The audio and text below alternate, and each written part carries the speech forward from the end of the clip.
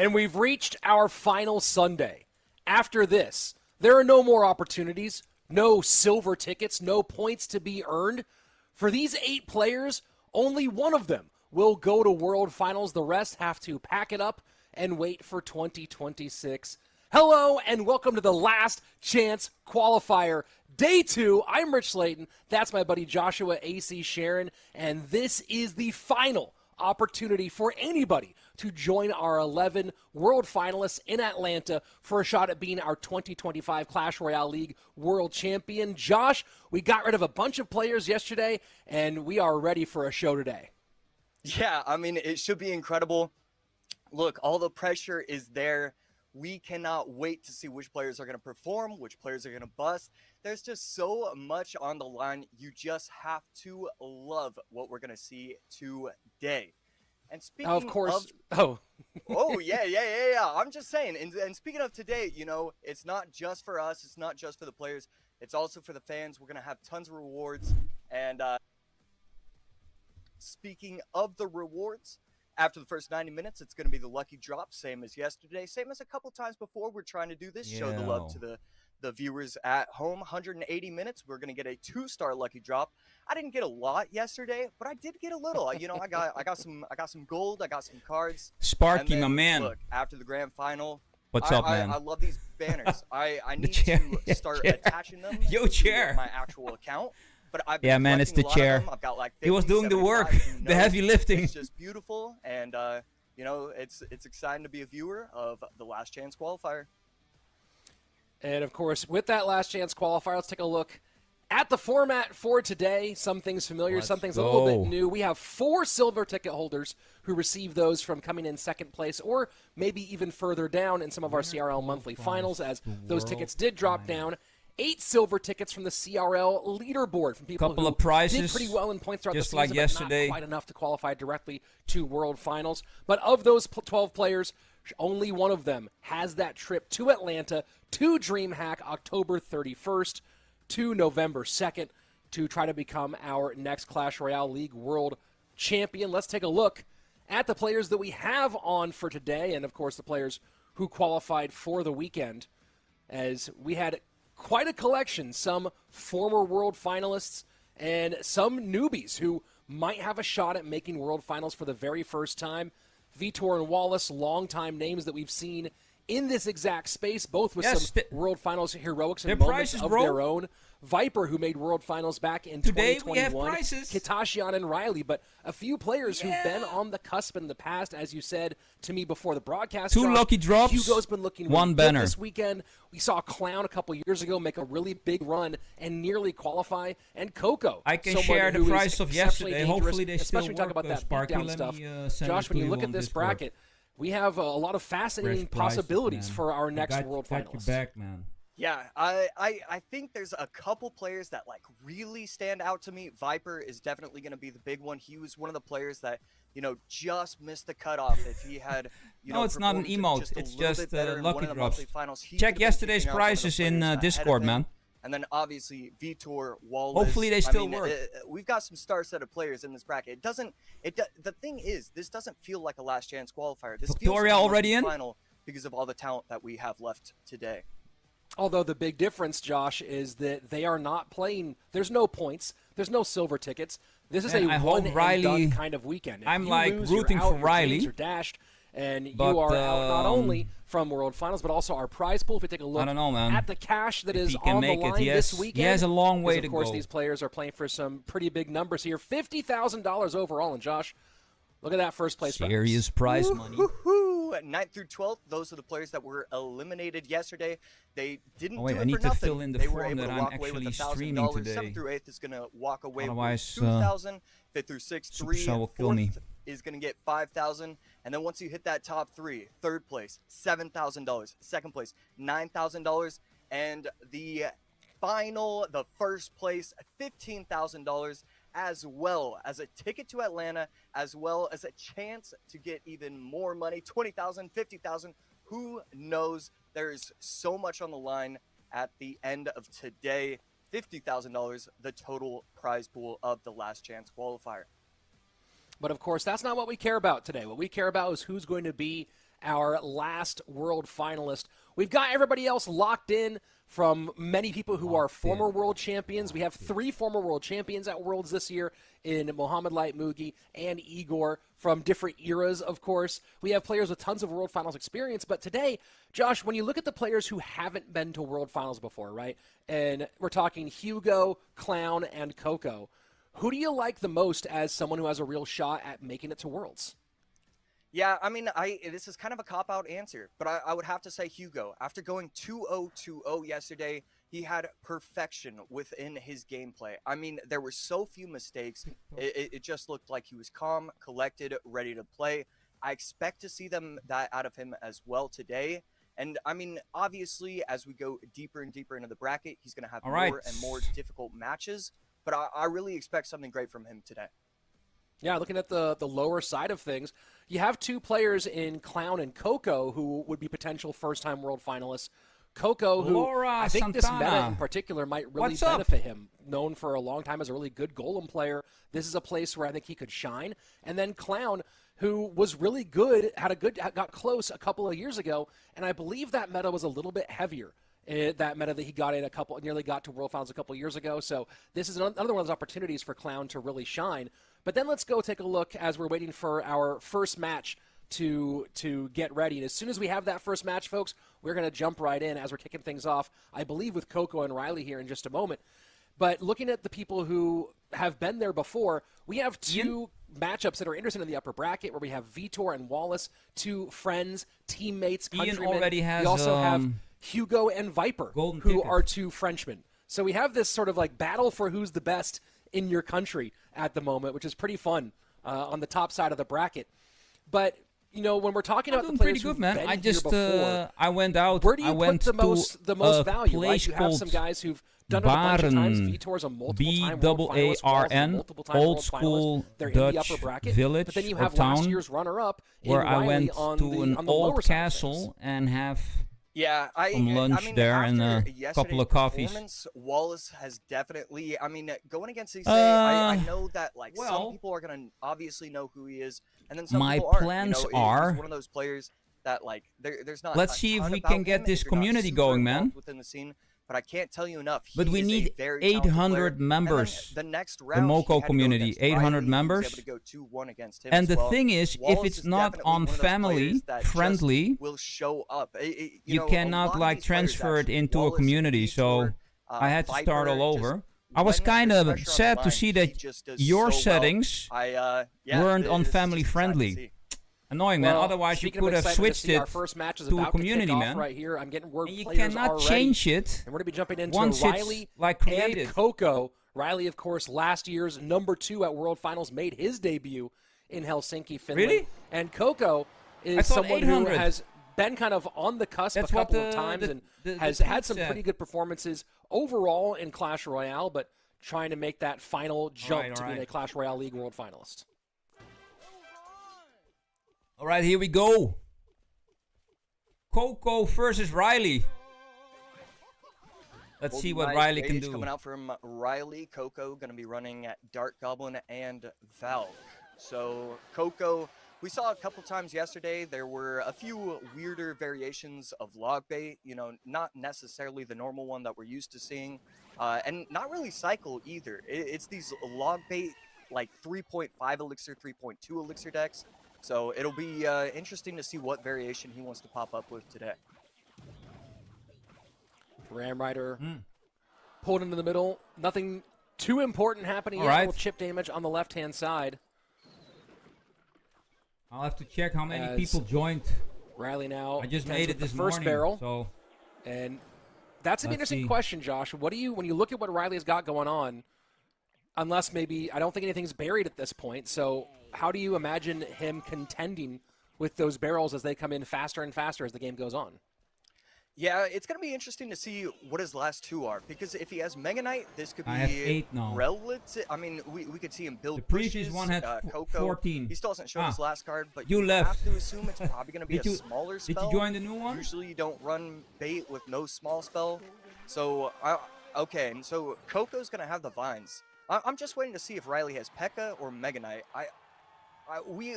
it feels like every single time I'm trying to predict yesterday, I got it wrong. But I think he has to have Pekka at this point. JD, man. Yo, yo. And there you go. There you go. And welcome to Casting Clash Royale, as that is always the case. So Mega Knight does kind of change the conversation a little bit here, as you were talking about. You able to jump on top of those barrels and use that to create a counter push. Yeah, it's a lot easier to just set them up in the back and see how much value you can get. We see the Golden Knight on the right side. Has to activate the ability without getting the Valk. I don't know if I would have preferred to see him use the Golden Knight on the left just because he's trying to utilize the ability, but right there, uses it on the right. Thanks, JD. New group, man. Bomb Tower plus Dark Goblin. Cheers. Dark Goblin runs away, so that forces the extra Electro Spirit out. Ram Rider should connect, and it does.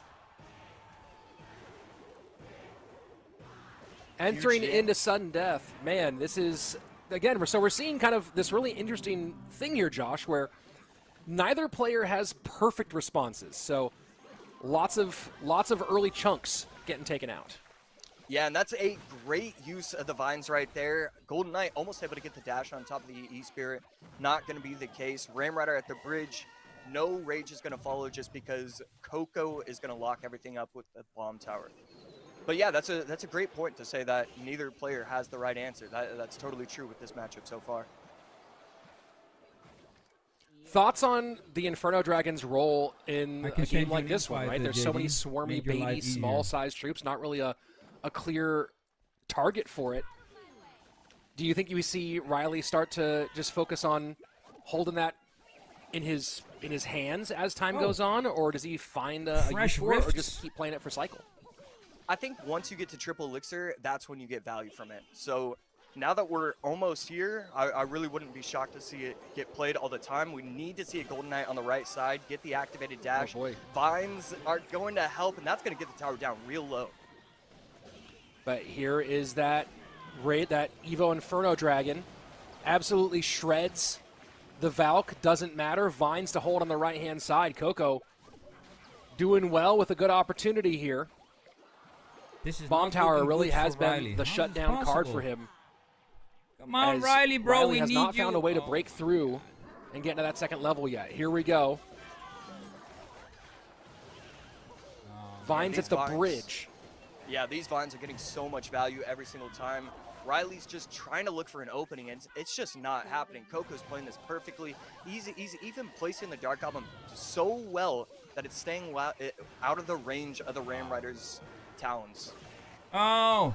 And the Vines trying to help out a little bit. Doesn't matter.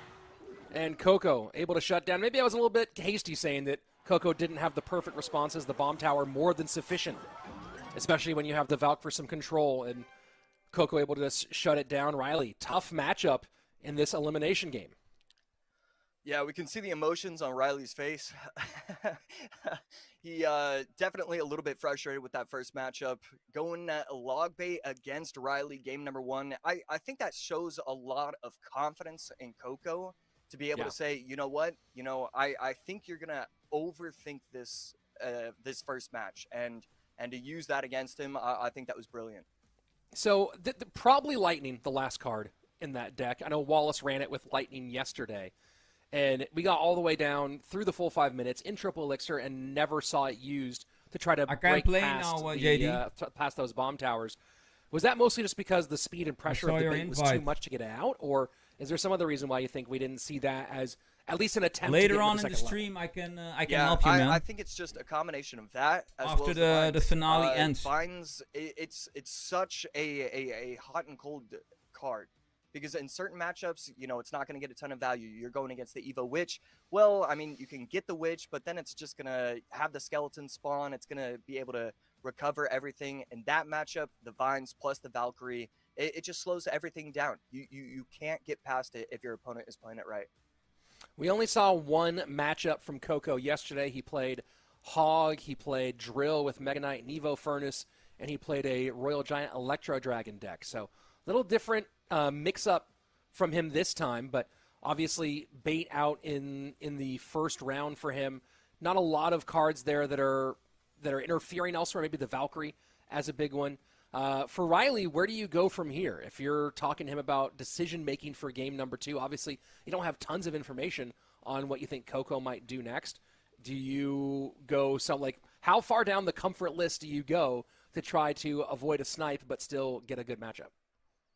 You know, as long as he doesn't use Goblin Giant, I think I'm okay with any deck that Ryley could use. Hog is a brilliant option for him. I think too often he's relying on the Goblin Giant, and, you know, as well as Riley's going to play it, the thing is, Riley's so supremely talented. He's so talented that I don't like to see him use that deck over and over again. I want to see him, you know, outcycle his opponents, utilize the best decks in the meta, and that's kind of what we're seeing. I think both players might be playing the exact same deck. We'll see if there are any changes once we get past 5, as so far through 4 cards at least, and now through 5 cards, these players looking very similar. Evo Furnace for Coco, Wizard comes out for Ryley. That's a pretty big swing just to be able to use the Wizard instead of the Furnace. I believe the Wizard should be a little bit better in this matchup, and with the Monk as well. So yeah, still there's going to be a couple differences, and I believe the Wizard plus the Monk should do just a little bit better. So Josh, let's talk about that matchup-wise, right? The Wizard obviously hits super hard. The Evo is really nice when you're talking about some of those bridge exchanges. Monk's Reflection is super valuable, but what are some of the thoughts about why that matchup leans towards Coco versus Ryley? Towards Ryley versus Coco, I mean. Well, the Golden Knight, it's going to get a ton of value every time it uses the dash, but the problem is that, you know, for Ryley, he's going to have the Tesla. He doesn't really need to worry about the Golden Knight dashes. So, you know, as good as the Golden Knight actually is, it's not going to get true value. Monk, on the other hand, has the opportunity to get true value. So that's why I think that the Monk should be just a little bit better in this matchup. Lightning clears off the Monk, and now Hog behind all that. Tesla's going to have to come out. Furnace working on the Tesla plus the Hog. Guards clear, so Lightning instead of Earthquake as the final card here. And we'll see if he's able to find an opportunity to break through. Hog going to get at least 1 on the right-hand side, maybe 2. And no, guards shut it down. Hog pushed the opposite way. Just going to go with the pre-log. Going to be able to catch the Ice Spear, so that's pretty massive. Hog should get at least 1. Could it get a second one? It won't. And that would have been absolutely massive for Ryley. So Coco finally using all his cards. Ryley knows now what he has to match up against. And so we are going to be seeing high Teslas from both players every single time. And right there, except that one, basically, just because he doesn't want to have to worry about the offensive Tesla pressure from Ryley. Coco sets up to the right-hand side. Troops-wise, a little bit better on the cycle side for Coco, with the Furnace and Golden Knight both at 4 versus the 5 for both the Monk and the Wizard. And you see there, Lightning one more time to get the Wizard off the board. But of course, the spell difference, 6 elixir for that Lightning, just 3 for the Earthquake. Yeah, and beautiful activation of the ability from the Monk. I'm pretty shocked to see that the Monk was able to reflect and then take out the entire Furnace. 2367 to 2294 crosswise. Ryley trying to keep pressure on. Earthquakes, late Tesla to avoid the Earthquake damage. Log for some chip on the left-hand side. Ryley now with about a 300 HP lead. Right there, this is going to be a ton of damage. He's going to be able to get the guards, maybe the Ice Spirit as well. Not a third shot, second shot, whatever that was. But now Coco takes the lead, triple elixir underway. A lot of expenditure there for Ryley to recover in that one. And now there's a lot on the board. This might be very difficult to handle. Coco not quite to Lightning yet, doesn't need it though. Gets 2 hog shots. Ryley trying to respond in kind, but Lightning takes the Wizard off the board. Needs to get the Tesla down, he will, but one of the Fire Spirits is able to get to the tower. 1301, 345. The Lightning proving to be the biggest difference in this game. Ryley's going to try and get aggressive. I like that. Monk at the bridge, Wizard at the bridge, just try and get anything to go down, but I think it's just too little too late. The Lightning really changes how this matchup gets played. Log comes through. You have to figure out, do you have any timing for the guards? Coco might just opt to play defense, not even spend for the Lightning. And very smart, throws it at the very end. And Coco, with the 2-0, will end the hopes of Ryley fans across the world. Oh my God. As our runner-up from 2024 will not be making an official 2025 appearance. No. Yeah, a very clean sweep from Coco right there. Game 1, absolutely loved his deck choice. Ryley? Game 2, I think that was also just an incredible deck choice again. You know, I have to give so much props to Coco for his gameplay, and whether or not he's using a coach, his coach has to get so much props as well. That is just one of the cleaner sets you're going to see all weekend. Well, and keep in mind here that Coco ran Hog Lightning yesterday as well against Vitor. So that's a really interesting wrinkle here, is Coco now going with that concept 2 days in a row and finding success with it 2 days in a row. Yeah, and as we take a look at both of these decks, game number 1, it was just Logbait going against Mega Knight Ram. It was pretty simple for Coco. All he had to do was space out his Dark Goblin away from the Ram Rider, make sure that it stays alive. The help of the Bomb Tower was just such a big difference. And then game 2, again, very simple. It's just try and win the bridge battles when you can.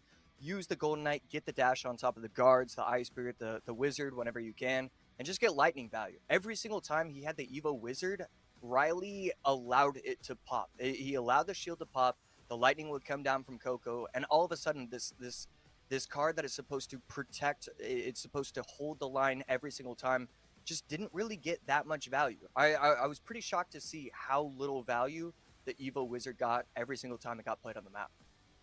Well, absolutely evaporated by the Lightning, and Coco now, after starting in the first round, now has played 4 matches already, which is interesting to think about as we take a look at his route so far. Coco starting off with the win over Samuel Basoto and then the loss to Vitor, defended himself against Arden, and so he's going to have, if he can make it all the way to the finals, the longest possible route, having lost pretty early on and making his way through everything. So far, 4 matches down for Coco. We'll see if some of the other coaches catch on to some of his tricks so far. Twice now getting critical wins with a Hog Lightning deck. And he sends Ryley packing, who I know a lot of fans are going to be really upset not to see Ryley at World Finals, especially because his longtime friend and lighthearted rival, Ian, is the presumptive. And here's actually a question for you, Josh. We were talking about this last weekend, where as we wait for our next match to get going, we kind of look at Ian as the number 2. Obviously, he's number 2 overall in points qualifiers, so that makes it kind of easy. But from his gameplay style, he does currently look like number 2 overall. If you look at power, if you think about the likelihood of winning, right behind Muhammad Light. Yeah, and you have to. There's something about these YouTubers that where you have all this kind of added pressure that you kind of give to yourself. Where once you make it to the World Finals, it's just like, well, you know, is there even a way to have more pressure? And you kind of feel like there isn't. So he's gone through the ringer. He wasn't able to qualify in previous years. It's just so important for him to actually make it. And once he does, I mean, his deck pool is just so perfect for the big stage. It's clear that he's not going to show up with nerves. He's going to show up and be his absolute best. I like the idea of him just being number 2.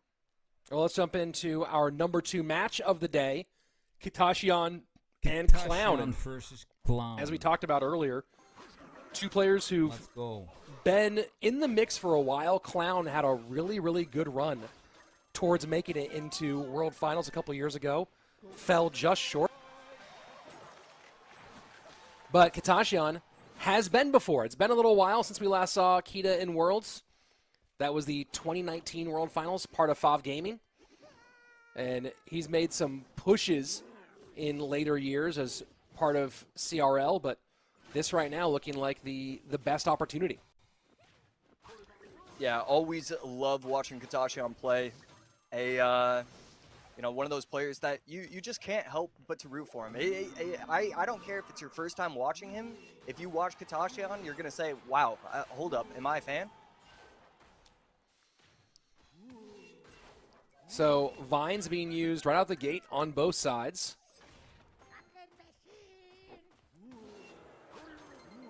As Clown sets up the machine to the left-hand side in response to the Mother Witch. So a bridge spam variant out of Kita. Yeah, go ahead, Josh. Yeah, I'm just trying to figure out if this is going to be Goblin Giant or Golem. Yesterday we saw this deck, but instead of the Prince, I believe it was the Mini P.E.K.K.A, and then that was the Golem variation. So I think we're still waiting, but because we haven't seen it used just yet, and usually it would only have one spell, so I'm definitely leaning towards Goblin Giant for Clown. Yeah, we actually didn't see any Golem or Goblin Giant out of Clown yesterday. Kita ran a deck very similar to this. He ran it with P.E.K.K.A instead of Prince, and that was a Goblin Giant deck yesterday. And he ran with Guards instead of Barb Barrel. So we'll see if this triple spell version does end up being Goblin Giant.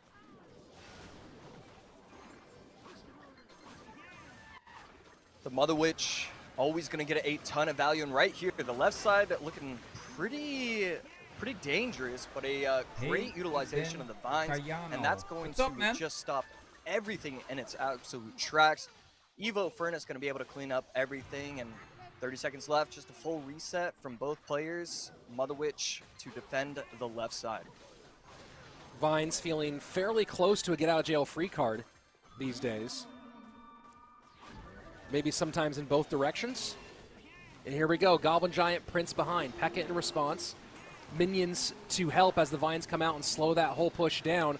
Now Vines the opposite direction. Goblin Giant doesn't connect. Prince is up, though, and Prince hits huge. Clown absolutely opens this thing up as we go into sudden death. Yeah, Prince. I loved the minions behind from Clown. The added pressure of the minions forces out the arrows.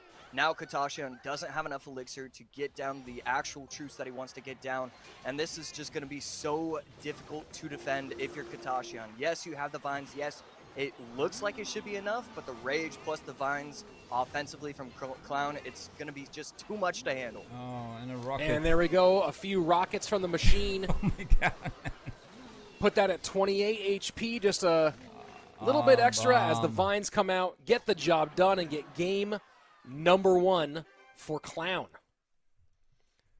Yeah, man. And that one just felt like Ryley, water rolling downhill. Ryley died, man. Clown got the good counter push about halfway through that round. That KJHS. Yeah, I loved how he set everything up. He waited. And thanks for joining the stream, bro. Giant.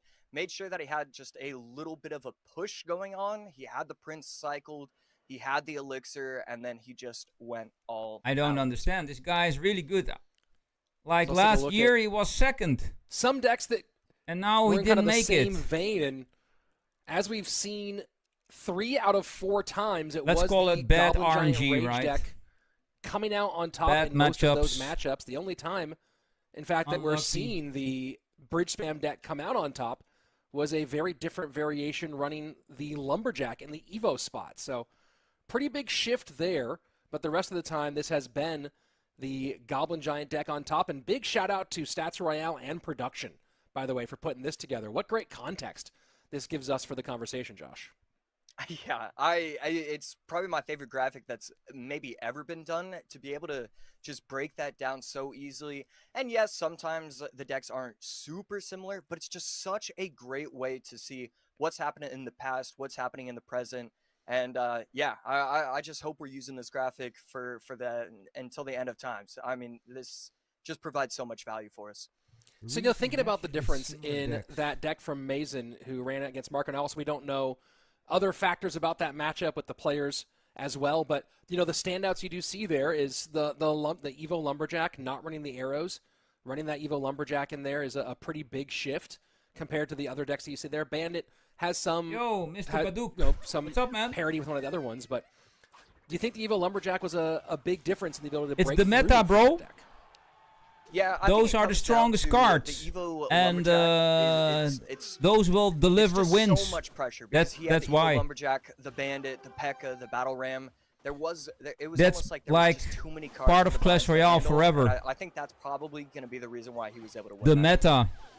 Let's go here into game number 2 as Katashian look at the stats of a card, see what has the most power, most OP cards, and they use it in the decks. And the thing is, it's like mathematical, right? Looking at the decks he ran yesterday. The first game is your favorite deck. Make sure you win, and then win one of those other 2 games, and you are in the next round. So most of them have their favorite decks with the OP cards. I'm trying to figure out the rest and take the W. And I think Ryley didn't do that. Or if it's going to be minor poison. And minor rocket. This meta depends on who is talking, right?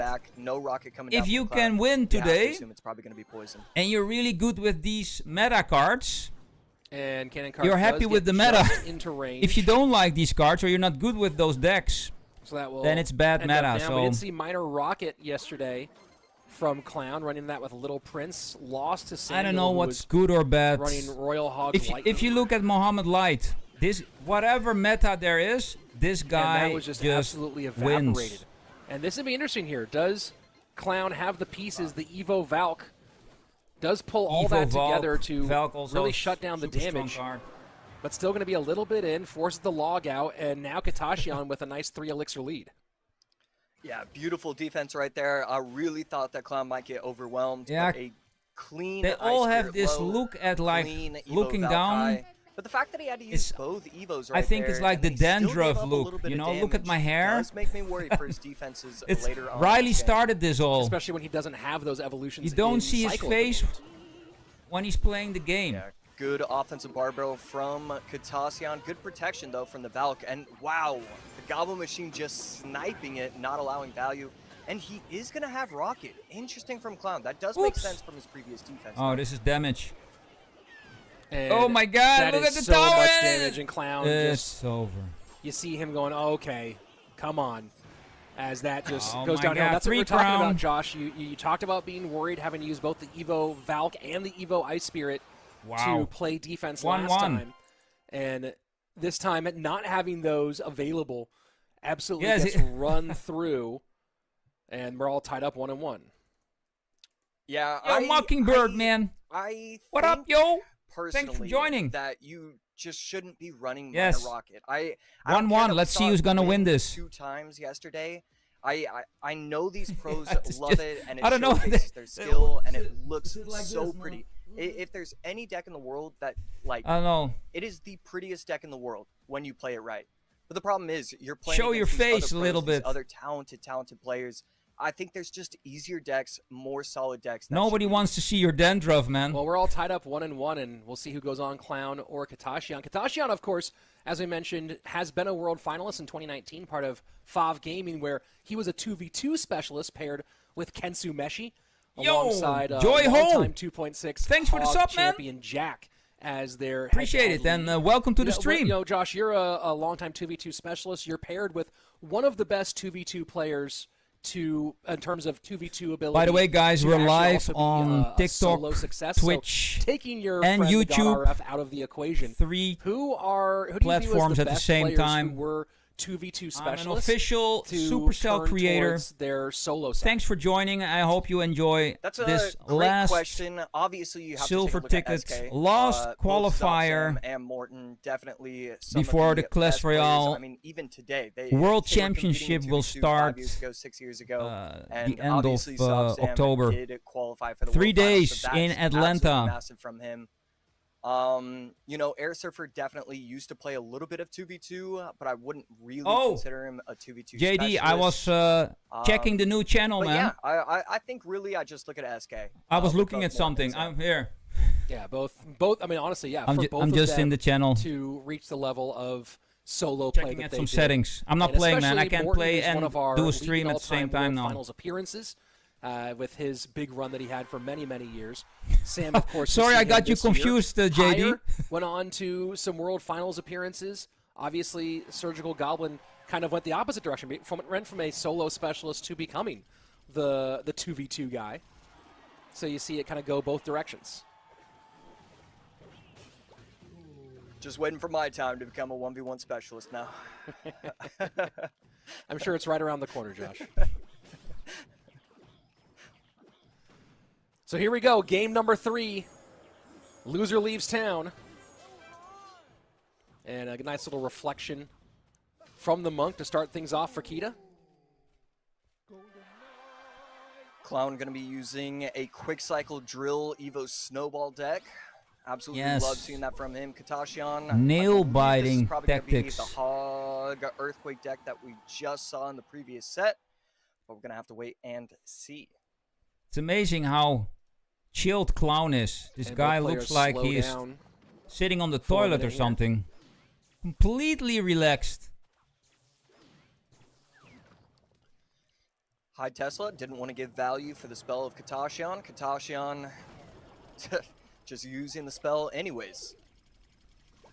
Remember that Katashian is actually a 2-time CRL World Finalist, both in 21 and 22.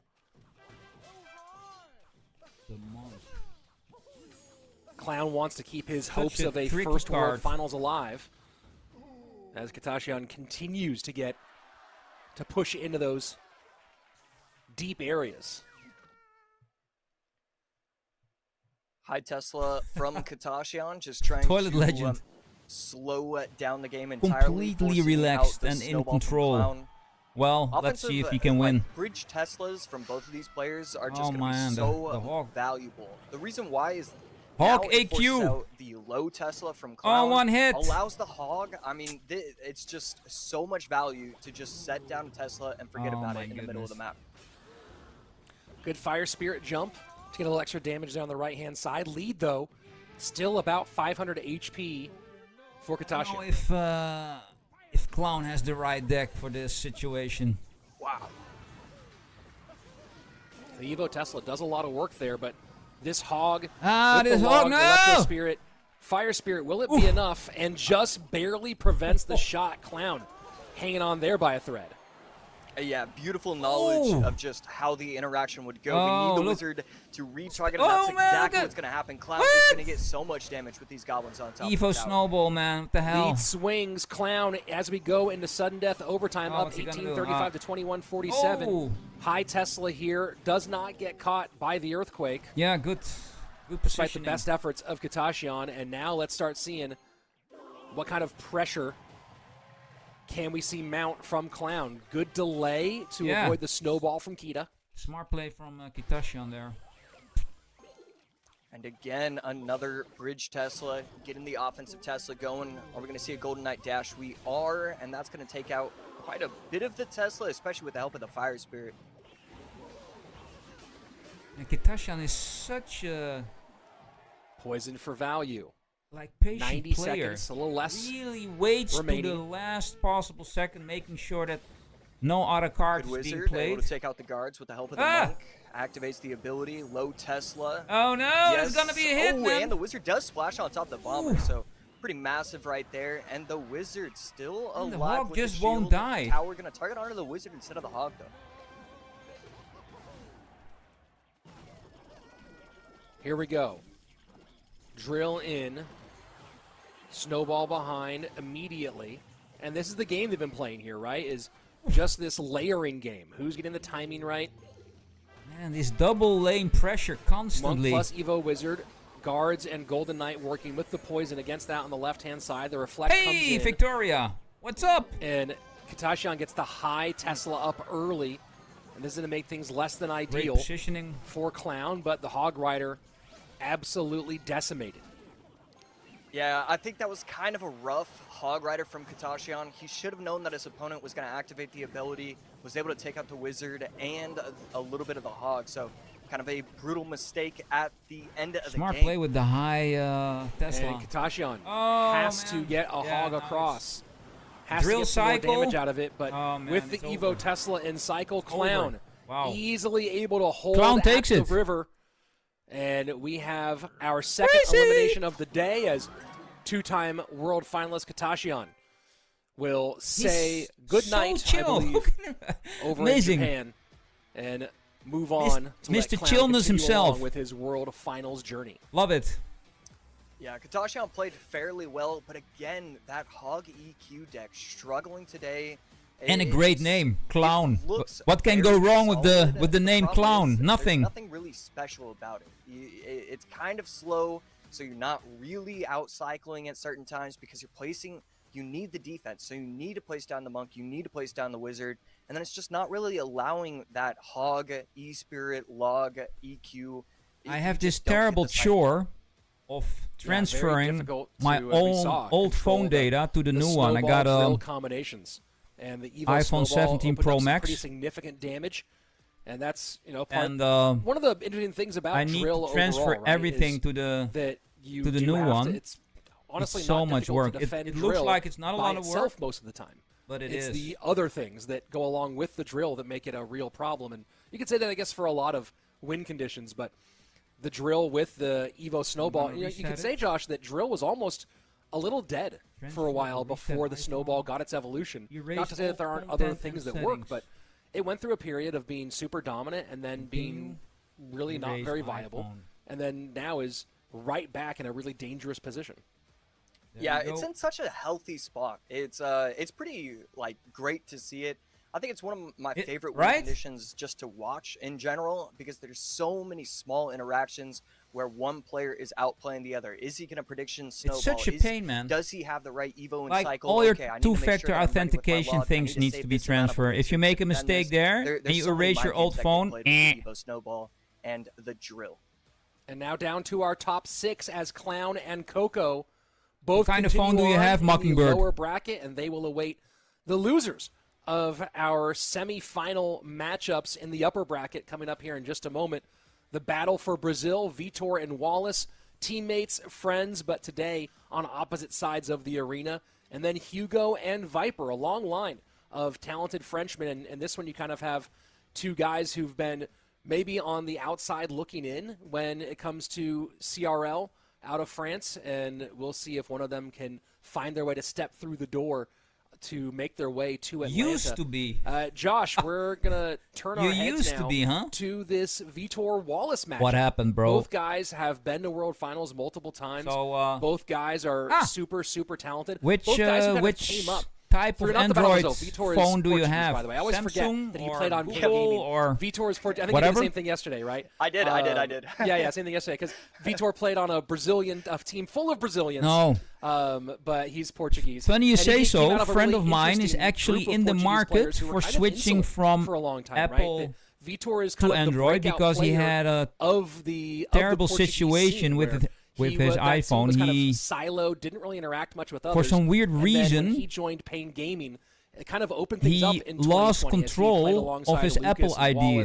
And that kind of Apple had something to say about it. That apparently something went wrong, you think about and they blamed him for it. Seems like stylistically, and now they won't help him repair that. Yeah, so in that process, he lost why that team, all his photos, because all those guys all his data, a certain type of way, and Apple won't help him. And Vitor, they kind of so now he's angry. They don't have anything and thinking about changing when you watch them, you're and like, switching to Android. I can do that. But then you continue to watch them, and you're saying, wow, yeah, there's worth still it? no mistakes. Switching to Android. They're still winning man, this I've matchup been an that I Apple lost man for so long. I have my MacBook MacBook Pro. They're just kind of slow controlled. Yeah, man. It really is a beautiful way to play Clash Royale. Nothing painful situation. Stylish. At the end of the day, if I would lose very stylish, my Apple ID, man, I lose, I don't know, 15, 20 years, I don't know. Yeah, Vitor specifically, not a really high-risk, high-reward kind of player. And the thought alone is blowing my mind, man. I feel it going. Clash Royale. You don't see him really trying to go for big swings. Wallace, again, you kind of say the same thing. Wallace, fairly similar. He tries to play like pretty up down, right down the middle. Although I do think, in my experience, I feel like Wallace has gone for bigger matchup swings than Vitor has, despite the fact that maybe Vitor has had more aggressive coaching throughout the past. But let's go ahead and jump in and see Vitor as these two versus former Wallace teammates go head-to-head here in the upper bracket. So Wallace was leaking pretty heavily early on. Already leaked 3.4 elixir more than his opponent, and 3.5, man. Aggressive, 3.5. beautiful fire spirit, beautiful dark goblin. Oh. And that is a lot of pressure on top of the tower. The minion horde getting so much value, even with the perfectly timed fire spirit. Oh man, then beautiful offensive and then you have the cannoneer as a tower Man, troop. I've missed Good it. luck. It's been 8 or 9 years, but minion horde at With the the bridge minion is horde. finally a play again. What's this? Well, Damage. you know, I don't know if everyone agrees with missing that so much, but I know that you've always had a soft spot for unorthodox or maybe I understand. unprofessional moves. What's the bad? Yeah, I like to use the word creative, but yes. Apple is much more a closed environment than remember Android. we But had you and, on the other hand, I think from Android is more TSM, susceptible to his real name viruses, was Isaac. maybe? He was their 1v1 specialist. Oh my goodness. Yeah, back I can't remember who. Vulcan. Yeah, I think we had you and Vulcan. Maybe at Super But League Studios. I understand your position, man. I don't blame you. I don't judge. It might have been you and Oxalate. But I remember game number 1, whoever you were playing against came out with a serious deck, and you came out with some sort of this looks like some classic form AC of log bait, right? Three Musketeers nonsense. And after game 1, you looked and you were like, "Oh, that's how we're playing. We're playing real decks. Got it." I always Vector, how are you today? Stage, which is definitely why I hope you're feeling better one of my favorite players to after ever yesterday's sad day. Vitor, wow. What a connection here as the Dart Goblin sneaks past the Mortar, not able to get down in time. Vines just open that up. And Mark, Ryley is out, bro. I'm sorry. The current, and look at that. Minor Don't to shoot the messenger, inside, but he lost. trying to make room, but of course, Vines will ground those. Fire Spirits I was rooting for Ryley, so I'm a bit Vines really does depressed, feel man. like the one Monopoly card in here. Sorry, I'm the man to tell you this shit. Yeah, and I am loving what I'm seeing so far this weekend from these pros. Glad to hear it, Vector. In so many different ways that I never would have really thought of. Yeah, he was so quick to realize that Vines was the correct answer on top of that minion horde. These players are so strong, and right here, this is going to be potentially just damage and the game over. What's going on? Oh my god! Wow. Trying to hold on. Can't do it. Wallace with the huge comeback. And that looked like he was dead in the water. How many times have I lost versus Evo Mortar? Just the perfect opening. And honestly, I think the Vines didn't really do much. Oh my god, what a on the defensive side, sudden turnaround here. As they kind of focused just on the front, but didn't do much for the minion horde, and that just ran right downhill as we look at the matchup history. Man. Pretty even back and forth between these two concepts as we see Wallace taking this one to make it a bit of a 2-2 here. Pedro beating Mohammed Light on the other side, but also the big difference here, Pedro was running Drill Snowball versus this Wallbreakers deck. Yeah, definitely a really fun matchup. I would say that Wallace did have a slight matchup advantage, probably roughly 55-45, maybe 60-40. But it really felt like whoever played that game better. So look at these graphics. It's such an interesting graphic they got here. It was a little bit too aggressive. Actually, it's an invoke graphic. Just felt like after that, Wallace controlled the entire. Recent matches with similar decks. Here's where you can see the meta. And then he's getting super interesting. With the minion horde, and all of a sudden Vitor can no longer apply then pressure again, same lane. He has to go opposite.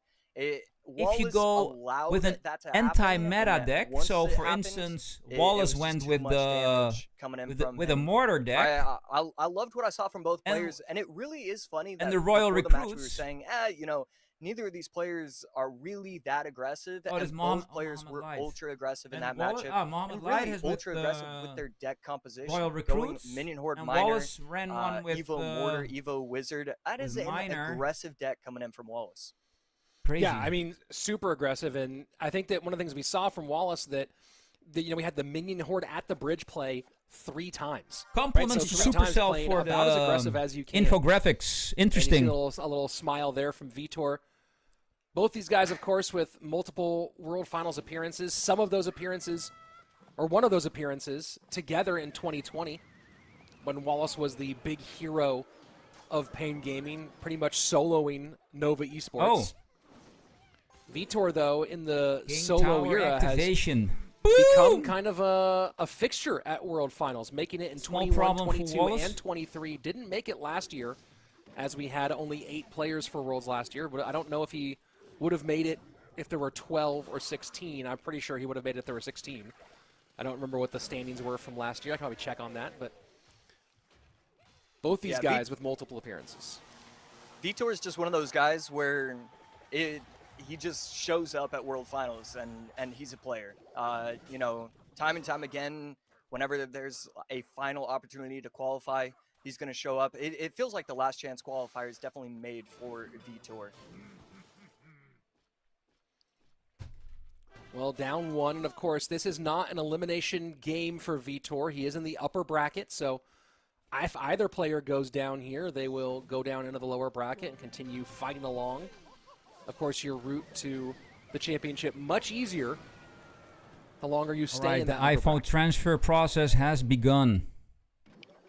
And so it's not really a problem whatsoever just yet. I don't think it'll become a problem in the future as well.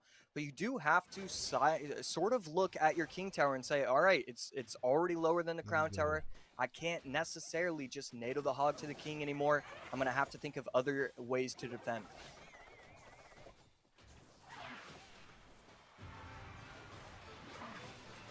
And Fire Spirit just gets right in front of the Evo Inferno Dragon. Still takes about a third of the HP off of the Furnace.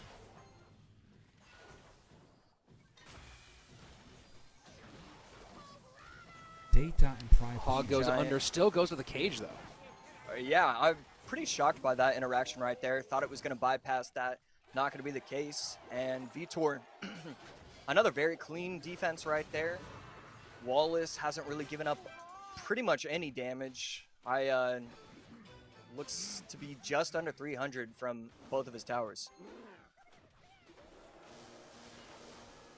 Lightning value for Wallace. Entering into sudden death overtime.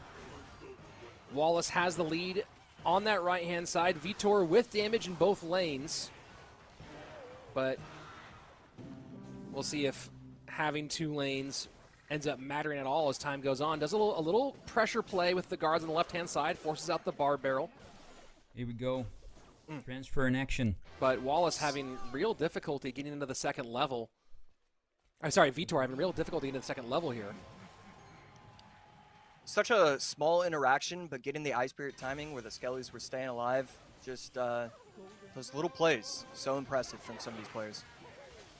E-Giant. And it's really interesting how well, Wallace has been using his Lightning. Vitor not able to really get his Lightning going here. But the Lightning both opened Sparky, up man, offensive thanks, bro. opportunities, and as you saw there, just shutting down Hit that like button. some of these plays on the defensive side of the board. Smash it hard. Yeah, and I'm trying to think of an answer. I'm trying to think of what I would do if I was Sparky, Vitor. Man, I made you an admin in that new How group. do I get through this? And I'm coming up with nothing. Wallace is just controlling the entire game, you know, with these E-Giant. I keep the management group small. Triple, so this was where the game can get flipped. But Wallace is just defending so well. These Teslas are getting cycled. He's going to have an Evo Tesla maybe next, but either way, he's just doing such a good job of controlling this entire match. That Lightning from Wallace got a little bit of everything here. The Evo Tesla in cycle going to hold, but right now, Evo Inferno Dragon, does Vitor have a Lightning to help support this? Does he need a Lightning to support this?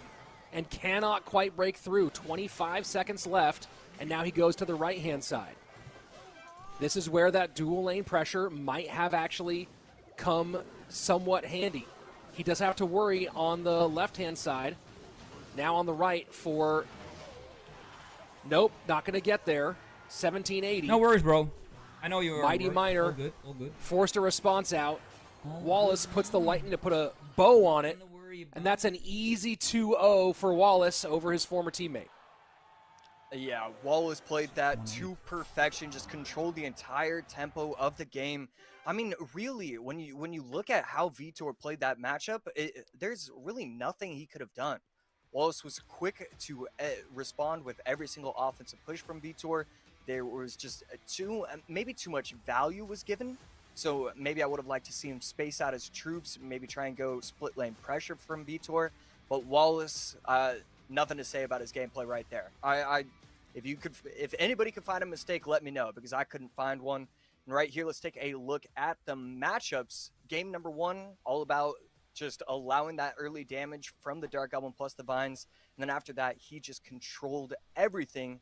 And then game number 2, I mean, just quick pressure with the Hog, was able to get the King Tower low. It forced out different defenses from Vitor. He could no longer just NATO to the King Tower. And then once he forces his opponents into just kind of a weird situation, that's when he was able to get all the offensive pressure in the world with the Mighty Miners, the Hogs, the Lightnings, and it was game over just like that.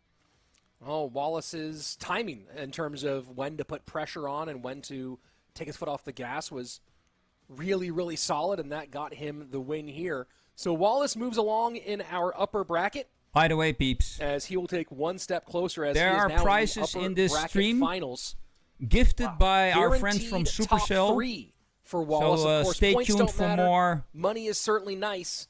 I think but we what have Wallace wants to do 2 is lucky walk drops away with and a part trip to Atlanta of a and banner our World set. Finals. Vitor drops down to face the Dangerous Clown.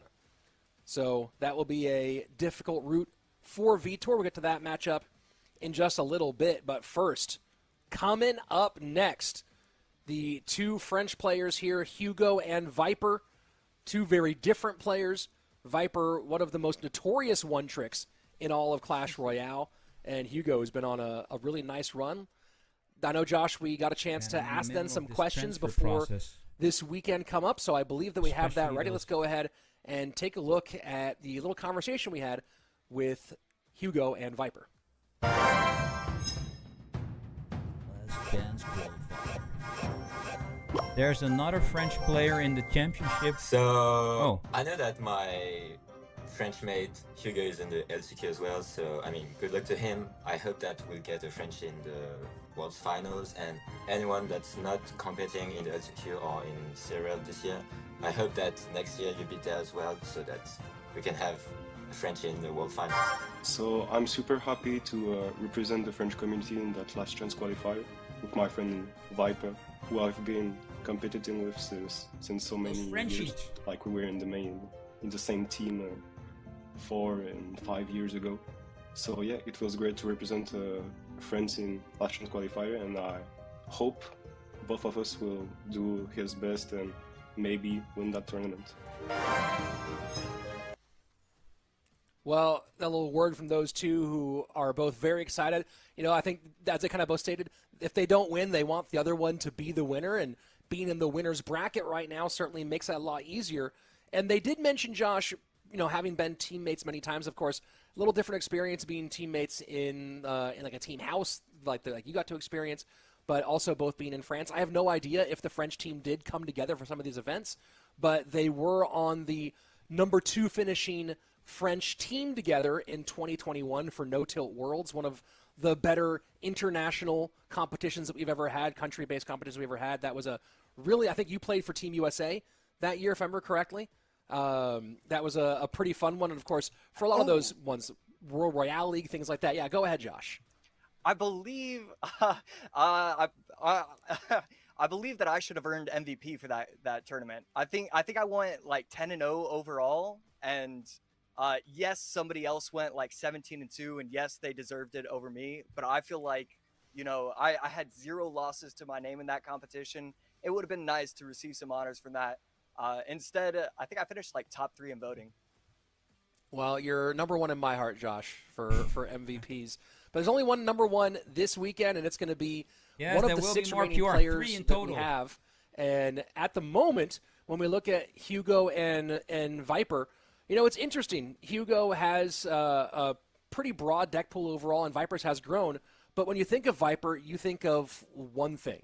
You think of Hog X NATO. The deck basically exists. If you see the deck being played by a human, it's because Viper plays Hog X NATO with Rocket. Talk to me about there's not a lot of phenomenal, unique one-tricks left in the game who play something that nobody else really masters. Talk to me about this deck and Viper. Yeah, I mean, Viper, easily one of my favorite players, and it's because of what you were saying. There's so few people that run that one deck where you want to try it out just because of the player, And, you know, just because you watch them stream or do YouTube, or maybe you follow them on Twitter and it's like, oh, I want to do this too.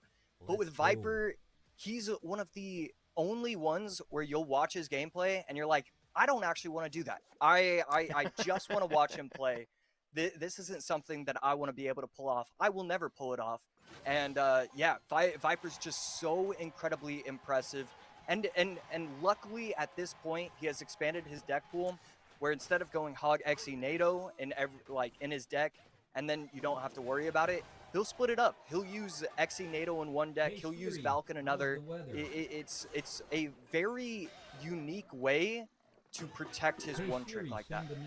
And it does get interesting, right? As you get deeper into the mind games of deck picking, if you get to a game 3 and he still has all the pieces of Hog X NATO, right? He has the pieces of the Viper deck. Now you're going, I have to cut. Do I have to cover that?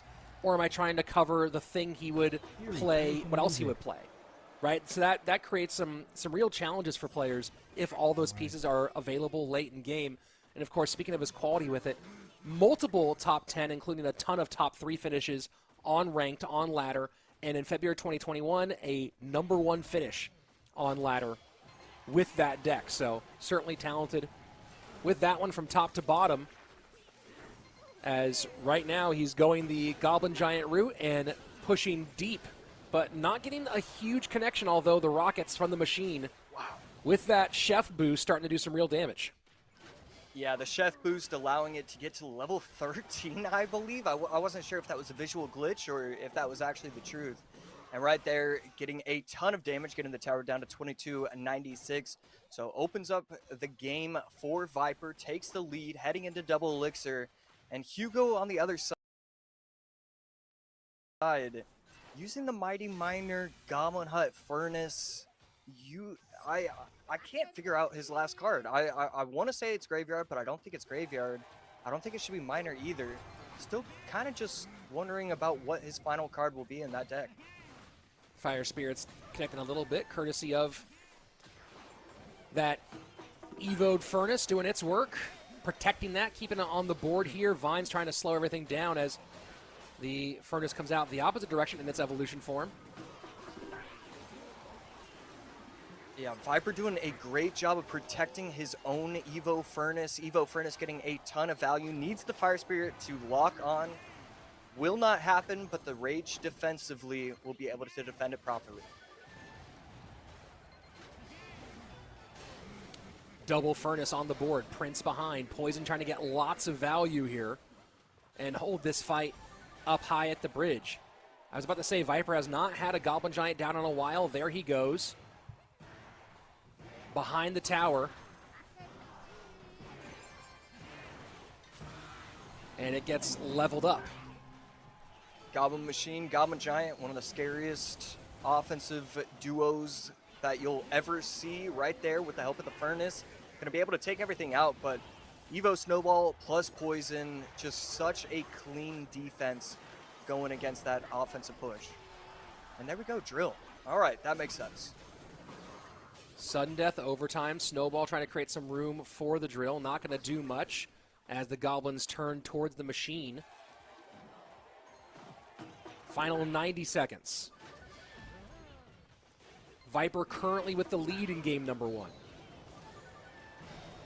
So if you're Hugo, oh my goodness, isn't able to get the Goblin Giant to go to the Goblin Drill. Goblin Giant eating away at the tower. No Goblin Machine on top of the tower, but now it's going to happen. He's going to be able to spell cycle, and we see it right there. Viper taking game #1.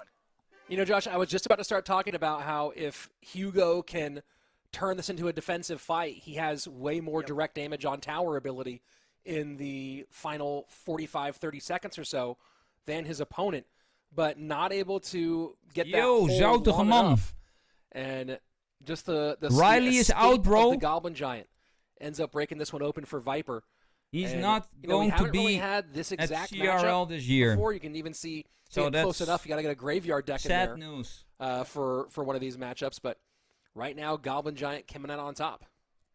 Yeah, man. I think it actually. Sorry to bring you this horrible news. I do want to give props to Hugo on how he approached this matchup, because it was very clear in that final that final overwhelming push from Viper, that Hugo was just struggling. He, yes, you have the Mighty Miner, yes, you have the Goblin Hut, but that Goblin Machine, once it gets going, it is so easy for it to get so much value.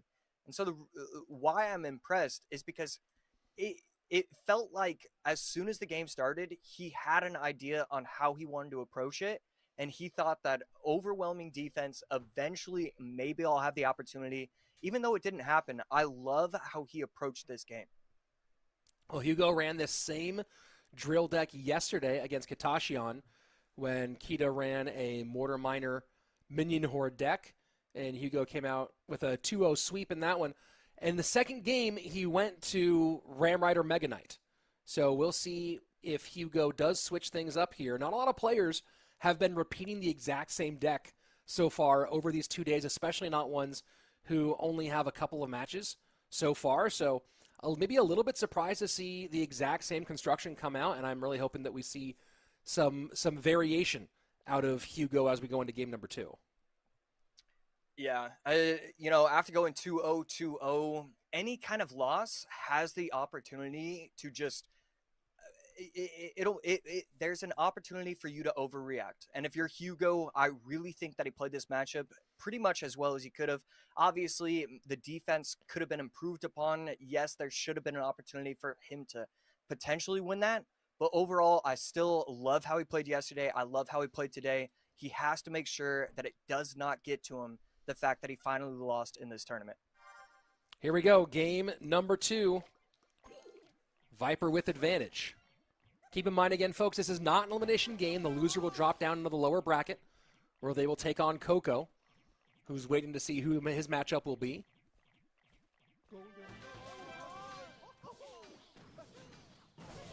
And the Golden Knights meet at the bridge. This might be a drill off. 1 second, guys. Although, no, Hugo ran drill last game, so it is Hugo. And this is fascinating, right? This is not the exact same deck. He is making a slight change, but Hugo going with the same progression from drill to Ram Rider. And you have to wonder if Viper expects that, if he knows. I mean, with these players, they're going to know how the other player wants to approach a best of 3, because they've done so many against each other. Yesterday they were practicing against each other. They have been working together for so long. The fact that he's done it twice now, it does make me worry if I'm a fan of Hugo.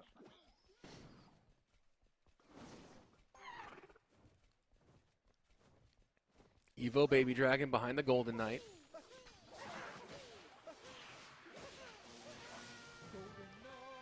And Lightning going to, and I see what Hugo's going for with the ability, but Golden Knight dies on the Vine.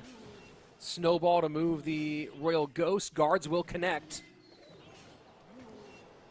And once again, Viper finding the way to connect. 2387 as we tick away into double elixir. It's just a small thing, but I believe it's been twice now that I've seen a Golden Knight not get any value once it started its charge. Usually the Golden Knight, it's free money whenever you use the ability. So it's interesting to see that twice in the same game. Golden Knight going to use that dash now to get in front of the Ram Rider. Evo Tesla shuts that all the way down. And first Mega Knight down for Hugo. So very similar. The one difference here is switching the guards out for the Bomber on Hugo's side.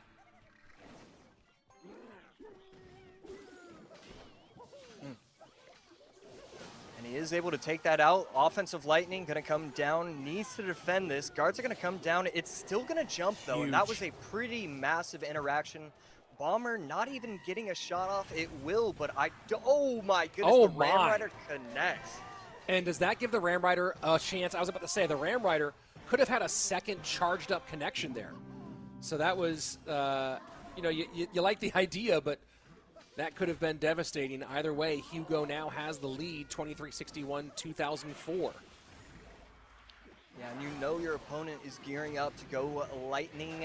Viper has 6 elixir. I like the idea of going on top, but the snowball plus the poison not going to be enough. The Ram Rider is going to get the charge on top of the tower, and he's still going to be alive. But, I mean, down 1,400, you only have a minute and a half, and you're going to struggle with going same lane against a Mega Knight, Ghost, Bomber, Golden Knight. I mean, half the cards in Hugo's deck is made to counter the drill. Yeah, I mean, that's already brutal, and then you add in just the elixir deficit we saw from trying to stay alive there, right? Viper falling way behind in the elixir collector and everything getting evaporated. And this is what we're seeing. The real big problem here is that Viper has no really viable way to control a Mega Knight, much less control the Evo Mega Knight. And that was just continuously the drop combination of the Rage plus the Mega Knight making things pretty much impossible for Viper over and over again. Yeah, I love how he set up his attack. And, you know, he kept it very simple. As soon as he recognized that the Mega Knight was getting all the value in the entire world, well, let's kind of ignore any other previous strategy I'd have, and let's just place it on the map, get the right things going behind it. And then he also, one thing I did like that he was doing, he was switching up his attacks. Even though they were all working, part of the reason they were all working was because sometimes he'd go Baby Dragon, sometimes he'd go Lightning, sometimes he'd use the dash, sometimes he'd delay the dash. So I love what he was doing right there because he was always keeping it fresh.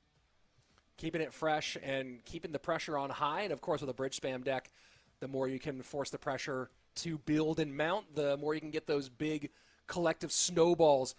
Not a giant snowball, an actual snowball of troops just rolling down towards the tower and breaking through. So we are now all tied up 1-1 between these two players. Let me go ahead and refresh my decks here on this side. And so game number one, we have Viper coming out with the Goblin Giant deck and absolutely running through the drill deck of Hugo. Game number two, flip the script. Hugo, and this is what's interesting, Josh, is you and I were talking about how, hey, like maybe there's some concern of going with the same deck progression as you went last time. Doesn't matter here. Hugo goes to the bridge spam deck with the Mega Knight, and Viper not able to hold with the Drill Tesla deck. So let's talk about what we go for as we go towards game number four. Triple spell by Viper in game number one with 3 small spells, Rage, Vines, and Bar Barrel all gone. Then now Snowball and the Poison out in game number two. So we start looking at the small spell situation for Viper, and it's starting to get pretty thin. Yeah, but at the same time, you are leaving the door open for any kind of Hog Exinado, any kind of Valknado deck. So, you know, one of the cool things about the way Viper's deck pool is set up is that he's one of the few that can get away with getting rid of all his spells, because you still have to worry about one specific deck. And so even though there's only a few spells left, he still has that will he, won't he kind of meta going on, and it gives him a lot of freedom when other players wouldn't have that. So you have some kind of beat-down lightning-based stuff available for Viper, and you have, of course, his Hog Exnado and other Hog variations available for him as well. When you're talking about Hugo's side, how do you try to cover both of those? What's the methodology for covering both a lightning-based beat-down deck and covering the Hog Exnado or some sort of Hog deck here? Yeah, I mean, one of the easy answers would be... I was going to think Graveyard, because that's going to be able to beat down, and you can switch up your Graveyard deck, so that way maybe you have Nado and you go Splash Yard, or, you know, Splash Yard would honestly be the perfect response to that. But because you used Goblin Hut in game number one, Splash Yard is no longer really that effective if you don't have the Goblin Hut as well. So I don't know. I really don't. I've got no clue what I would do if I was Hugo in this moment. Hugo looking like he might be going, oh boy. And it is a lightning deck. It is a beatdown deck. And Hugo getting the Archer Queen absolutely disappeared by the lightning. Opening salvo from Viper. Hugo does have a 2 elixir advantage. Maybe 1.5.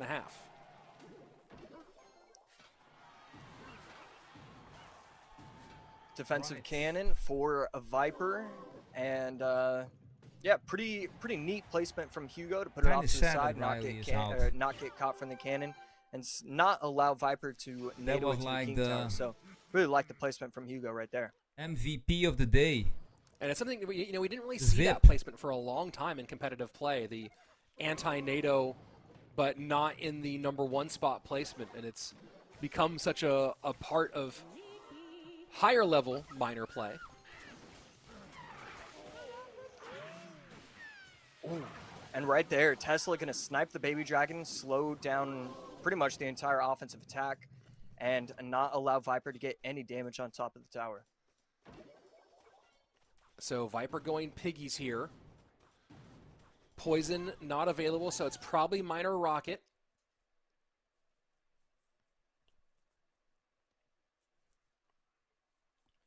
We'll see if that is in fact the case. Yeah, just not a huge fan of these players using it, especially in game number 3. All the pressure's on the line. You have to get the win. But, obviously these players are ultra talented.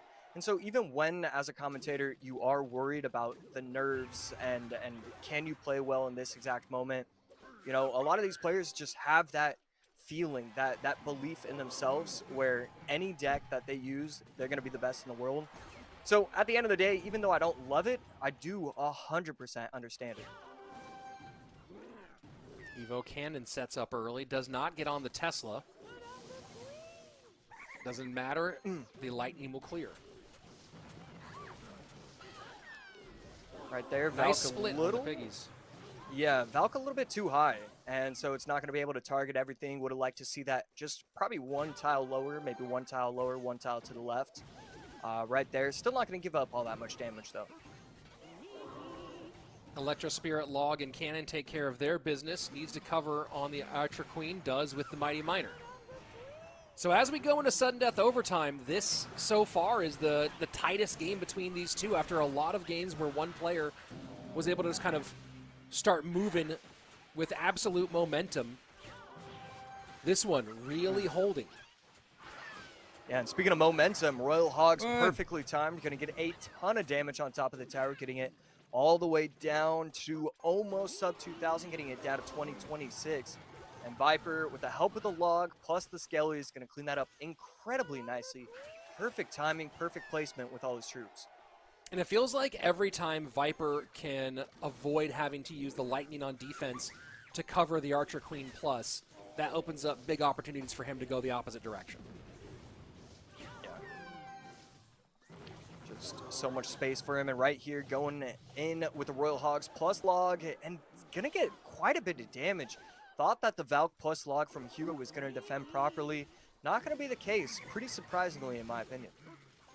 Miner to the back, Archer Queen getting supported by the Berserker. Pigs get swiped on once by that Valk at the bridge. Yeah, still and now really, an aggressive Valk. Yeah, still really like the timing of the Royal Hogs and like the idea right there, Ice Spirit plus Log. And again, we saw this yesterday with Basoto in his matchup, and it was the right decision. But both, again, Viper allowed... Oh, that is... The missed Lightning on the Archer Queen. Yeah, that can change everything. Archer Queen now in great health. Miner going the opposite direction. Evo Valk in front. Rocket now working to support the Miner. Archer Queen might be going in, does not have the ability here as it already went. Tesla now working. Lightning trying to get those piggies on tower one more time. Fire Spirit to hold, and I think Viper has this one. 1591, Cannon to defend, plus the Ice Spirit, or plus the E Spirit. That is going to be enough. 1130, 313. Viper takes takes game number 3, takes the set overall. And, it's one of those mistakes where you feel like if maybe that mistake happened 25 seconds earlier, that Viper didn't get the Archer Queen with the Lightning, maybe Hugo is able to use that 3-card cycle. And that was one of the factors, right, is Hugo couldn't get the 3-card cycle going with the Archer Queen in any meaningful way because Lightning can just take her off the board and make that moot. You have this moment, but it happened just a little bit too late, it seems, for Hugo to take advantage of it. And Viper going to move on to our upper bracket finals. Hugo drops down to the elimination side. Yeah, and as we take a look at the decks used from both players, game number 1, Hugo lost to Viper. Viper ran Goblin Giant, Goblin Machine. And really, the name of the game, the story of the game was just Goblin Machine OP. It got so much value every single time. Hugo tried to defend. I loved how he approached it, but he just wasn't able to get aggressive enough, wasn't able to get damage. I think he only played 1 drill on top of the tower. And so game number 2, the script gets flipped, and Mega Knight was just the card to watch out for. Every time it got placed down on the board, it got so much value. Viper had no answer for it. And then game number 3, it was just solid defense. Both players just kind of feeling each other out. And then Viper, when he had the opportunities, he got the value with the Royal Hogs. Had some pretty good log timings where it was kind of just like glitching the Valk, where it didn't get the swing off, it reset, didn't know what to do, got some damage with the Royal Hogs, and at that point, even with the Mist Lightning, he was able to get the victory. Are you surprised at all that we never saw with those Royal Hogs going single lane? Here it is. To defend those Hogs? I mean, I kind of, yes, but not super surprised. You know, a lot of it comes down to trying to get the right cycle going where you can get offensive pressure.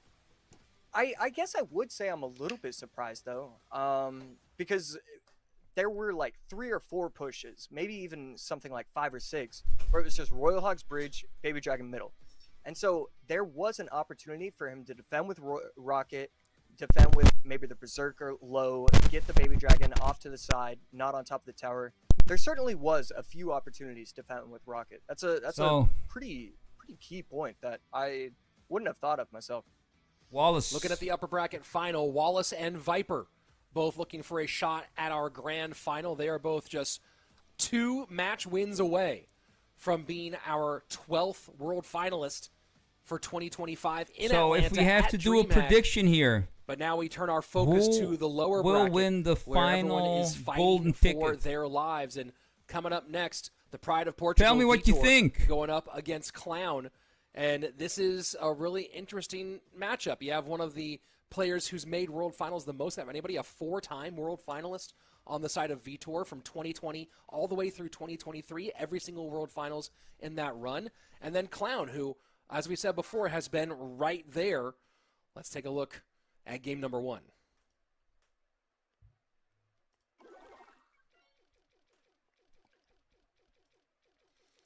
Clown cycling the Skellies. Both players just kind of waiting right now. The money goes to Wallace. Bomber in response from Vitor. Clown, Skellies, Barbell, Tesla. I'm going for Clown. To assume maybe Hog, Drill, and right there, Vitor going aggressive. Lightning as well with the Loon, and that's out of the range of the Tesla. Not exactly sure what Clown's answer is, and he's just going to tank that damage. Yeah, that's unfortunate for Clown, and you know, I guess part of him is going, who the heck is running Balloon right now? Yeah. I mean, that is just brilliant recognition. Vitor is. You know there's a good enough chance. Tesla is definitely the tower that's been used over and over today. Really? And yesterday as well. I have so no idea who can win your now. Opponent to use Tesla, think that it's okay to put the Tesla in the middle. I mean, Vitor is just, he's one of a kind. His thought process is so strong, so intelligent. So forcing the fight onto the left-hand side is Clown. Does not want to give any more lightning value to that right-hand tower as much as he can avoid it.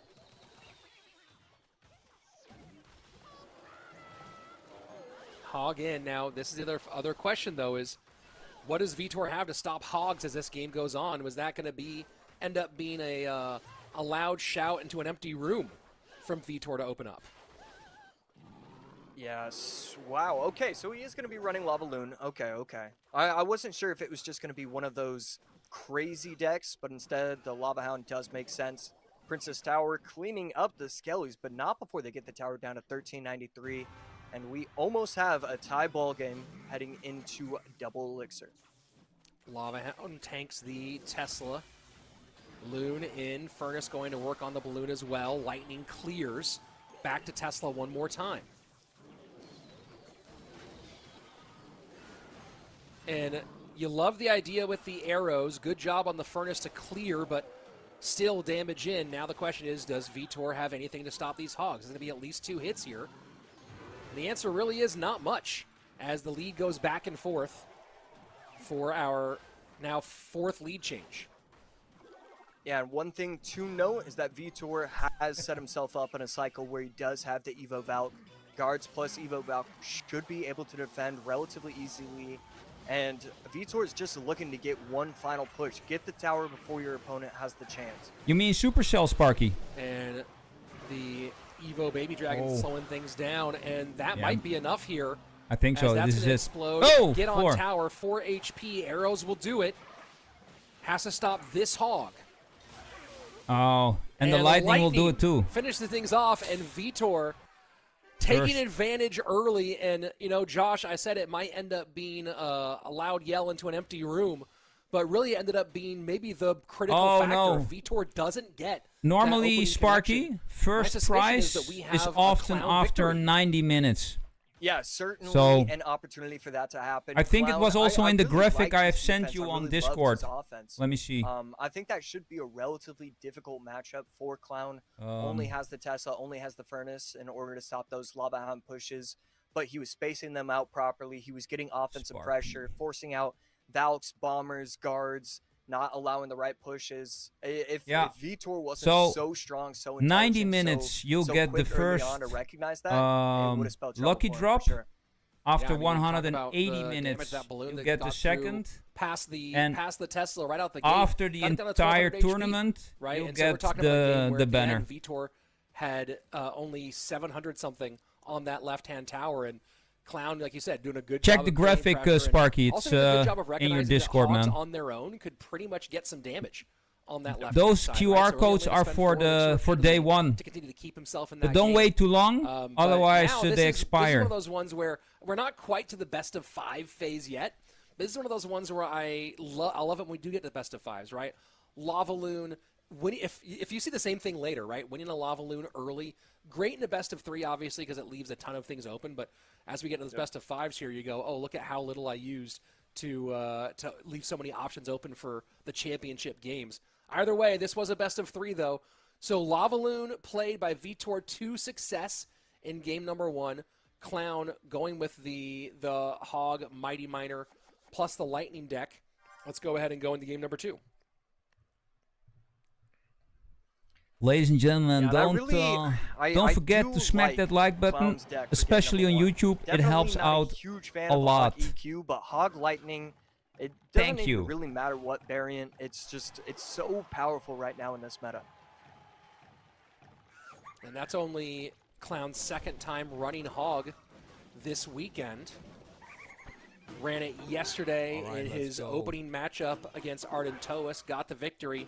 Running a the Berserker is also that's the typical meta card at the moment. Piggy's deck, but with Hog Rider instead. Every single deck I see the Berserker. Oh, nice prediction right there from Vitor, allowing the Berserker to take it almost completely out. Mortar's going to get one final shot, take out most of the Spear Goblins, but we have one running down the lane.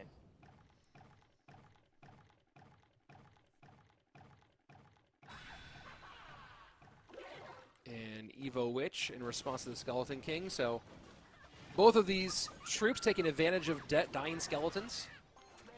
One of the more interesting mechanics that's come into the game of finding a way to turn dying skeletons into something more interesting. Yeah, now that Evo Witch is balanced, or at least relatively balanced, I have to be careful about how I word that sentence, just in case there's certain people watching. And now that it's like fairly balanced, I think it's such a brilliant idea and such a crazy cool card. I really love the idea behind it. Ooh. Miner. Ooh. Snowball to try to clear that minion horde. But this just lets that Miner go to town. Yeah, really brilliant timing from Vitor. He's allowing the minion hordes to get, I don't know if it was 2 swings or 3 swings from the minion horde, but you allow it to target the Goblin Hut. Then you get the snowball down, then they're far away enough that the spawn Spear Goblins start taking out the minion horde. That timing right there, it was so small, so perfect, and so many people would have had the opportunity to just lose the game outright if you don't get that timing down. Snowball goes for the gather. Good stop with dropping the Berserker in there, and Berserker just taking care of all those ghostly skeletons. Mortar to the left-hand side. Counter push on the right-hand lane. This mortar has to get picked up, and it does by the Witch. Evo Witch on the opposite side from Clown.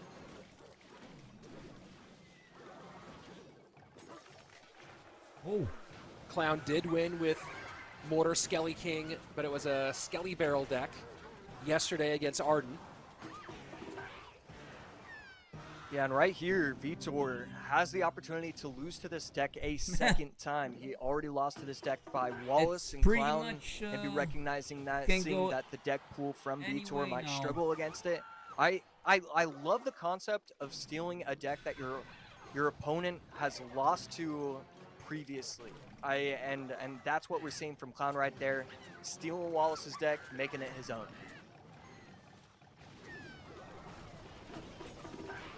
Vitor gonna get vines here on the left-hand side, but that's really gonna do almost more good than harm, as that lets him keep the Evo Witch ready to continue the pressure.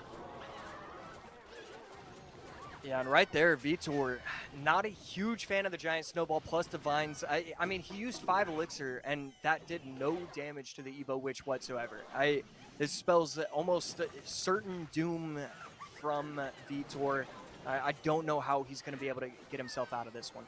Miner goes to the back. Evo Witch does drop. Fire Spirit to clear, but Miner gets his chip damage, and chip turns to chunk as that left-hand tower down to 11:06 with 51 seconds left. Vitor needs to find a way to get some real drill damage. Clown, though, has so many strong responses to the drill. Minion Horde placed at the bridge, even against the Princess Tower, even when the Fire Spirit gets the damage, it just still feels like it's getting value, still forces out a response. But right here, 3 Witches for Vitor, and both get taken out. I mean, that's a brilliant job from Clown to get out of that. I mean, unharmed. He's unfazed. And Vitor just going to recognize the situation and regroup for game number 3. After, like, as you said, 3 Witches, 2 of them Evo on the board. Yeah. And Clown able to, and that's, again, the Vines really are the get out of jail free card in a way. Move, you know, they're like a mini freeze, but almost like better in many ways. And just absolutely destructive to the amount of elixir that was on the board. I mean, that's, when you really think about it, yes, there were other things that were on the board in that exchange. But when you think about the amount of elixir that got handled by just that Vines, it's the trade there is astronomical. Yeah, and we talk about it all the time. We're like, Vines should not work against Witch. Like, part of the reason why we're seeing Witch have this resurgence is because Vines aren't really that effective. But in that one exact moment, he was so quick, had the perfect way to take everything out. I mean, Vitor should have been able to protect himself. He had the Evo Snowball, but it was just a brilliant job, brilliant timing to be able to take out the Witches. And I mean, that was pretty devastating. I know for a fact Vitor thought, all right, this is my one opportunity. I've done everything I can to protect myself. I have the right Evos in hand. This should work. And then it was just cleaned up just like that. I mean, I'd have to go look at all the different pieces that were on the board and the elixir that was in the hole at the time. But that's 15 elixir that 3 elixir just basically was able to mow down. Obviously, it was because of the support of the troops that were already on the board. But you have like an even amount on the board pretty much, and then 3 elixir goes, hey, you're 15, gone. And that's almost a plus 10, a 10-plus swing elixir-wise. And that's why you saw Vitor just go, okay, no, I'm not coming back from that. Let's move on and go to game number 3. Yeah. It's just, it was pretty unfortunate for him. And right there, just a great bounce back from Clown. And, you know, this is, we're seeing some great gameplay today. I'm really loving what I'm seeing from the deck composition. There's so few times where I'm like, you know, I would have rather seen this player do this. You know, we saw it a couple times in the earlier rounds, but now that we're here, it's just these players have found the best decks, and they are willing to abuse it. They're willing to do whatever it takes. It doesn't matter, you know, they'll use Lumberloon Freeze if they need to. It doesn't matter what the people are saying. They want to make it to the World Finals. Vines out on both sides, lightning out on both sides. And other than that, you know, you have Clown having used Barb Barrel, Vitor with arrows gone, Snowball gone. So it's going to be Giant Snowball from Clown. Let's see what the full situation is. The Bomber. And I believe that's our first Spirit Empress of the day. Yeah, definitely not seeing a ton of Spirit Empress these days. Vitor using the Fireball as well should pop the ability as soon as it gets into the range of the Princess Tower, and that is exactly what's going to happen. Nice chip. So Vitor looking like he's going Royal Giant here for game number 3. I don't remember if Vitor has run RG at all this weekend. Looks like a no. For a second, I thought he activated King Tower right there, but not going to be the case. Yeah, that was close. Vitor looking like he's going to be running RG. Clown on the other side looking like a Graveyard.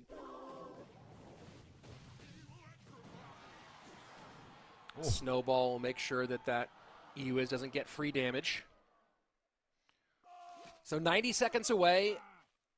Pretty even on the chips so far, 26.69 to 27.33. Pretty thin margins between these two.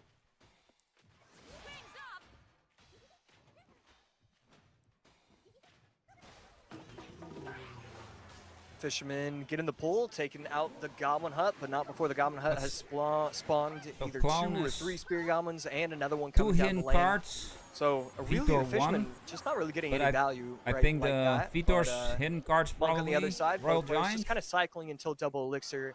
This is where it's gonna start becoming the real game, from and both Clown players would are be starting to go Graveyard, on I offense. guess. What else?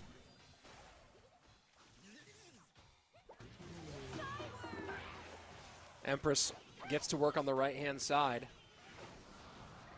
Knight to the left, Fireball. Oh, going to get some more chip on the right-hand side. So Vitor has both lanes going. What are both their secret? Ah, there it is. And first RG down. The Royal Giant in the house. Brilliant Knight. Oh, no, it's not going to work. Okay, brilliant Monk activation. That's going to allow the Bomber to take itself out. And Evo Snowball forced out. I mean, Vitor almost already back to another RG, plus he's going to have the Evo RG in cycle. Just a rough defensive situation for Clown, and he still almost gets a shot with that RG. First Graveyard down for Clown. Fisherman going to work, plus some Skeletons to try to defend against it. This Graveyard's going to get some good damage, though. And just like that, Clown opens up a nice lead by about 300 and change. Super well-positioned poison. Yeah, I'm not sure if Vitor had the opportunity to go in. Never a bad idea to reset, though. And that's going to be the direction he chooses. Monk plus EWIZ plus RG, and then you just have the Furnace on the left trying to create havoc whenever you can. This is a great way to set up your offensive pushes. 80 seconds left. Or, yeah, 80 seconds left. Good connection on the right-hand side. Down to another RG Furnace. Going to work on the left-hand side, and that was a big connection as a Fire Spirit came out, 1637. So as we go into triple elixir, Clown has some work to do. Good value from the Furnace, going to be able to clean up the entire right side. No counterattack coming in from Clown on the right side. And so 400, 300 HP difference between the two players, and Knight, Graveyard, Knight, Bridge. And will that Fisherman pull the Knight far enough? It does not. Knight's still tanking, but no longer going to pressure that right side at least. Damage, but not enough for Clown. He needs to get back around and put on some real Graveyard pressure, but that's going to be hard for him to do in a meaningful way. Here we go. Empress on the right-hand side. RG goes to the left-hand lane. Yeah, love the offensive pressure from Vitor, just trying to set up for that second RG push. Not going to happen. Instead, going to choose to go spell cycle, rest of game, needs to block at the bridge, and that's exactly why we're going to see the Monk placed in that moment. Graveyard down, Giant Snowball to clear, does a decent enough job. Logs get out there, Poison probably won't be enough. Skeletons trying to work. Can they do it? They cannot! And Vitor holds on for his World Finals dreams, winning by 268 HP and denying Clown a trip to World Finals once again. Yeah, Clown looking off into the distance, trying to figure out if there was any other thing he could have done. I think what it comes down to is both players played that matchup really well. I loved what I was seeing from Vitor, and I honestly loved what I was seeing from Clown. You know, the offensive pushes were strong, getting the right poisons down, getting the good defensive poisons as well. But Vitor, just too smart, too good overall. And once he got that lead, he knew exactly how to hold on to it, when to go in with the RG pushes, and just like that, he was able to take the set. And it started things off with the really cheeky opening with the balloon to get past the Tesla and open up that lead, held on to it, and won by about 700 HP against the Hog Lightning deck of Clown. Clown firing back in a game where he was able to kind of run roughshod over his opponent. And then game number 3, kind of a tight one back and forth for a while. Neither player going to win condition until very late. And just able to hold off the graveyard pushes well enough and create pressure opposite direction. Will get Vitor moving forward one more step to getting another shot at what would be his 5th World Finals, joining Verified Air if he could make that into a 5th appearance. But he has a few more matches to go, and he'll await the winner of Hugo and Coco in a few minutes. Down to our top 5. And you know that Wallace and Viper just right now both going heavily over their decks for that upper final matchup. But now we turn our heads to match number 18 in this last chance qualifier. Hugo and Coco, as only one of them will be able to move on.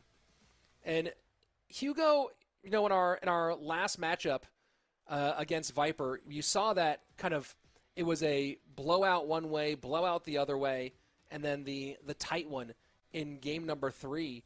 I'm really curious to see how Hugo kind of responds to adversity here, whereas Coco is the player who's taken the long route, right? If he already, let me go ahead and just double check the actual numbers of matches he's had so far. Coco has already played 4 matches in this competition. If he's going to go all the way, he has to get 1, 2, 3, 4, 5 more wins. Price. So Hugo has the 9-match route. To Coco has the 9-match route to World Finals, actually, which would be absolutely bonkers if he can pull it off. So right now, it almost feels like they're playing with different any moment now, right? Coco is LJ? Every single game at this point is kind of like is a win in itself with how much he's been able to go through adversity this weekend. Whereas Hugo's trajectory kind of seems the opposite direction. He was riding high, and now has to make some course corrections. Yeah, after winning the first round of the upper round, and then losing the second, it just puts you on such a brutal path right here. We have it. 90 minutes in, Ooh. We have our lucky drop. Everybody get out your phones, get the QR code scanned, and get your reward. I'm getting mine right now. Here it Hold is. on. Let's get mine up and running and see what I've got here. And I don't know if we're we'll keep that one up a little bit longer for everybody so they can get it. I'm going to claim my reward right now. And I have a lucky drop. And I'll wait. We'll see. I'll wait till we come back, and I'll do my lucky drop. Here it is. For those of you on camera. I'm curious in chat. Let us know what you get. I actually have not had chat open You got it? all day today. Let me go ahead and open up the chat for the first time now. And we'll see what everyone's saying they're getting. Let's see. Pop that out here for a second so I can see everyone's It turned stuff. into All right, I see everyone out a there trying to get their lucky drops. drop. And And we'll yes, go ahead and share. Let's see, I see 464 bats. 29 Let me go ahead and do Goblin mine. Huts. I got 1 star here. Let's go ahead and hit it. Okay. All right, I got come on, 2. come on. Give me a 3, baby. Give me a 3. Oh, there we go. Hold Best prize ever. on. And we're going to be on 2. Let's see what I get. 2,900 gold. Well, considering that I use I'm my almost gold, at 4 so million. Hold on. I need to switch I'm to almost at my 5 mini. million. I'm hanging out at 5 million here. Let's see. In the chat, we see 7 Archer Queens from Indy my. Greven. What? Couple of That's likeys. crazy. 10 Rune Giants from Narrator. That's pretty sick. Bum Bum with 480 elite wildcards and a hilarious name there. in the chat. Let's go 7 first furnaces. Gracias Supercell says Quandle Dingle. Yo, y'all are coming in with the names today. Let me tell you. Quandle Dingle. 29 Skelly Dragons. Haven't heard that for one Demetrius. in quite some time. 8 with a 5-star for the Evo Mega Knight. What? 28 Flying Machines. All right. 3 champion wild on my cards mini, for Pavel. 2,900 gold. Is that what he's saying? Yeah, is that what he's saying? So, 9 Goblin Evo Huts shards for luck. Yeah, mediocre. I didn't know that was there. Book of Books. Ooh, that's a big one for Hacker Mercy. Book of Books. So some pretty cool rewards here for a lot of you guys. Nice You work. gotta be kidding me, man. I see 2 people Who gets with 50K a book of books? wild cards. Whoa. That's actually that is crazy. How do you Josh, get a what did book you of books out of this lucky I got drop? 29 man? Musketeers. I'm Show pretty me content the with that. I got a screenshots 2-star drop from right now, Okay. because I don't Well, believe we'll see you. our next one, but right now we have our next matchup, Hugo and Coco. And remember, everybody, we have more rewards coming today, so stick around, keep on The watching. hacker. More rewards At throughout the least, broadcast, man. including that very cool banner there at the very end. Another big drop coming your way very soon. But right now we're about to jump into our Hugo-Coco matchup. As soon as they're ready to go, I see a Book of Epics. I see 30 Goblin Machines. King Nove with 104 Spear Goblins. Rip King Nove on that one. But unless you really needed some Spear Gobs. But congratulations either way. A champion, a champ wild card. Yeah, you probably did not need, especially that quantity of Spear Goblins. Let's go ahead and jump in to this elimination matchup. Coco, top of your screen. Hugo at the bottom. Let's go.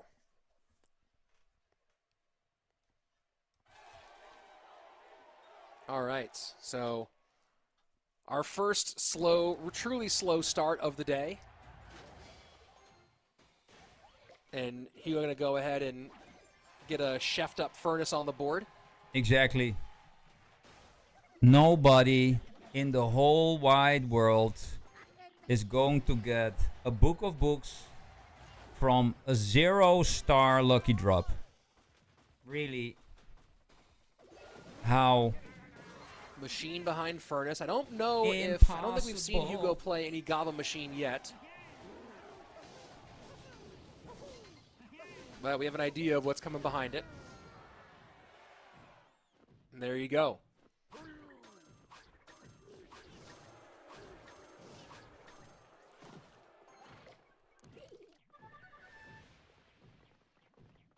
So let's see what Coco has for the Prince specifically. You got the cage out there.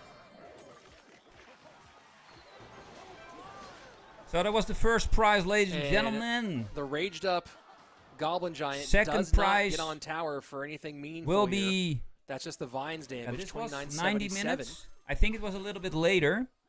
So you have to wait, I think, another 90 minutes. As the minions.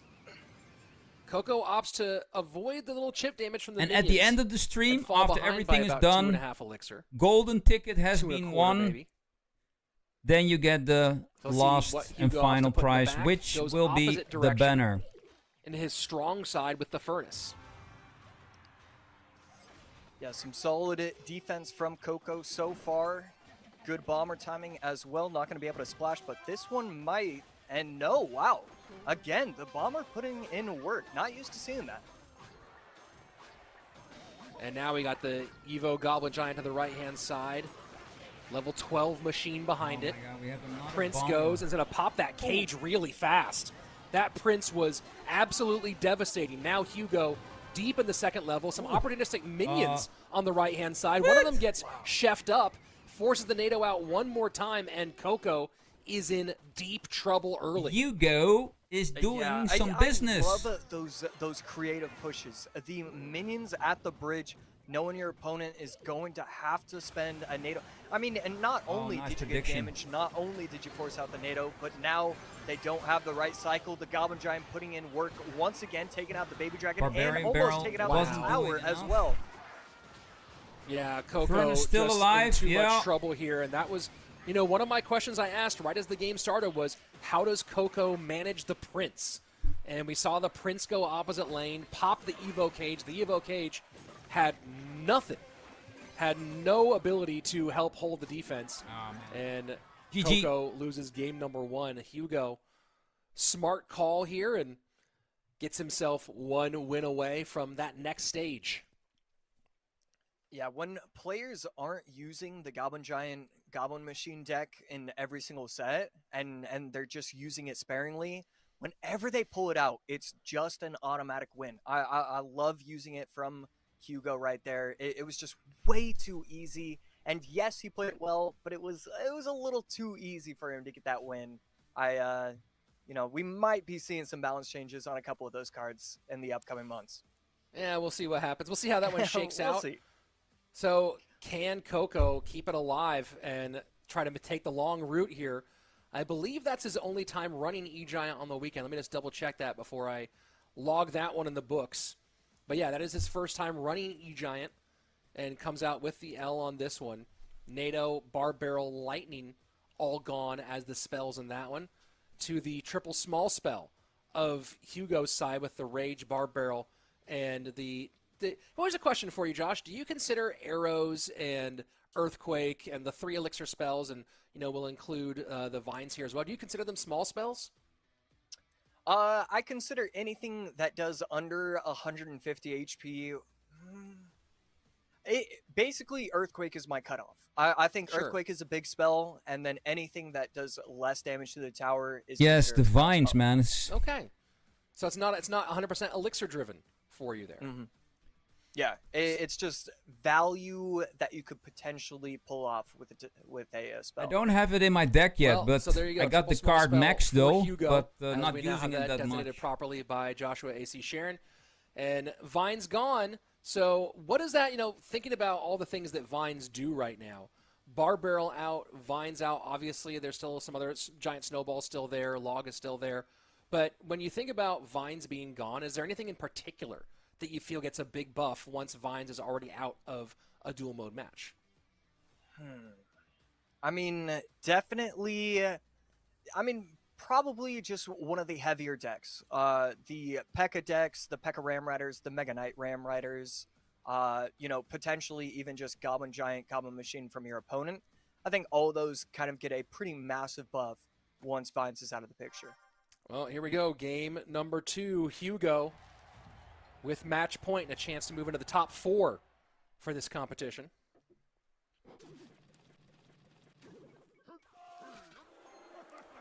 Miner to the safe spot. Hugo looking like a Royal Giant. So Mortar Miner versus RG. Yeah, we've seen this matchup. Obviously, definitely different variations. It looks like Coco might be using that Minion Horde Berserker deck as well. It's basically those two decks are just dominating the tournament. But instead, Coco going to go probably Potential a buff? little bit more what we're seeing often. But no, the Minion Horde, again, Minion Horde has shockingly been one of the best cards of the tournament. Never ever have I seen where you don't Minion see Hordes as much in CRL, to be Fireball honest. and arrows, Well, that's right? not Where entirely they're- true, but with the, and you almost might wonder, hey, is the fact that suddenly Vines it's is so popular, a hip card. does that make is that reducing how often we're seeing the classic spells that would erase a Minion Horde from the board? Here in this case, Hugo is running a Fireball deck, which will help him at least mitigate some of that Minion Horde problem. Yeah, it definitely plays a factor, but it's also interesting because even though once Vines, basically you want Vines to be an option for your opponent, and so he kind of just waited to use this deck until Vines were out of the picture, which kind of makes it funny that he's using the Minion Horde now. But especially with the Dark Goblin, the Goblin Gang Minion Horde, it just looks like a very solid deck from Coco. Yo, peeps, if you're new to the channel, And a please couple good reflections there smack from the that monk. like button. And welcome to the stream. Let's go! Fireball to clear once more. How's everybody doing today? Great placement from the Minion Horde. I expected at least 2 or 3 of them to get splashed. Not going to be the case, just one of them. So beautiful job from Coco right there. Lots of DPS to clear this RG. Log comes out.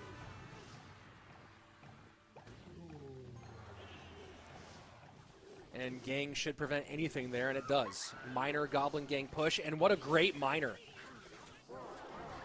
You know, you think about that. I mean, you could say also a great catch from the guards may be better, but I thought that Miner was going to get a little bit more support to break through and create some damage on the second level with the log out of cycle, but doesn't happen. And right here, without looking at the towers, I thought this was going to be 1,500 HP left from both of these players.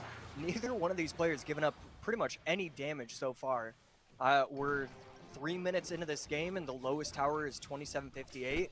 Just a defensive battle from both players. And you kind of think about this for a second, right? That with the log out of cycle, that Miner that went to the guards with the Gang behind it plus the Berserker, you wonder if the vines there would have been a game changer. Skelly King ability pops. Some skeletons do get on tower. 90 seconds left, and no one is really taking control here yet. RG has not gotten to that second level. Hugo does have Fireball and Log, but has to make sure he doesn't get too aggressive too early and open up opportunities for a big minion horde push. And everybody that's watching, welcome. And if you like Clash Royale, Moko, on the left-hand lane, or gaming in general, please feel free to hit that subscribe button. I'm also playing Hollow Knight, Silksong. Just because, you know, you're not making it to the tower using the log right We're there. doing a lot of gaming it's here just gonna force every day. for you, which is really never a problem. You still have the Baby Dragon, but I'm currently on a stream streak. Not gonna lie. Had it not gotten that, that might have been game for Coco because of how much elixir, I think how I'm many at troops he would have had on the board. 2,300 to 2,109. Almost Hugo has 150 days now. Tower. Coco just has the vines. Coco, and that's a big reflection there to get Hugo back in it. Fireball going to go to the mortar, try to get the RG on tower. Does not get the shot. Yeah, had to place the Fireball just one tile lower. That would have been able to catch 2 or 3 of the minion horde minions. It would have changed the game instead. Oh my. Coco wins it. And the Miner vines at the end. Hugo not able to control the minion horde at the bridge, and what was a very tight game in the final 15 seconds gets absolutely blown away by Coco. We'll get there, man. To We'll continue get there. along in our last chance qualifier. I think Hugo has to be kicking himself right there. That Fireball, I could get behind getting the Fireball on top of the tower and the mortar, but right there, if you're going to go just the mortar, you have to place it as close to the middle of everything that you can. It would have caught 3 Weird, or 4 I'm in the minions. middle of That would have changed the game setting up my new dramatically. iPhone, and, but you now know, I have to that's pair definitely the my biggest mistake I've seen from him in this Apple tournament Watch so far. Ultra. Well, and his final mistake as well every is single that was time the end for something Hugo in goes this wrong last there. chance qualifier. Went very far. So I have to pair it in the again. competition, but far is not good enough today. I As there are no don't points. get that. There are no silver tickets. There is just Yeah, one. the tiebreaker one is on, entry bro. to World Finals. And for those of you who haven't yet, make your plans. World Finals, What October will 31st happen?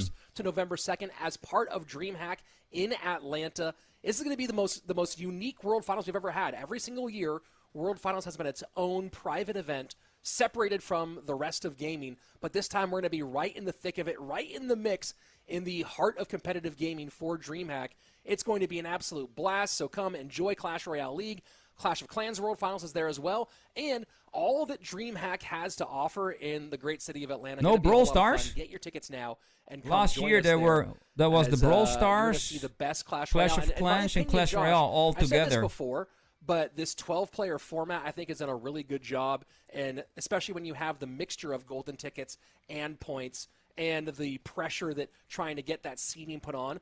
This is one of the best World Finals lineups we've ever had, especially when you think about how it's spanned high-level competitors across different generations of Clash Royale. Yeah, and it rewards different players and different things. It rewards consistency. It rewards being able to get those golden tickets. I love the entire setup of just of everything, and I love the opportunity to go out to Atlanta and be a part of just history, be a part of DreamHack, be a part of everything else. It's certainly going to be a blast. And it's really, you look at the lineup that we have so far for World Finals. Of course, we have our Clash Royale Champions Cup player. And sorry, that was game number 2. I don't know why I was saying that, acting like that was game number 3. Looking at a few different things, a little bit of a brain slip there. Who's gonna take this? Game 3 on its way.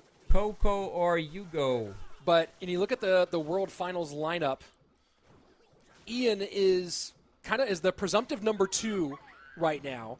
Every other player except for Ian and the Clash Royale Champions Cup qualifier from China has been to World Finals before, so tons of experience there. Will one of these two be joining them in their either first or second appearance? Hugo stealing the deck of the tournament, of the day. I love this deck choice. Sometimes you just have to abuse the meta, and it's clear that we're going to be seeing a lot more of this deck, whether it be on ladder, whether it be in tournaments. Man, Minion Horde, Skeleton King, Gob Gang, just such a dangerous combination. And Fireball from Minion Horde once again. Now this is that Lumberjack variation of the Ram Rider Bridge Spam deck. So a few... Zappies. Really, I love only Zappies. one target for the Fireball for Coco.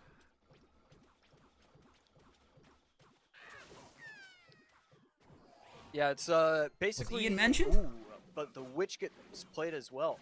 Interesting change-up to from what we've been seeing. I don't mind that. I like the idea of the Evo Witch being placed inside this deck.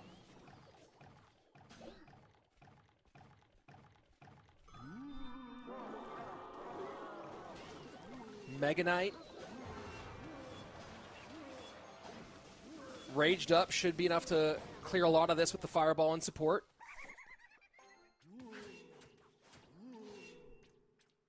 Huge value from that Fireball right there. Hugo going to clean everything up, going in with Berserker. Zappies in the middle to slow everything down, and going in with the pressure. Ghost at the bridge. Oh! Wow. And Ram Rider with a big connection on the left-hand side, going to open up the scoring. The Ram Rider. So far, Hugo has not found any real way to do significant damage. Coco putting some pressure on both lanes.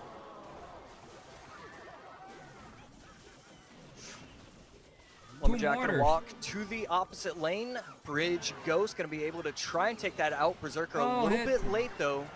And that mortar is going to lock onto the tower, get a little bit of damage. Pressure met by the Mega Knight. Zappy's really staying on, and this is one of the big questions as we continue along is, Hugo so far has not shown us any sort of big spell, and I don't anticipate that he will. Or at least not one that has the wide coverage. And how does he deal with Coco's ability to just kind of abuse those? But here's a big chunk from Hugo. 5 for 7. Yeah, right there. Evens the game out by quite a bit. Witch is going to walk, though, so that Ghost is going to get a shot on tower. Takes the lead back. That was weird. Mispositioned Witch. Ha! Beautiful rage. Wow. And wow, the Skeleton King late. The Gob Gang my to try and God, look take at it what's out. going on Mega Knight here. gets another shot, and that tower is down to 1189, and all of a sudden, now Coco's going Hugo same doing, lane man? potential. And it's arrows as the spell, so Zappies will survive that, continue to be supportive, but this has turned into an absolute back-and-forth slugfest. And that Fireball Royal out of Ghost, cycle. wow. Ha! And he doesn't push it off properly. That Royal Ghost gets another 2-3 shots. My Coco God. spell on top of the tower. Coco. It's over. All of a Takes sudden, it. Coco able to do it, gets the reverse sweep, and all of a sudden, Hugo, after a phenomenal day 1, going 2-0-2-0, struggled at day 2, and Coco advances on in the next round. And I may have called it early, but I did call it right. Coco with the overall match victory and moving along to the next one. I got a lot of windows Skeleton King, man. up here going on, folks. I got Skeleton King did nothing. Once with all the information we're holding on to. Coco Either way, Melon. Coco continues along and we'll Let's fight go. at least one more time. And this is kind of a crazy run that Coco's on. Let me go ahead and just refresh that. 5 matches down, 4 to go if he wants to be our last world finalist. So 4 wins so far this weekend. And yeah, Josh, talk us through the decks as this one progressed. Yeah, so game number 1, we saw Goblin Giant, Goblin Machine just wreak havoc. Coco, it felt like he never was given an opportunity. I thought Hugo did an incredible job game number 1, applying a ton of pressure. I believe we didn't see the Lightning or the E-Giant from Coco, just never had an opportunity. Game number 2, it got swapped. Then Coco applying pressure properly. It really came down to one decision. If Hugo places the fireball just 1 tile lower, 1 tile to the left, it could be a 2-0 sweep, and we're just singing Hugo's praises. Everybody uses vines. Coco wins a close one. Game number 3, Evo, and Baby Dragon. Really it Everybody came down to mistakes. He let the ghost lock on. He got the fireball, or he just didn't apply enough pressure, didn't get the activation of the Skeleton King's ability to provide really any value. And when we got into the game, I loved the Evo Witch. Leaving the game, I would have liked to see him just stick with what works. I think the Evo Dark Goblin could have provided a ton of value, staying away from the Zappy, staying away from the Lumberjack, getting a ton of value.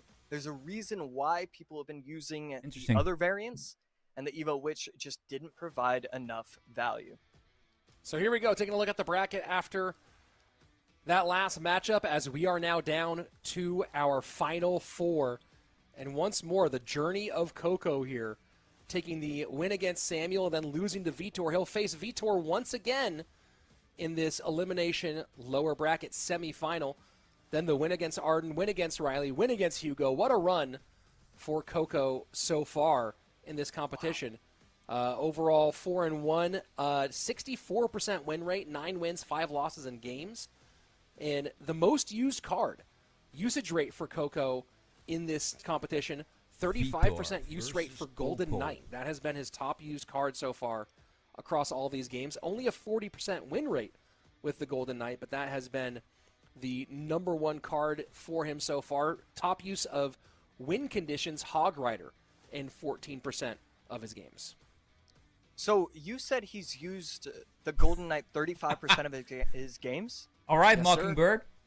Wow. So Let's hear it, he's man. Just using it every single set, and the one time where he only had 2 games in his set, he used it basically. That's wow. He's Golden Knighting like crazy. The most common evolution for him is going to be the Tesla. Used it 28%. Who are you? 28% of his games. He has only used the Princess Tower. He has not used any of the other towers so far. Now, on the other side of things, for his opponent, Vitor, in this one, Vitor's most used card, Berserker, used in every set for Vitor. So he's been really heavy on that one. The Valk and Baby Dragon, his most popular Evos, and he has spread it around. He's used the Princess, the Cannoneer, and the Chef, all as the Tower Troops. So very interesting, though, that the Tower Troop for Coco, even though he's played more games the tension is unbearable, man. Has been exclusively Princess the entire way through. Who? Yeah, and we've been seeing a lot of success with other Tower Troops too. Or woman. It's not like he's behind the only one Mockingbird. who's just kind of sticking to the plan that he's always had. It Maybe just feels like, it's you just have the opportunities to use the Cannoneer. It's a tree or an animal. To use the Chef. So it's reveal yourself, Mockingbird. Point, especially with Chill Vibes can't handle himself. That he just sticks with the Princess Tower. He sticks with what he knows will work. Okay. Yeah, that's interesting. Definitely, that was really great to point out. Well, it's interesting, too, when you look at some of the Evos they've used so far, and this is for how many accounts do you have, man? 3 matches. I think only 8 games so far played. But when you look at the Evos that Vitor has used so far, hold on, I had it up just one second here. He's leaned heavily on Valkyrie and Baby Dragon, but hasn't touched Evo Tesla, has used Giant Snowball in its Evo form in a very limited fashion. Whereas, and maybe it's also just a factor of playing 3 matches versus having played 5. I think nearly every Evo has been covered so far by Coco. Okay. Maybe not Evo Knight in that one, but he has really kind of spread the love around. Oh, good. If you will. I believe you. Yeah. Evo Knight, definitely kind of difficult to use in your decks. It basically only works with Graveyard. I can't remember who played it, but a couple matches ago they ran the Evo Knight, and I was just like, okay, boom, this guy's running Graveyard. So yeah, Evo Knight, it's relatively strong, but it definitely feels like a C tier evolution. I don't know how many accounts I have, not that many. Vitor used this same deck against Coco for a win. I have when a they first total met. of 3 This YouTube should be channels, Royal Hogs, but 2 of So, them are really small, we'll and see if he's able I'm to not run doing that back. anything That with was them. So against this is a Mega Knight drill deck. actually the only one Coco. I'm working with. Obviously, Coco not running that here. Yeah, this Mighty Miner Royal Hogs Lightning deck is so strong. Coco blowing the hair out of his eyes and, you know, resets in life and in the game.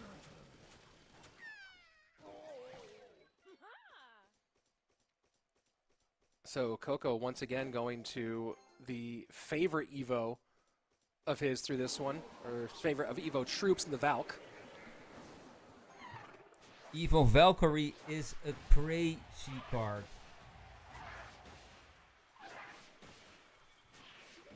And that Man, might get a swing here. Wow. Wow.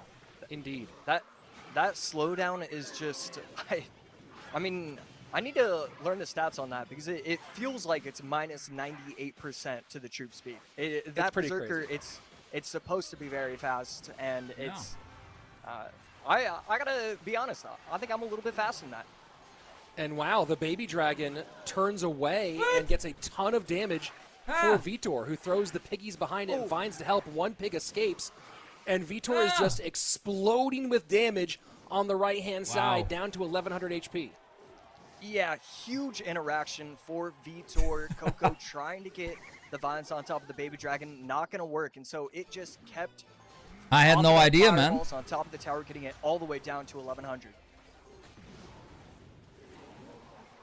Secret accounts. Cannon does its job.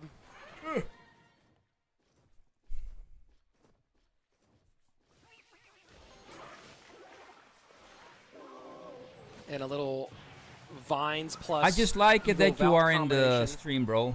But All good. Coco just hasn't found the way, and here we go. First graveyard in as we enter sudden death. And this Actually, is right. He quite has to a start lot getting of his graveyards viewers. going if he's going to make up the time. I don't think this is the situation where We you can like wait go until triple between to 14 to still have a 24. shot on this one.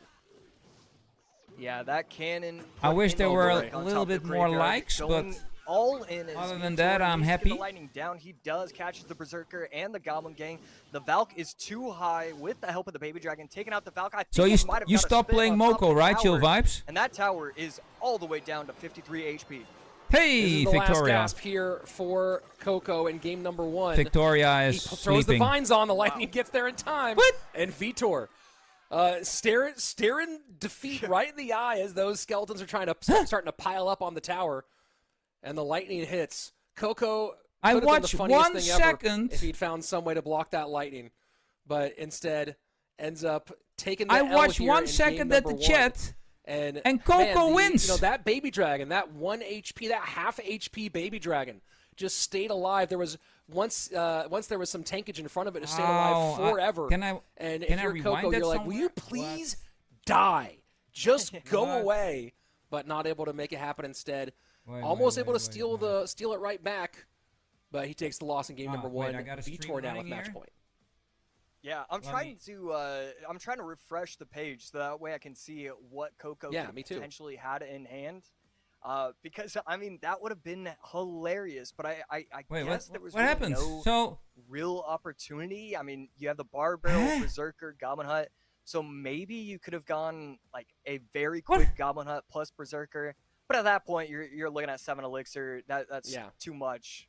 And Vitor, he wasn't worried. I was worried. I don't know about you, but it looked like there was a lot of damage coming on that tower. Well, but the way that those skeletons can all come together and just just go bye-bye. And you're just looking at that going like, oh, if that was an extra like 1.5 seconds, that tower might be dead, right? Yep. So you're looking at that, you're seeing a group of piranhas swarming on the cow, and that was it felt closer than it was, but definitely one of those ones where you want to make sure. Way to go, Victoria! Are you playing Clash, Victoria? Vitor with a brilliant Clash Royale. Baby Royale. Dragon Royal Hogs. I love that deck. Definitely a top 5 deck of the tournament. And I mean, Vitor just has a lot of confidence right now, playing so well. So first time they matched, Vitor opened up with a different deck, but did run that exact same pigs with the Mighty Miner Evo Baby Dragon Lightning deck. He played the Goblin Giant Evo Witch with the Golden Knight in that matchup, and he played a GY Great game, though. Valk deck. So we'll see if he's mixing up his progressions or sticking You should give it a try. It's a great game. As he's going to go drill here. C'est extraordinaire. Guards for the defense. Coco guards plus Prince. It's either going to be Goblin Giant or Golem at this point. And wow, with the help of the Rage, the Prince actually makes it to the Goblin Hut. And a wasted Berserker. Everybody was holding their breath. We all would have done the same because it really looked like that Prince was going to get a stab.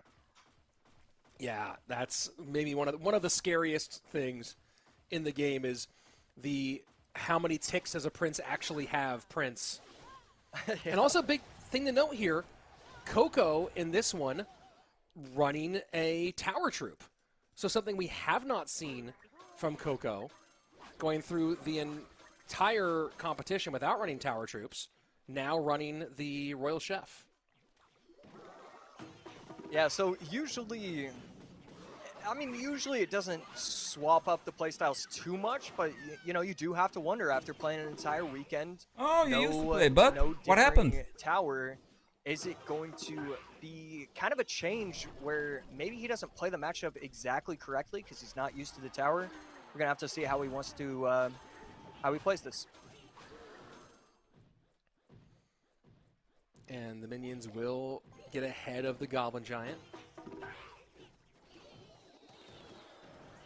Arrow clears the Bomber, but the minions taking for the Goblin Giant rather than the other way around, but the raged up big green guy will get a few stabs there, down to 24-31, so nearly evens things up. So Prince should be coming out from Coco, exactly what's going to happen. Berserker plus Valk going to work on the Prince, and Prince all the way down to 30% health. Vitor has to feel pretty good about the lack of Prince on the board at this point. Although, wow, this could be dangerous, but no, going to clean it up with an Evo Valk. Yeah, and that's one of those ones where you're just like, okay, the Evo Valk, the defensive power, the defensive ability, so dramatic. I think maybe that's the biggest thing when I think about the Evo era of Clash Royale. Some people call it arcade mode, but just the big swing ability of some of these troops that create some dramatic moments it's certainly not lacking in fun from a viewership perspective. Yeah. Absolutely. It's really, really enjoyable to watch. And right here, pretty clean defense. Bar Barrel to take out the Prince. Does not stay alive, but the Bomber was not necessary. To perfection. Coco's towers both at roughly 2100 HP. Vitor's only tower that's touched at 2100 HP. So, but at some point, Victoria, you decided. And Goblin Giant get pushed past that tower. I'm no longer gonna play it. Great work by the use of the Goblin Machine, but Evo Snowball to clean up, and that's something Vitor's doing a really good job of, is managing his Evos. Hey, Mockingbird is back for these defensive plays. Welcome back, Mockingbird. It's going to leave him without a giant snowball to support this drill, though. Coco sets up the machine in the back. Bomber takes out the Evo Witch. Goblin Hut set up once again. We saw this in a previous set where the defensive drill player just kept defending, and never had the opportunity to attack. We're kind of seeing a similar thing right here. But there's something about the way Vitor is defending. He's still getting opportunities to make it to tower. Back to Moken. And where does he drill to here? Does he drill to the front? Check, double check, man. And Goblins don't get on. Poison will get its work done. Vitor with the lead, 35 seconds left. That Poison opened up a pretty nice one. Coco probably has to break through here. Snowball plus Berserker going to be able to take out the entire push on the left side. Valk, another one, beautiful. And a good Barbell plus Poison. I mean, this is a defense to perfection. And now you've got a 20% health Goblin Hut. You've got 18 Spear Goblins on the board. This is absolutely beautiful from Vitor. Yeah, just so patient, so clean. Oh, and you saw Coco there with, in that last 30 seconds or so, the only big push he had a chance for was a non-Evo takes push. The win. And then you saw him kind of desperation throw an Evo Goblin Giant at the bridge. And that just got absolutely evaporated quickly. There was no support for it, no chance to break through. And Vitor absolutely shut it down. And what a great performance from Vitor. Man. Yo, Sparky, how's the work situation, man? Into our lower bracket final. Top 3 for Vitor. He ends what was an absolutely heroic run for Coco, going through 6 matches and just could not continue. It's one of those crazy to go 4-2 and to end where he. How long ended. do you have to go, man? So much respect with the wins over Samuel, Arden, Ryley, and Hugo today for Coco, but it's Vitor who now will find himself just a few wins away from that trip, as he'll now go down to our lower bracket final and await the loser of Wallace and Viper. And if you look at the path for Vitor, that includes 2 wins on the weekend over Coco. Yeah, I mean, Coco, if Vitor wasn't in this competition, it looks like Coco another 6 hours, bro. With it. Instead, he found his nemesis, and Vitor, thanks, Sparky. Again, I mean, he's doing my best, man. Hope everybody likes it. You know his name, you know he's talented, but you're like, all right, well, do I expect are the arrows that for much? Do I expect decoration? Him to win? Do I expect him to finish top 3 in the World Finals? Pull and you kind of deco. think to yourself, well, I could see it, but is it likely? I'm not sure. Today, Vitor. What do you mean, pull? Yes, he already lost earlier today to Wallace. In fact, he got swept, but still able to recover. The Able arrows. to beat Clown 2-1, able to sweep Coco, beat him for a second time. The fact that he's able to reset his emotions, not get too overworked from that. I mean, just all the props in the world to Vitor. 12 hours a day, bro. Looking like you are one hardcore dude. Finals contender. Yeah, I mean, absolutely for sure. Looking like he has that capability here. And Sparky's look at our next matchup. Sparky will blow you away, man. We all know how powerful Sparky is, both in your deck and in real life. To that upper bracket final, of course, the winner will be just 1 match win away from World Finals. Both of them having been there in the past. Viper with only the lone appearance in but Paul, I don't understand your question. So are the arrows for deck decoration? I'm trying to remember how far Viper made it in that one. He was knocked out in the first round there. Lost to Hashime, arrows is a spell. Who then went on to lose to Igor as Igor made his run for the top 3 in that competition. But there can be a situation. This is a guy in Wallace who's been here a that lot you of don't times, need to use it for whatever reason. Well, and now we start getting to that conversation, right? Where is that what you mean? Vitor So they have arrows in their deck but didn't use it? Viper, it would be if he's able to make it. I don't know if he played any live events in Europe throughout his career, but it'd be his first time. Decoration. That's a new term for me, man. Yeah, I gotta say, especially after this weekend and what we've seen, I mean, having the 3 finalists be Vitor, Wallace, and Viper, this is kind of what you want. There's a couple other players that you could easily make a case for. You have the Samuel Basotos, you have Ryley, but these 3 players, I mean, they've shown it time and time again. They've been in the World Finals, a couple of them, and I gotta say, I'm so happy to see that these 3 players have made it here.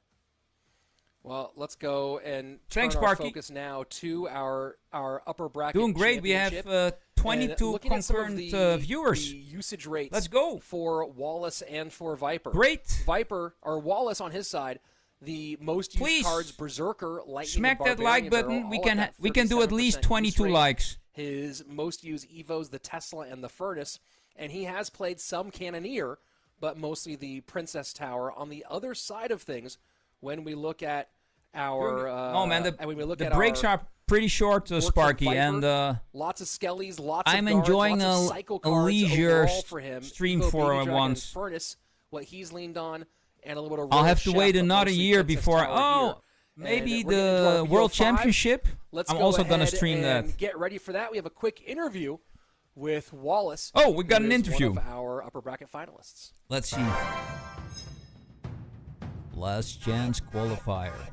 How do you feel about making it to the Last Chance Qualifier? Do Very you think? confident. I'm training a lot. Like, really, this week is it's the week of the year for me. I have to go really well this weekend. I'm really confident in qualifying again. There's a lot of fans that are cheering for me, and I have to do well. I'm gonna go well. Wallace. Let's go, bro. And Wallace definitely excited for this Last Chance Qualifier as he's going to jump in against Viper in a few minutes. You know, Josh, when I talked to you about sort of Viper's deck proclivities, it's interesting where most of our players, the most used cards, it's cycle cards and spells have been in there. It's the rifts. There's skeletons, guards. If there was something to do in the rifts, lightning, like this has kind of been the situation the top is stuff different, man. here. A little departure from some of the players other players we've seen who've had If kind of. there was more going on in the world of Moko, what does that tell you about? I can Viper tell as you, we man, go into there this will matchup? be a lot more viewers, Yeah, but I mean, it's like at a standstill. A lot about Viper. I don't know why. You know, there's no so countdown, many which things with I'm really Viper, concerned about. Wallace, and Vitor. When is the Viper countdown right now, coming? It just feels like Or are he's these kind of at his peak. 3-month You know, it seasons? feels Is like he's that very just comfortable too in his long? meta. You know, I mean, every we saw it in single the Supercell previous game set has where he a went 1-month 2-1. season, I mean, so we didn't see him use you go Valk, through the season, Exy, do your or stuff. NATO. It feels like the meta is going well for Viper right now. He doesn't need to, but he can. But I He knows am, what he's bro. comfortable with. I And am. it just feels like he's just ready for this moment, ready for this tournament. Viper's only played 6 games so far this weekend, having I'm started curious in if I can fill up that my community. advantageous So we need position. So he's 2-0 in 800 people matches, for the community, 4-2 in games. and then or in the Wallace group, now and in then his we can fourth transform matchup it of the weekend, into a community, and then we can go to and we'll see 10,000 people. how much more variation there is to Viper's deck pool. I'm as curious we if are seeing one him play group can Archer Queen the actually, first time. in the current situation of the game, Yeah, Wallace going back to the actually Mini-Horde one Miner, community can grow Evo to Mortar deck. Berserker 10,000 played just people. a little bit too early, but because of the vines, takes out the Spear Goblins, and now the minions are gonna chase the Berserker around the map, and it forces out a Berserker Let's hope of so, his man. own on Wallace's Let's side. hope so. And let's hope people will come back. I will tell you, Sparky, the amount of friends players I slow had down a in little bit Chapter here. 1 that Wallace, were regulars maybe you heard me, decided on a to daily get basis the in my mortar out. stream, they vanished without a trace in Chapter 2. I don't know what happened. Archer Queen, But in gonna clean Chapter that 2, up very everything was nicely. Good different. Skeleton King placement, gonna lock New onto people the came to the miner, stream, which is take great. the shots But a from lot of the AQ, old school and people, she's now going to go invisible, Whoop, take out gone. the Skeleton King entirely, and we have it again. Miner Minion Horde at the bridge, forces out the rocket, but doesn't hit the miner as well, so forces out the Berserker as well Yes. on Viper's side. Mockingbird, And man. that's interesting because that now tells Wallace one thing: I don't have to worry about the Viper. I don't know what at any point Drainer, from the this matchup. vaping Yeah, that's a, Dracula pretty good point. is He doing. does I don't have know. the opportunity to make a simple substitution with Fireball Lightning. Definitely one of those decks where you don't want to have to make that substitution, though. So it is going to be something to Rainer, watch out for. the Viper weed is smoking quite clever, so we could vampire. see him try and pull that out. But actually, now that I think about it, yeah, the Valk as well. He's like shouting it's not all gonna- kinds of weird we're not gonna stuff. see any Hog Exy NATO. I don't know, man. And AQ pops the ability. Wallace doing a good job of making this Oh, messy so wow. far. Lots of stuff out there. Yes, go ahead, Josh. Whoa, Yeah, did I you mean, see just that? A beautiful miner to catch the Ice Spirit. The not allow that to miner. put in work. Evo Valk going to stop the minion. Great but not defense, before they though. take out the entire What, Goblin man? That Hut is and basically predicting all the of Valk. prediction. So a Say what? brilliant miner, and not one that many people would have done. Ah. It just got so much value right there. Miner to the back, trying to get some minions onto the tower. I'm Goblin really surprised Berserker about the popularity of the back minion and was horde. dragging minions What happened? directly to Where's tower? So I really think looks because like of the Wallace, buff it again, got, I said, you know? making this messy. And Minion horde and minions Viper's got a doing buff. fine. He's holding on, but he's not the lead here even. Their weapon feels like he's distance, having they're to make throwing Some stuff. They're desperation throwing plays projectiles. to avoid big moments. And they increased right the there, distance. Wallace with one of his first So they can mistakes of stay the a little game, bit puts the further Eagle away Wizard a little from, bit for too high. instance, the AQ tower. takes it And they completely still out. hit the Got tower pretty or much enemies zero or value whatever. So whatsoever, and it's they gonna got a force him buff. to reset, try and get that Eagle and I Wizard think back that's in the cycle. reason that the minion horde is back in business. AQ turns, should get one shot. Nope, Goblin Gang comes down to cover. Final 75 seconds. I try to keep up with all the balance changes every month. And there Viper is does have always minor rocket cycle. That Ah! is the... one hit on tower. Oh, it does Boom! get one shot off. You can't Oh. you can't be getting that shot get off, I feel like, if you're Viper here. Yeah, I would have liked to see him. It forces Wow, out something look at right that. There, minion horde on What? top of the tower with the help of the vines. I mean, the AQ going the wrong way man, is absolutely brutal for him, and the fact that there's just no troops. This minion Now horde his... is going to delete. Oh, if he man. goes out. Look Oh. at that. And you Oh, can't- my that, God. and that was such a brutal. I mean, I guess there was more to it than that, but you're spending 6 elixir to take out 4. That taking out 4 doesn't even actually stop the damage from it. And you also have to imagine there's some tilting that happens there too when that exchange happens. But overall, man. this was What? just the Wallace Oh, story one more the hit. entire way here against Viper. As Veins. he just, like I said, Whip. he made it messy, made Viper make awkward decisions and awkward plays, Wow. and takes Well game played. number 1 in this best of 5. Wallace takes game number 1. Yeah, you know Wallace's confidence is just all there. When in the interview he says, I need to win. GG. It's not like, oh, this is an opportunity for me. I'm grateful to be here. It's like, yeah, obviously I'm going to be at least at the last chance qualifier. Not surprised to see him start off game number 1. It's clear that he believes in himself, and game number 1 was kind of just representing that perfectly. Goes in with the deck that he's had a lot of success with. He knows that he could get sniped. He knows that his opponent could watch out for it. And it just doesn't matter. Starts off the set 1-0. I believe this should be a best of 5 as well. So it's just massive for him to get that confidence boost early on. It is a best of 5, and when last time Wallace ran this deck against Vitor, he also ran that Hog Lightning deck. With the You know what's Furnace weird? Tesla I'm also and streaming Mighty on Miner. TikTok, He's but I run got like that Hog Lightning 2 deck twice so appeals. far today, so we'll see if he turns to it. I had to bring in once 2 again, appeals this that is they a best of think 5, I'm so you have to make some streaming maybe adjustments, existing thinking about game 4, content. thinking about game 5 as time While goes I'm on, an but official content this is, creator, I'm Wallace kind of- allowed to do this, It's interesting, and right? still we're TikTok only says into Wallace's you're not 4th allowed matchup of the day, to stream and we're seeing a non-original lot content. of deck repetition I don't get it, man. from him in this one. Like Whereas on you know, what we Twitch saw and from YouTube, Coco, no problems. going to only a on crazy TikTok. deep deck pool before finally being eliminated here. Let's see if Wallace continues to go back Maybe to the well or move. I move should things stop around a streaming little. on TikTok. Only like post shorts there and clip farming to get people to Twitch and YouTube. I don't know. Both players It's waiting. interesting though. Previous stream I had the same thing.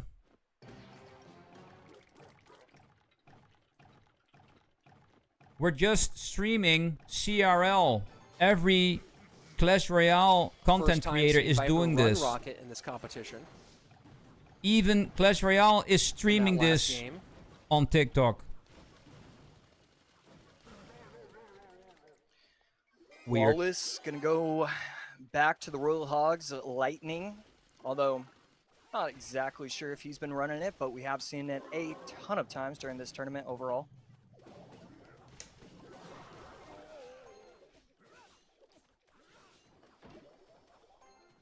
Yeah, money is Tombstone paying getting back. played. Very interesting. Yeah, Yes, I'm trying to sir, think we've let's seen go. Tombstone today. Piggies. But also that might mean he's Right. trying to save. I mean, he did just play Fireball. the hut, right? So looking like Still, wanted man, the those same sort of piggies. idea, same I sort of love the control. piggies. Does give you I have that my only deck 3 also elixir, has so piggies. we'll let They you make always some do more a ton aggressive of plays. damage.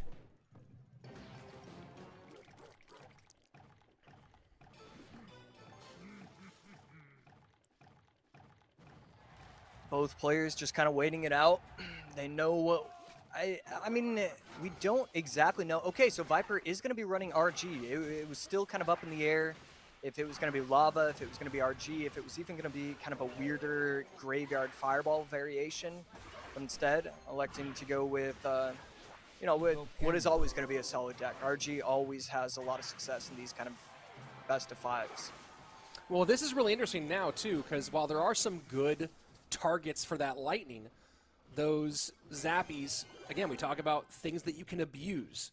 And if Wallace is assuming that last card is lightning, zappies are going to be a nuisance. Ah! Wow. And no chain right there. I think Wallace and myself both expected it to chain on top of the fisherman. Wouldn't have been able to yank. Whoa. I believe it was the Mighty Miner Oh across my the god. map. Tried to protect it with the skeletons, and now this is a problem. Wallace, only Royal 4 Giant. elixir. Oh Yeah, my just god. so low. Skelly King pops the ability. Zappies were there slowing down the baby dragon. And even though this specific push isn't going to get insane damage, it gets a really, really good chunk, takes that tower down to almost halfway, and just makes Wallace have to think now as he's going to be down 3 elixir going into sudden death overtime. Yeah, this is just a brutal for Wallace. He has to go against the Tombstone, plus the Furnace, plus the Skeleton King, plus the Fireball. I mean, this is not what he was hoping for. These Royal Hogs are just struggling to make it to the tower. Ooh, but you do have a Piggy getting missed there. Bar Barrel comes out behind it. Little chip damage.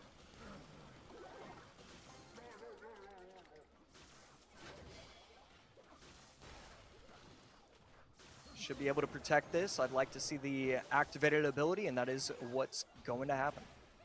Where's your deck, Sparky? All right, this is a big push here. Fireball comes in to clear the cannon. Cannon right back around one more time.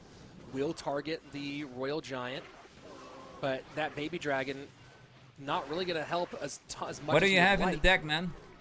Can you tell me? Does take some damage. Fireball not going to be needed, I don't think, on this push. Wow. As though they do get sped up, so Fireball forced out here from Viper. Yeah, pretty massive for Wallace, at least giving himself an opportunity. Or send me a screenshot in Discord, bro. HP, and the cannon gets played down, trying to just apply as much pressure as possible. You're not really worried about losing because an RG at the bridge. You're already down 800. You need to make something happen, and so I love that he's going so aggressive. Can he get back to a second set of Piggies? That Mighty Miner stayed on quite a while. Viper wisely does not Fireball on that one, knowing he's going to need at least one more Fireball to effectively defend. Defends the left-hand side here with all the troops on the right-hand lane. Wallace, you see a grimace Viper there, takes knowing that game 2. This is pretty much over. Oh, it's best of 5. Fireball comes out to clean. Yeah. And that's going to be game number 2, all tied up. This best of 5 now turned into a best of 3. Yep. Yeah, and such a good deck choice. One of the hardest matchup right, Hog Rider, advantages. One of the most Evo, impressive decks that we've Firecracker, seen so Ice far Spirit, today. Boss, It's like he Bandit, had a complete Firewall, read on the Berserker, situation, Dark knew Prince. what Wallace was going to try and pull off game number 2. Lava Hound. I mean, Skeleton King, Fireball, Tombstone, all 3 of those. You just need one. That's the thing. Going against a Royal Hogs cycle Let's go, deck, guys. you only need one of those, and he Smack had that all 3. like button. It was the difference in the game, and then he just played a solid match overall. Come on. And this is interesting, right? Because you think Help about me out here. deck progression stuff for Wallace, and he's kind of gone through two constructions he's leaned on a little bit over the course of this weekend. So I'm very curious to see where Wallace goes now, because also that Hog deck that's been so successful for him, the Hog Rider deck, not available, at least not in the same construction. So I'll have to think of a different way if he wants to go Hog Rider. And Viper, you know, I don't think that Viper's gameplay has been the cleanest throughout these matches, but he's done a really good job of kind of being unpredictable with his deck construction and taking advantage when he can. I think that's the big question as we go into games 3, 4, and 5 here. Is can he keep that creativity up, Bandit, and Fireball, can Berserker, he Dark keep those Prince, nerves down and as Inferno we get Dragon. into the championship rounds? Because we are guaranteed Let's at see least a game 4 which here. card is your win condition. I just kind of waiting to see. We know Boss Bandit, one right? of the decks that Viper is probably going to run. He's probably going to try and run that Goblin Machine, Goblin Giant deck. Actually, and I mean, you have better to assume that visually. Wallace is thinking that as well for his own deck pool. We have like 3 or 4 decks, and so many of them don't really overlap. It's as difficult as it usually is. It kind of seems like today might be just a little bit easier because we have the Evo Mortar, Evo Wizard, and I'm in the middle of a transition from one phone to Goblin another. Machine, Evo Baby Dragon. It's kind of interesting that today might be just a little bit easier to go best of 5 than we've seen in other previous tournaments. Viper going to bridge spam. We haven't seen Viper play bridge spam at all in this competition. That's his first P.E.K.K.A. That's his first Bandit.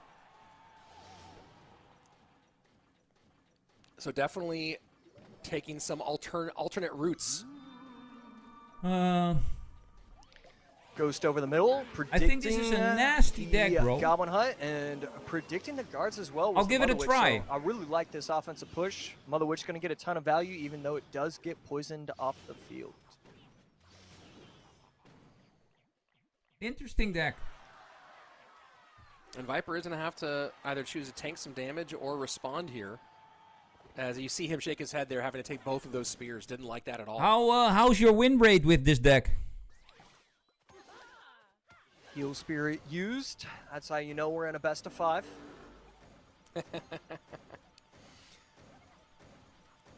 Well, certainly, you know, you can see some concepts of where the Heal Spirit makes sense in a bridge spam deck, especially repopulating that bridge. But then you think also when you look at Viper's most used cards, Viper has leaned on cycle cards more than the rest of this competition.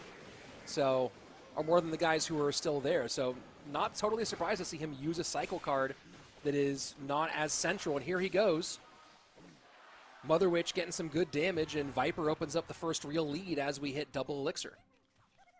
Yeah, relatively clean defense from Wallace, but given a little bit too much value to the Mother Witch, allowing it to get, you know, 2 or 3 piggies. And Goblin Hut just, I believe, a tile late, or just a second late right there, allowing the Bandit to target onto the Goblin Hut instead of one of the Spirit Goblins. And classic Battle Ram. Heal Spirit kind of helps.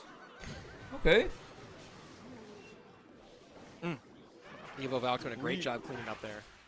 Yeah, first really 2 games right were there. wins. And then, oh my goodness, at the least left that's tower promising. Just within the range to be able to take out the Baby Dragon as well, and the Evo Valk. That is one of the more impressive Evo Valks I have ever seen. Yeah, did great work on both sides. Snowball gets some room though for Wallace. Wow. Wallace now, huge chunk on the right-hand side on a 1356. Viper playing from behind as we transition to our final 2. Yeah, Wallace making an incredible play and then making kind of a rough play. Allows the Bomber to get taken out by the Ghost, and this should be relatively difficult. Forces out the Valk on defense, and now he has to worry about the Battle Ram on the left. And the Vines making a slow room, and look at that. Wow. Yeah, I do not like those guards. It didn't really get any value whatsoever. It allows his left tower to get all the way down to 942. The guards needed to be placed on the left. Such a nasty card, Massive error from Wallace. And this time the Ghost right there, perfection. 1036, 942, dual lane pressure for Viper. This is where bridge spam can get really dicey. Pressure on. Mother Witch creates a Piggy. Piggy gets rushed right to the tower. And that poison trying, hoping, but Wallace knows. GG. Game 3 to Viper. And Viper now has match point. Yeah, beautiful job from Viper. Just controlled the tempo, controlled the pace, and Wallace just, he couldn't do anything.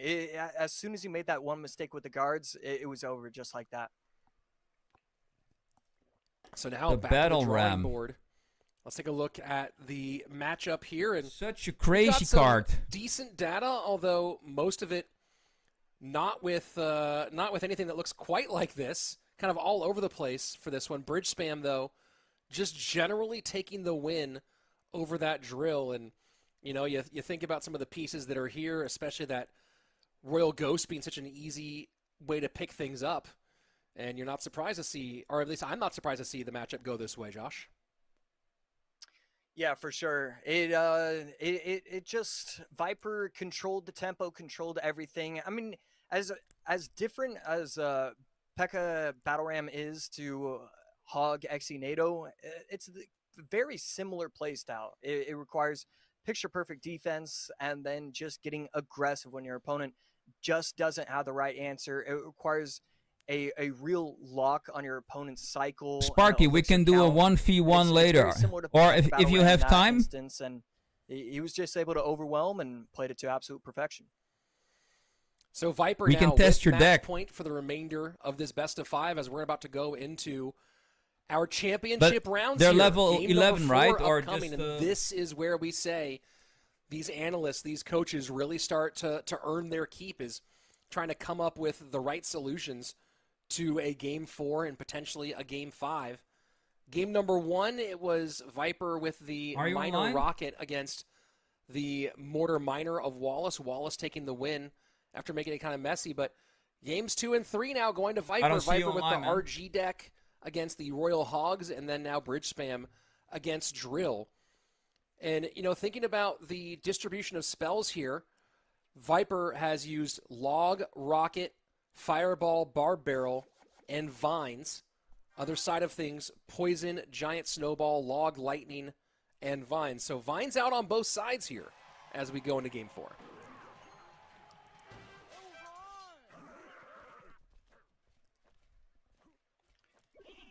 Wallace setting up with the Battle Ram. Viper going to defend that with relative ease with the Goblins and the Golden Knight. Wallace going to follow that up with a Lumberjack of his own. And Wallace opting for that Lumberjack variation of Bridge Spam. Oh. And that's a little interesting move there from Wallace to throw the Bar Barrel out there, and maybe he was hoping to get the Bar Barrel ahead, but the raged up damage will take a nice chunk out of that right-hand tower as the first minute ticks away. Comeback here. Yeah, it's a really solid Bar Barrel. It's always going to force out a response. So 2 Elixir that forces out a response. Already 3 hours streaming. Tower. Absolute perfection when you're trying to control how a match gets played. Does this variation of Bridge Spam have the 6-man as well? I mean, we see the Cannon Cart, we see the Zappies, we know Fireball is out. Yeah, I wouldn't be shocked if it's Roy Recruits plus Arrows. Maybe as the last card. I'm trying to figure out he should have Arrows still available to him. Arrows not used yet.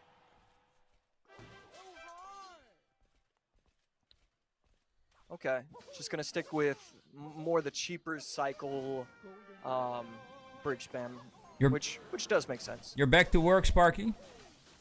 No Fireball for the Zappies on Viper's side. Does have the Evo Executioner. And this is our second time seeing Heal Spirit in this matchup. Yeah, and right here, Evo Lumberjack on top of the King Tower. That's going to get it all the way down to about 2.2, 2.3. So King Tower will be something to look out for. And right there, 22-10 on the King Tower for Viper. What? E-Giant counter push from Viper. 22-10 on the King. Decide to control both sides. If it starts to count down, he's going to be 3-crowned. And avoids any damage. Wow.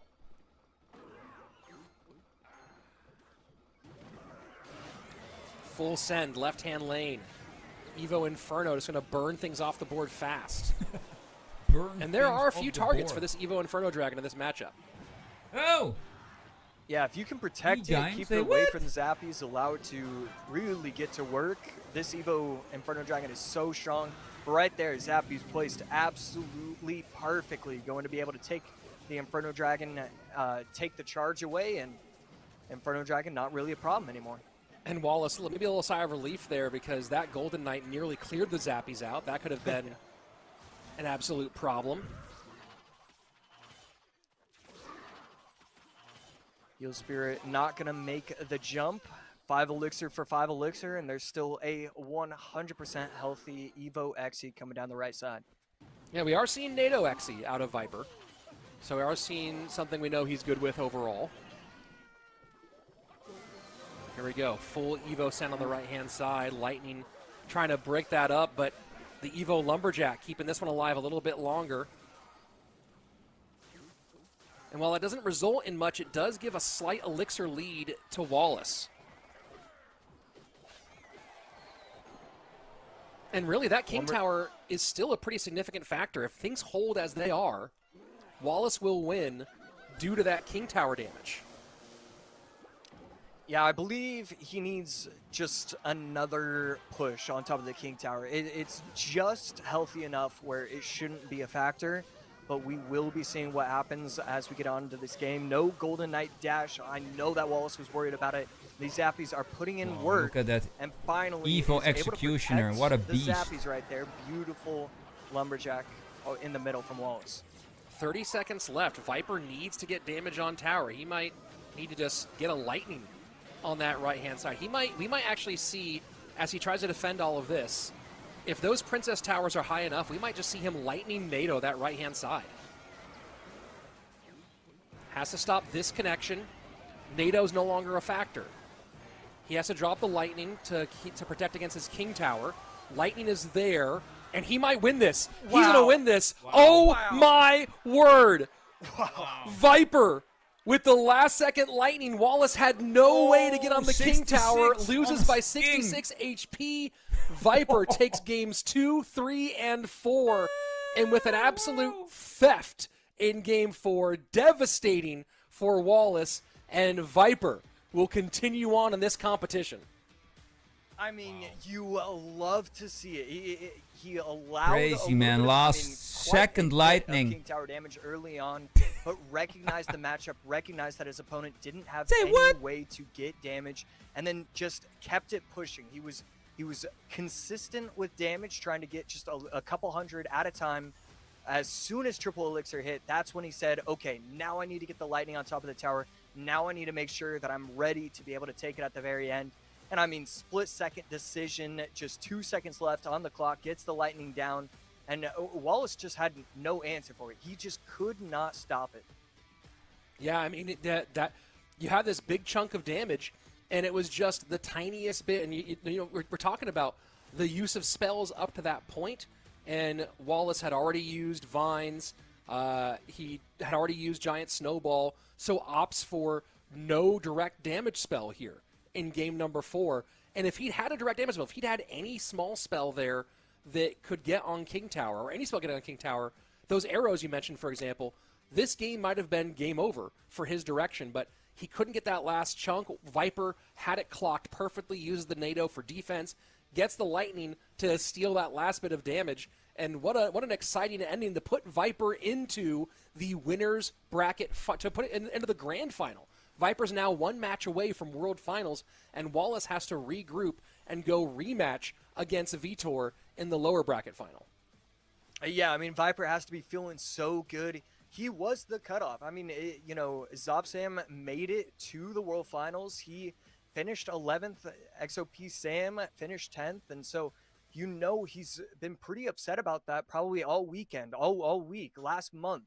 But instead is able to collect himself. He has had himself a tournament. We take a look. He was already in the quarterfinals because of how well he's done overall. He went 2-1 against Clown, 2-1 against Hugo, 3-1 against Wallace.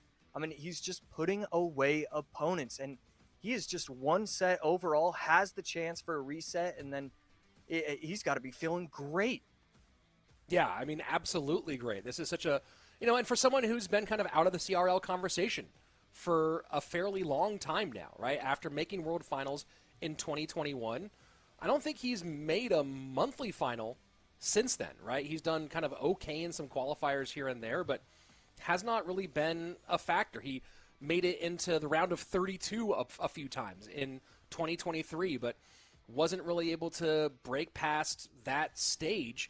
And then finally here in 2025, you know, and I have to wonder, I'm very curious if we'll get a chance to talk to him either at the end of today or if he does qualify for World Finals. What's changed for Viper going into this after kind of being kind of out of the conversation as a competitive player for a few years and now right back in the conversation?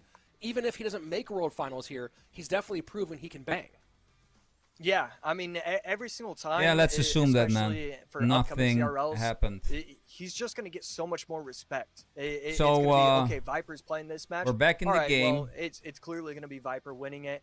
And speaking of winning, we're all winning. If you're a viewer in here, everybody get out your cameras, get out, get that QR code scanned, because we got some lucky prizes, bros. Prizes. And remember, you can, if you're watching on your mobile device, you can take a screenshot of this and then use that to go get it. If you're watching on a TV or a PC, you can just point your camera at this and click the link for the QR code.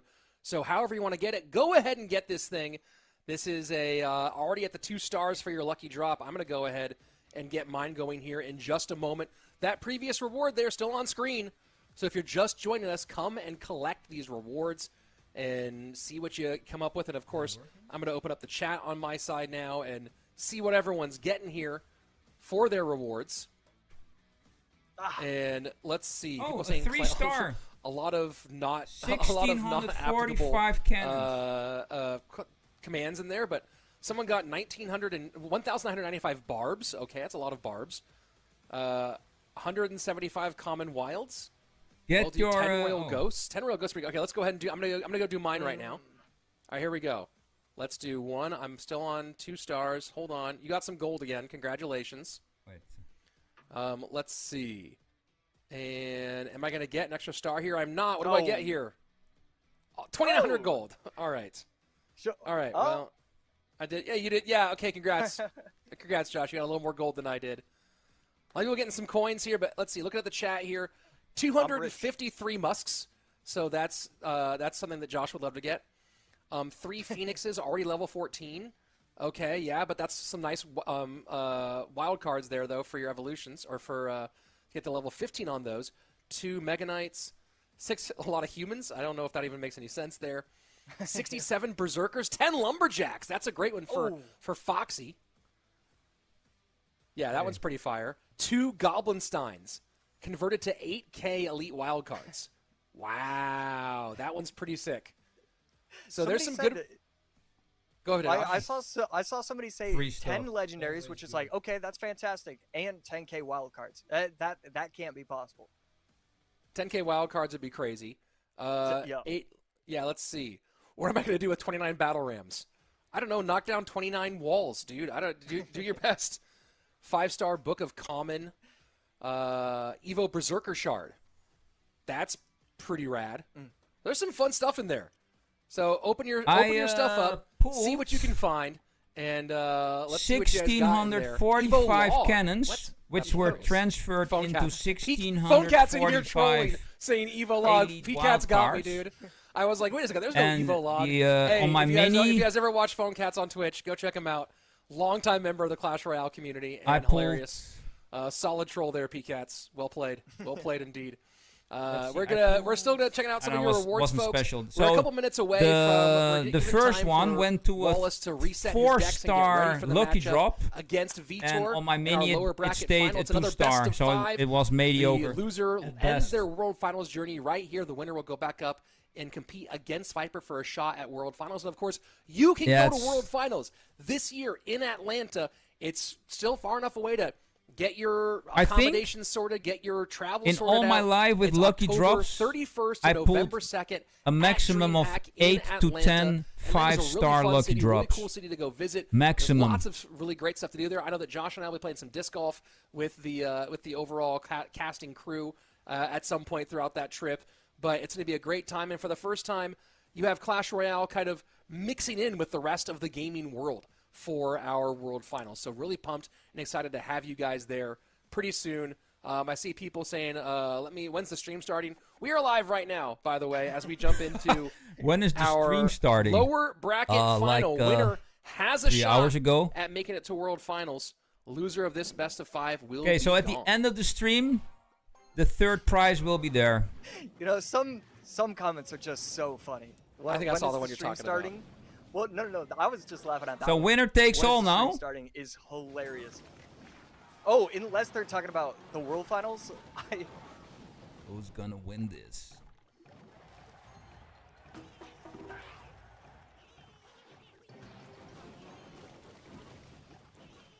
And they're back. misses the snowball right there on the minion horde, and minion horde. a lot of those minions are going to put in a ton of work.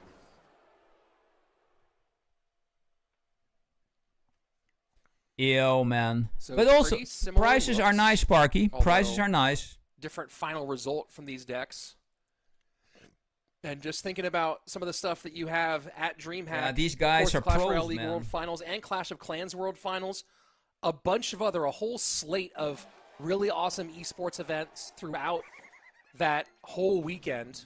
Creator hubs, cosplay competitions, Halloween events, free play and tournaments available for people who are attending.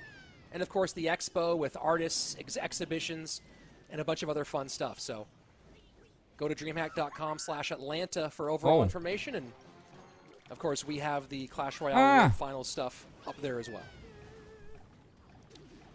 Good snowball right there with the help of the tower. I mean, this is a lot of elixir for Vitor to be spending. The wizard staying alive is actually very massive for him. Gets a shot on the tower, and so he gets rewarded for making a very risky play, in my opinion. Why the Berserker so late? Also crazy, the Berserker's only 2 elixir. On that. Skeleton King at the bridge, but Wizard will go ahead and clean up everything else. Last time it was Wallace who won in that matchup. Wallace kind of going back to the well here. Vitor running the deck that Wallace beat him with in the last one. Some nice chip there. Minor Wizard deck.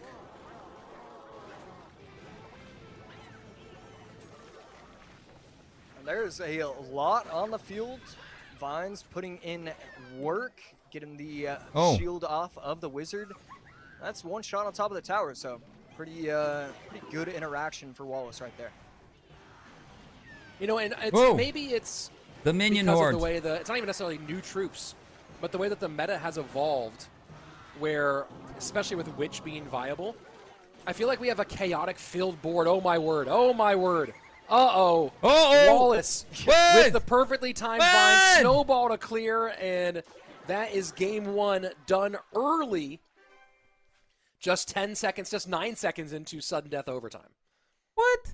Yeah, I know for a fact Vitor saw all of that happen in slow motion. His troops get stuck. Skeleton after skeleton gets spawned all on the board. Just a tough way to go out right there. And, you know, just a beautiful job from Wallace. Gets knocked down in the lower bracket. Not going to be too curious if the Berserker will be nerfed next. So, game number 1 for Wallace. We have this Drill Vines deck. Vines now out for both players. Wallace running Drill, Vines with Evo Snowball. So Evo Snowball out for him. Still available for Vitor. Vitor only ran Vines there. So ran this Minor Wizard Mortar deck that we saw Wallace beat him with earlier on. But early on, Vitor kind of keeping the spell stuff very, very close. And, you know, when you talk about a lot of different places, I guess Wizard does come in some of the Hog decks. But this is really, you know, when you look at especially what Vitor's doing, Vitor's kind of played a deck that mostly all works in its own unit. You talked about that earlier, Josh, how this is a meta where we have lots of decks that don't overlap. This is one of the kind of least overlapping deck combinations that we have overall, whereas Wallace early on using the Evo Witch, using the Goblin Hut, right? So that does undermine some of the graveyard decks. Vines obviously being gone. So really interesting choices in game number 1. Vitor, it seems, leaving more options on the table, whereas Wallace getting that win, of course, it's a question of with a best of 5, which one do you value more? Yeah, it seems like a pretty interesting and just not. I do really struggle with looking at Wallace's deck using the Evo Witch, the Snowball, the Drill. It just feels like it overlaps so hard, and it's going to make his life a lot harder. Had he lost, he would be in so much trouble, but you know, as it is with all types of sports, if you win, you get to write your own story. So he did win. He set himself up 1-0, and it ends up being the right decision. Vitor probably running that Royal Hogs deck one more time. And there we go. Pigs of the opposite lane. The second that NATO comes out, well timed from Vitor. Wallace Going to take some nice little damage here early on. No NATO in this, or yeah, use the NATO to help out the Executioner. We're probably looking at E-Giant in the hands of Wallace. Vitor just going to be running the regular Royal Hogs Quick Cycle Lightning deck. And there's the E-Giant for Wallace. Playing that into his weak side. Happy to make the fight continue on in this lane.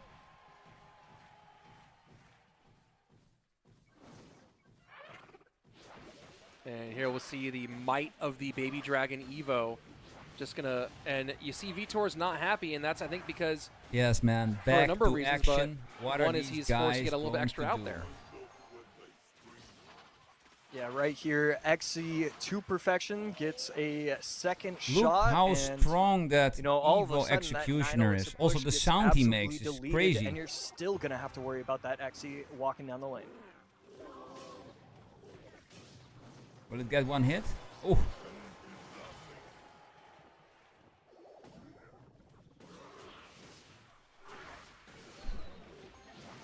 Don't let the Evo Executioner Mighty Miner ability reach just to the put a tower. little bit more damage on that one. Make sure there's not enter a really a world viable of counter shit. push behind. That's Electro Giant kind of all on its lonesome here. Although that Brawler's going to get maybe one shot. Nope, forces out the Skeletons. Pigs go opposite direction. Whoa! And Vitor now opened up a pretty significant lead. 1837 on the right-hand tower, has not given up a single touch as of yet. Yeah, this E-Giant deck has really struggled this weekend. Yeah, man. It looks good, and you would assume it's always going to put in a ton of work in any sort of Executioner to tournament, the but max. it really does struggle in certain matchups, and this is definitely looking like one. The Mighty Miner, the Quick Cycle, the Cannon, all really good responses to this deck because Vitor you're is, trying to build taking, pushes, the lead. but the Lightning just takes out everything. Big lead. And once again, Vitor does finally take some damage, actually. I was going to say to blank some again, but E-Giant stays alive long enough for two zaps from... I don't know what do we actually call those electro orbs on its back? On which troop? On the back of the Electro Giant. Oh, I see. Yeah, that's a great question. I don't know. I don't know if I've ever noticed the two orbs. Wow. It's kind of like the whole thing of the Electro Giant. Yeah, I'm not a very Observant person? yeah, I guess. Well, we'll see if maybe someone in chat has knows what those are called. Lightning to clear. There you go. Go ahead, Josh. Yeah, both players cycling the Lightnings. Wallace getting it on top of the tower, but it's just not going to be enough. Vitor is just always going to be able to cycle cannons. Wallace is going to need something special, and I don't really know if Vitor is going to allow him to do that.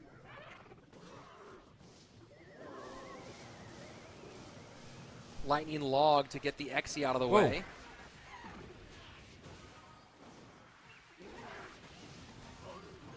Things are getting even. And this Xe NATO, that's the question, is can Wallace defend this? Cage there, but nothing to get the Xe lined up for damage here. Does Vitor go for like a NATO here? And Vitor goes for the NATO play. Or Wallace goes for the NATO play, excuse me. Wallace goes for the NATO play. But Vitor plays troops to the inside, not giving the easy damage away to Wallace. Man. And that's a very important win Tight for Vitor matches. as we will now go into a guaranteed championship game. And just like the previous set, after the first two games, kind of just forces it to become a best of three. It's really hard to jump out to a 2-0 lead. We see a lot of 3-1s. We see a lot of 3-2s. But the 3-0s, we don't see it very often. And even 2-0s, it always goes back and forth, it feels like. Yeah, I mean, that speaks to the level of parity overall at the top level of the competition, right? How evenly matched so many of these players are. And you talk about Wallace and Vitor, who I don't know how many matches they've played against each other, how many games they've played against each other, but I'm sure that it's almost innumerable at this point. Especially, you obviously have experience with the team's era of how much time you spent each day just grinding matchups against each other over and over and over again. Yeah, I see you shake your head almost with some PTSD from the amount of practice that was required to play at that level. So now we get into championship rounds for this one. After this game 3, we're guaranteed a game 4 at minimum. Game number 1, Wallace running the drill deck, Vitor running the mortar miner deck. And then game number 2, we saw the E-Giant of Wallace losing to the Royal Hogs of Vitor. So spell-wise, just the Lightning Log and Vines out for Vitor. Lightning, NATO, Barb Barrel, and Vines gone for Wallace. And when we think about what and Wallace Snowball. has been running today, go ahead, say that one more time, Josh. And Snowball from Wallace. And Snowball too, right? So that's pretty critical here. Wallace has been leaning really heavily on Lightning-based decks throughout this competition. We've seen that be pretty significant, not getting a win with a Lightning-based deck, kind of a big wrench in the engine. So now when we think about going forward, you have some log stuff, but he's mostly run log with Lightning. We could see him go maybe some graveyard here. And he does have he ran Mortar Miner, didn't he? No, he didn't. So he does have that Miner Rocket deck that he likes.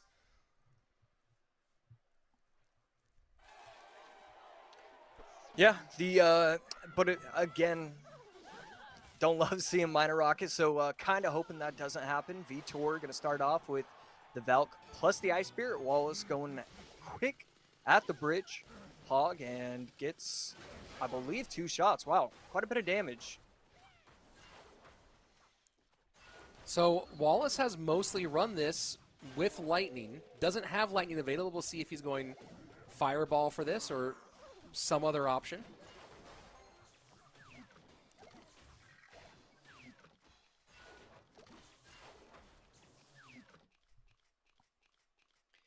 Vitor looking like graveyard so far. He did have the opportunity to run the Evo Knight, so it's something to look out for that he's already used the Evo Valk in this deck. Wallace on the other side. We've seen a couple different variants with the Wizard and the Lightnings, but Wallace, obviously we saw Lightning in the last one, so probably just going to be running a regular Hog EQ. JD, welcome back, bro. We are definitely a far time away from the Earthquake as a win condition era of Clash Royale. Not seen as much Earthquake in competitive.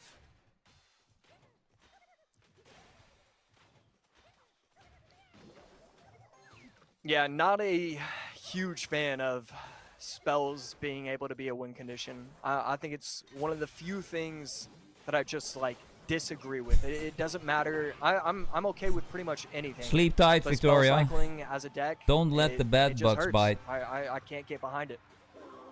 Well, not to bring up painful memories, but I do remember being blown away in your 2v2 match against Ponos at Worlds in 2018, where they ran a 2v2 spell cycle deck.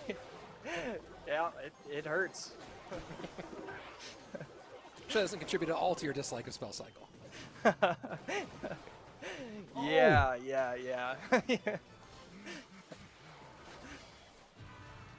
Good connection from Wallace on the right-hand side as we go into the final 30 seconds of regulation, opening things up with this Hog.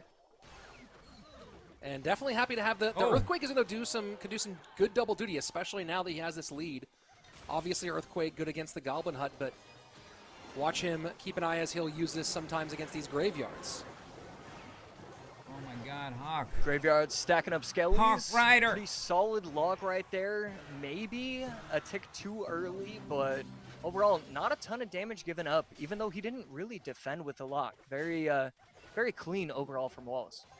And that's it raises an interesting question, right? When you look at the different ways to defend that graveyard, obviously Earthquake does great work against the hut and gets tower damage. But you almost start wondering, okay, there's no poison supporting this graveyard, which is why this troop-based defense is able to work so well here. Wow, not even a single hit, man. In some of the later hours, if the Earthquake might be, with its 3 ticks, more effective against some of those graveyards and rely more on the log chip the opposite direction. Everything into their slicing axis. Definitely something to look at. And right here, right here, defends with the Earthquake, going to need to log, but he has to log high, but because of the Earthquake plus the Skellies, still going to defend that relatively well, but that Furnace is chipping away at the tower. 2 hits from the Furnace. He also has to worry about the right side as well. After this, JD. The mark on Vitor's top right-hand tower. Lead currently for Wallace, but lead could be precarious here. And you see Earthquake doing its work to clear the first half of that. Skelly's clean up the backhand. No damage from that graveyard. Not something we can say very often lately with graveyards. Yeah, I can't remember the last time that I've said that. Right here, 36 seconds left. We're seeing aggression by Vitor, and it feels like he has a 3-card cycle going on, but he just clearly doesn't with no champion involved. Very impressive that he's been able to cycle so quickly. And this time, we see the Earthquake on offense. What's he going to do about that Valk on top of the tower? Oh, my word. What? And now Vitor changes lanes. Graveyard to the right-hand side. Hog has to get past this. Earthquake trying to do some work.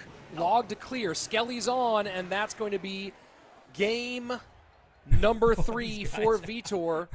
Are getting heart attacks, man. For the Pride of Portugal. Wow, Wallace with a massive error. Hog had to be 1 tile to the right. It would have taken the aggro. The Valk would have walked back. Instead, it doesn't happen. Gets 3-4 swings on top of the tower. And just like that, I mean, I felt like it was a dominant performance from Wallace. I thought he was doing great throughout that entire matchup. And, you know, it's these games, just one man. mistake. That's all that Graveyard is. You're waiting for one mistake from your opponent. Can you capitalize on it? And Vitor absolutely did right there. Well, you know, you think about where Wallace's mental energy is being focused in that matchup, right? And Vitor is really focusing mental energy on the offensive side of the board. Cool, you have a push. Fine. Defensively, he's really just thinking about a single layer, and that's the Hog with the EQ support. Whereas when you look at what Wallace was having to deal with, Wallace was dealing with 3 different layers, right? He was dealing with his offensive attack on the Hog side, but then both the bridge fight and the graveyard fight, right? So we saw some of the biggest damage in that left-hand lane come from when the Furnace escaped. So you think about kind of what you're kind of trying to keep track of. You're keeping track essentially of 3 points, whereas Vitor's only keeping track of 2 points at the same time. And so you get into those tight, crazy situations. You're playing defense on 2 levels, and that Hog, you know, it's not a mistake that you can make at this level, but you think about how much your RAM is being eaten up by that 2-layer defense that you're playing, and that's where you see that Hog play just a little bit off. Yeah, and going against Graveyard, it's always going to put you in a difficult spot. It's like 3 main points, and then you have like 18 different side points. Is your opponent going is your opponent going to poison with the Graveyard? Okay, no. Well, I just wasted the EQ and the log, even though I didn't need to, I guess. Like, there's so many small things that they get to do, and you have no choice but to react. And you don't get to predict against that kind of deck. I thought Vitor did an absolute stellar job of keeping his opponent on his toes, and it just gave him an opportunity to win. That's interesting, thinking about graveyard defense being reactive rather than being able to be predictive at all. And that's a very big difference between the very simple. The Hog attack is very simple. The Hog is going to cross the bridge, usually at the same spot, every once in a while somewhere different, and you just maybe vary up how you defend that so you don't get earthquaked to oblivion over and over again.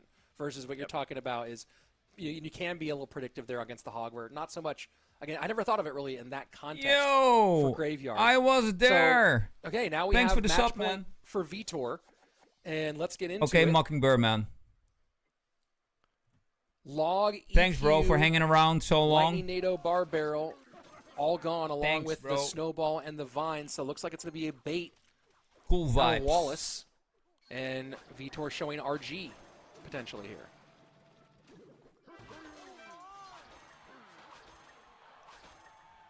So Wallace does have mortar available to him, so it could be just straight up bait, or it could be mortar bait. How are you doing? Still have to wait for that, and then Vitor on the other side. This is probably going to be. Thanks for the sub. Either RG, giant skeleton, or not giant skeleton, giant goblin giant, and there's the goblin machine. So yeah, looking like goblin giant. But here's the big question, right? Is Wallace running a variation with a direct damage spell? Because what we saw in the last game against Viper was an Inferno Tower here for Wallace, and he'll certainly be happy to have that against a Goblin Giant deck. You know, what we saw from Wallace last time, and obviously a little different with the Miner, because the Miner you can get directly on tower as long as it's not picked up. You live in the same house? In game Who 4 knew? Go to a deck that had no direct tower damage. I had no idea. Brick spam deck, and once Vitor or once Viper was able to get the lead back, or once I was able to make it close, he was able to steal that because Wallace couldn't create damage. Very curious to see what Wallace's game plan is here in the later minutes.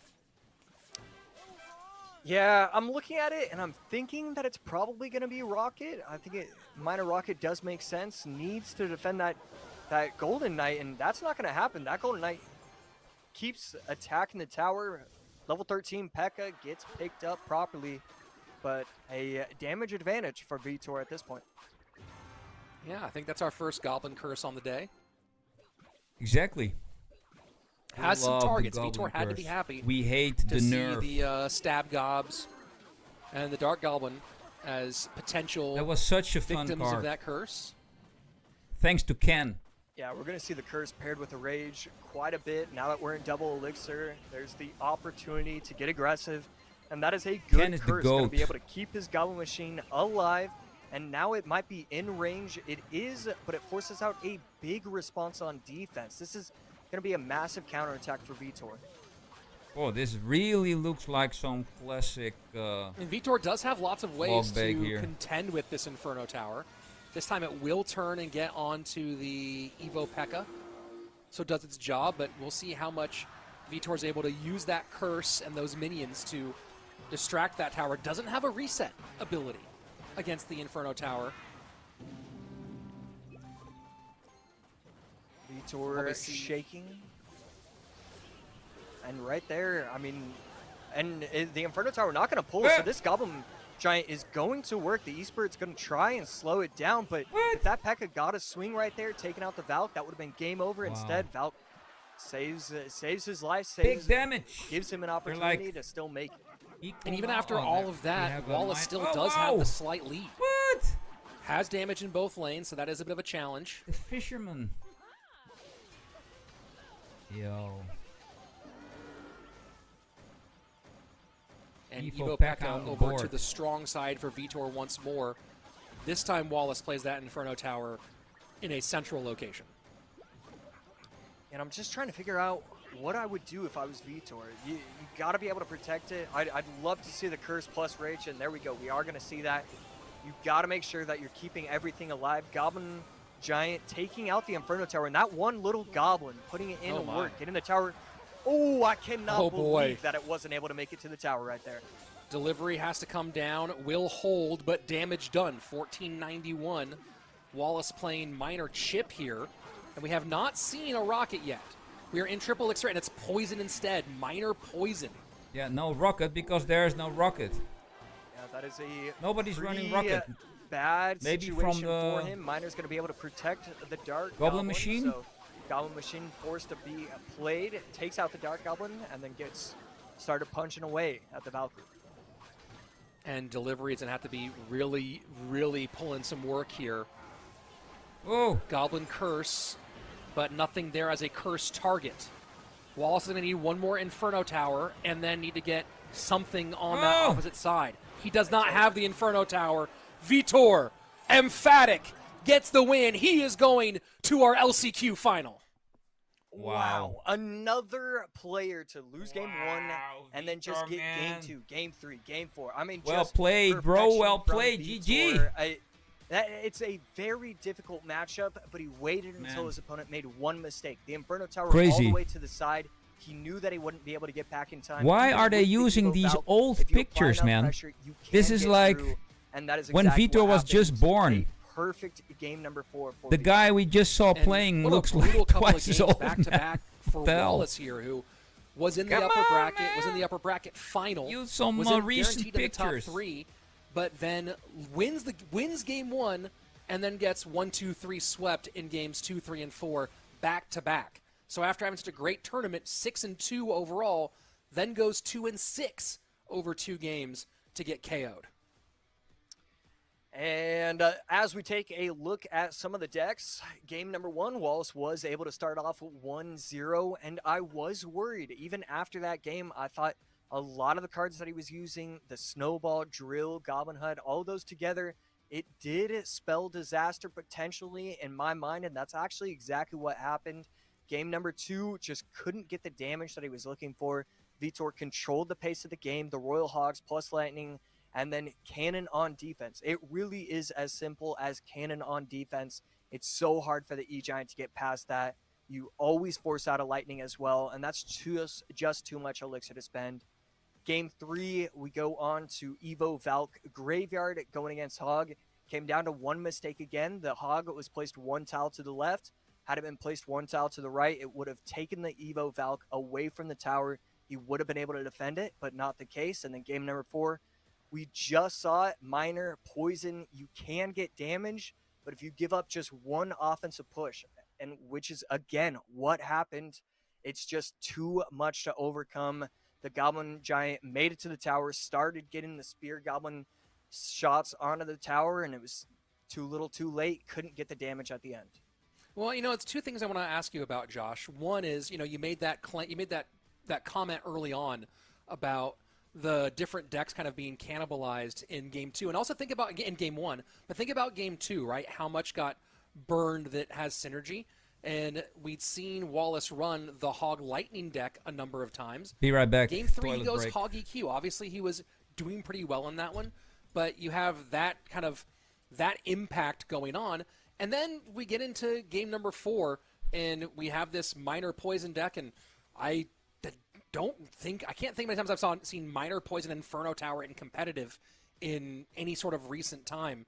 It's been quite a while since B-Rad was playing competitive Clash Royale. Yeah. So, I look at that, and I'm thinking about that cannibalization early on.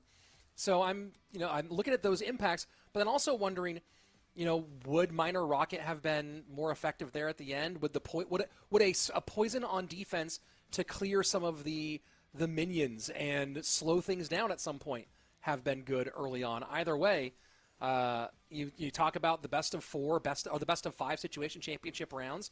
We've kind of seen that eat Wallace twice, and that's why we get a Vitor versus Viper matchup for our grand final, where one of these 2 will be our last world finalist.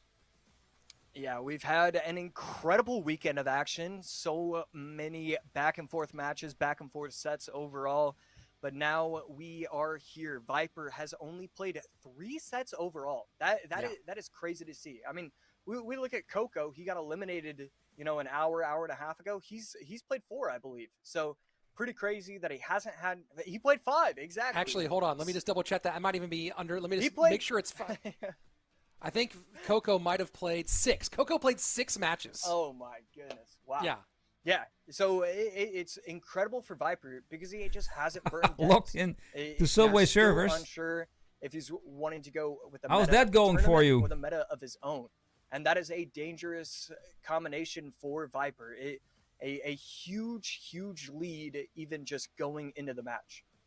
Well, and looking at this, over the course of 10 games played, 2, 4, 6, 8, Viper has played 9 different decks over the course of 10 games played, right? So that's another thing, too, is we've seen him only run 1 deck more than once. In general, it has been just keeping things very, very kind of unpredictable. And then you look at Wallace. Wallace has played 11 games. Look at Vitor. Vitor's played 11 games. Over the course of that, 1, 2, 3, 4, 5, 6, 7, 8, 10 decks. So Vitor has also been pretty varied, although maybe a bit more, some more overlap in some of those decks. But you have 2 guys who've really been deep into the deck pool, and we are ready.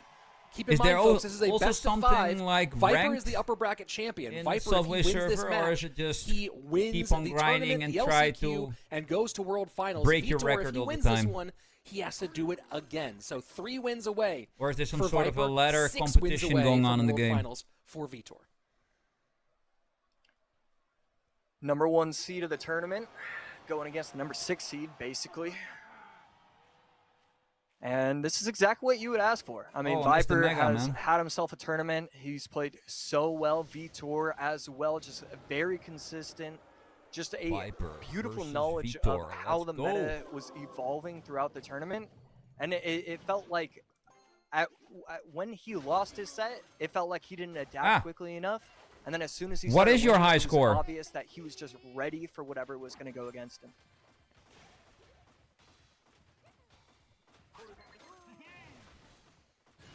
And Furnace will meet the machine. This time with running the Fish Boy. Vitor looking a little more like Royal Giant here. Yo, Ryan, what's up, man? Welcome to the stream, bro. He has How are answers, you? but I don't know if it's going to be 48 enough. million? The Vine's going to put in work, and it's going to get How the long shot. does it take to get to or 48 he million? gets stunned. The mini Peck has also taken that out, so What? left tower down to 1265, right tower down to 2224, and a perfect start. If you're Viper is doing pretty good. And Man, this, is, this Goblin Giant deck is so good. yeah, you know, giving me flashbacks to 2023. The Goblin Giant this meta is of like World the- Finals, so The current meta, I don't which know, is maybe the dirty. Goblin Giant can trip on his way to Atlanta. That might be helpful. I really wouldn't mind. I know you wouldn't, Josh.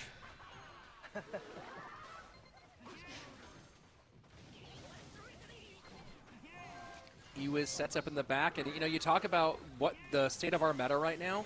There are so many cards that kind of have had fallen to the wayside, and just because of the way the meta has shifted, you know, we've seen a lot of Electro Wiz today, whereas Ewiz was kind of dead and competitive for a long time. Yeah, By the at way, this if you're new point, to it the just seems channel, like, please kind of necessary like to use and it in one of your subscribe. best of 5 sets. Right there, I'm Evo streaming Wish on top of the tower, every hitting it day. all the way down to 659.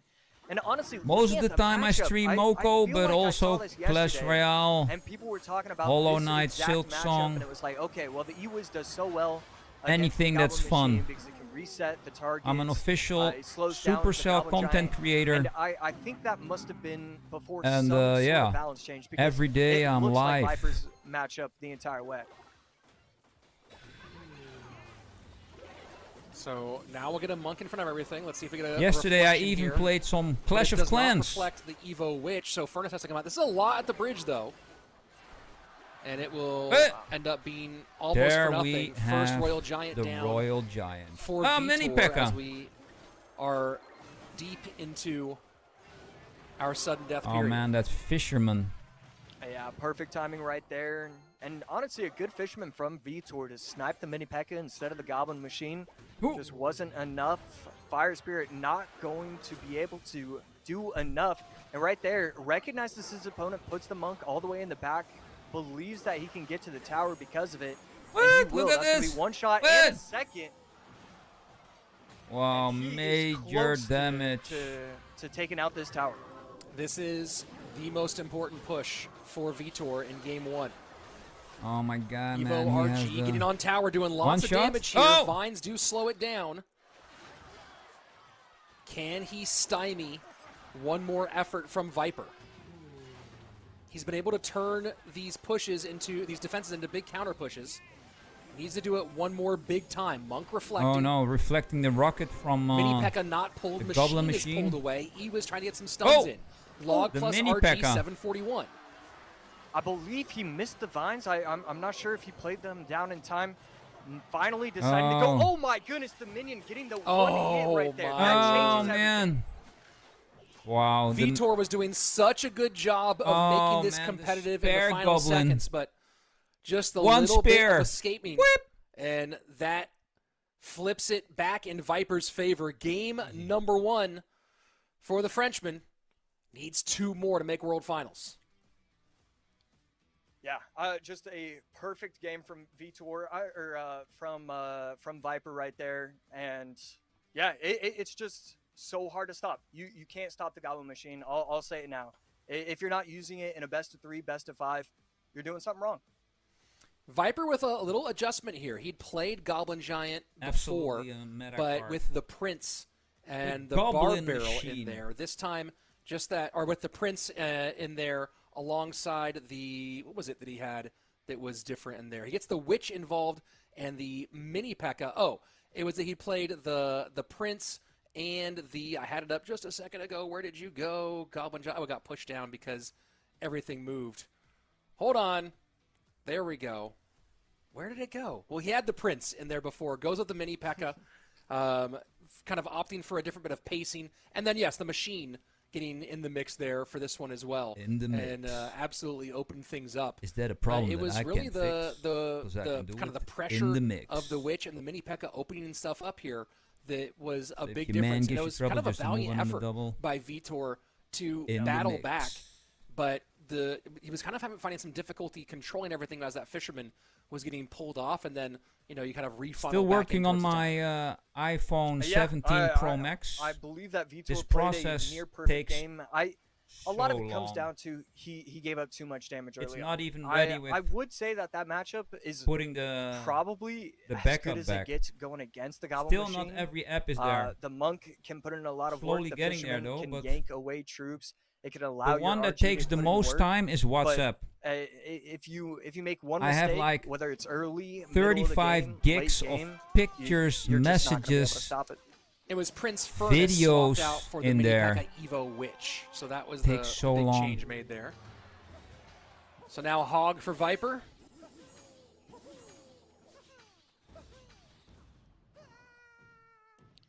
And perfect timing right there to activate the Monk's ability, takes the minions out, and slows down the Golden Knight.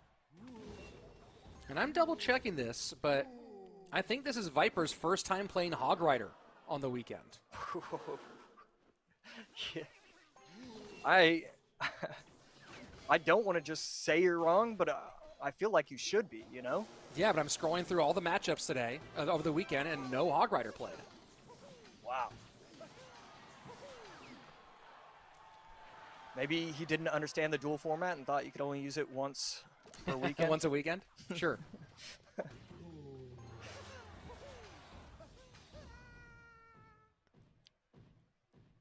Still unsure of what Vitor's last couple cards are. We've seen Inferno Dragon have kind of limited success this weekend, and it's usually paired with the P.E.K.K.A. or 150 the days of MK, non-stop and streaming. MK gonna be the deck of choice for A stream Vitor streak of 75. 150 days. We're almost half a year live. Yeah, haven't seen Bridge Spam from Vitor yet this weekend. Working out pretty well here We as the keep Ghost and the minions on get all streaming. over that tower. Absolutely Oh feasting. my god. And you see Viper, a little tilt to the head there, did not like the connection. No. Yeah, not exactly sure what he should have done in that moment. He probably just had to be Two quicker hits? with a couple of his cards. Wow, that's But way too at much least damage given up to some that Ghost. damage there. But, I mean, when you look at Viper's deck and Vitor's deck, if Viper Great doesn't monk. have the Monk in cycle, the Ghost wreaks Whoa! havoc. So it's not shocking Mega that Knight. that's the reason why Who Vitor knew? took this lead. And Mega that Knight. Evo I hate Inferno that Dragon card. gets some I good like work to done play in with it. before- Don't like to play despite against both it. the Oh, the- really?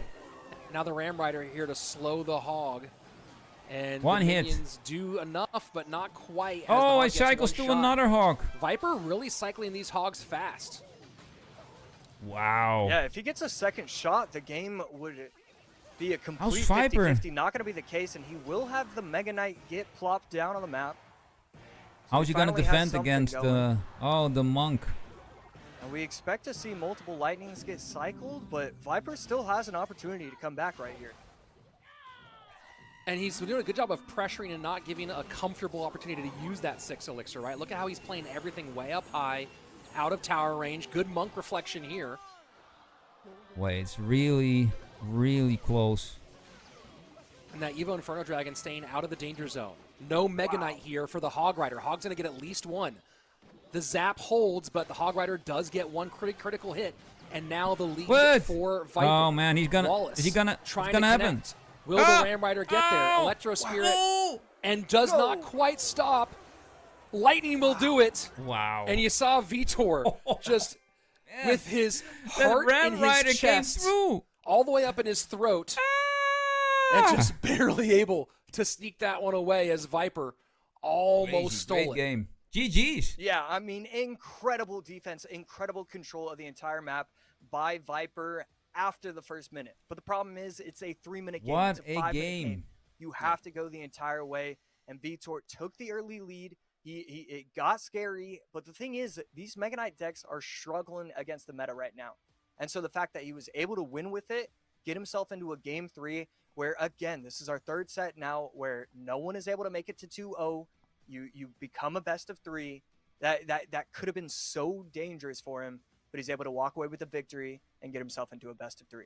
You know, I want to call out a couple of things here that we've been taught that are really interesting. First, pretty sure this is the first Zap I've seen in months in CRL, right? We're not seeing a lot of Zap being played. No. So you talk about not burning cards, great.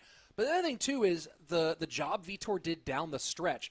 We didn't really ever see Mega Knight defending against those Hog Riders, right? We saw using other methodologies and freeing up Mega Knight to win bridge fights rather than forcing it to be a response to a Hog Rider and then get handled elsewise.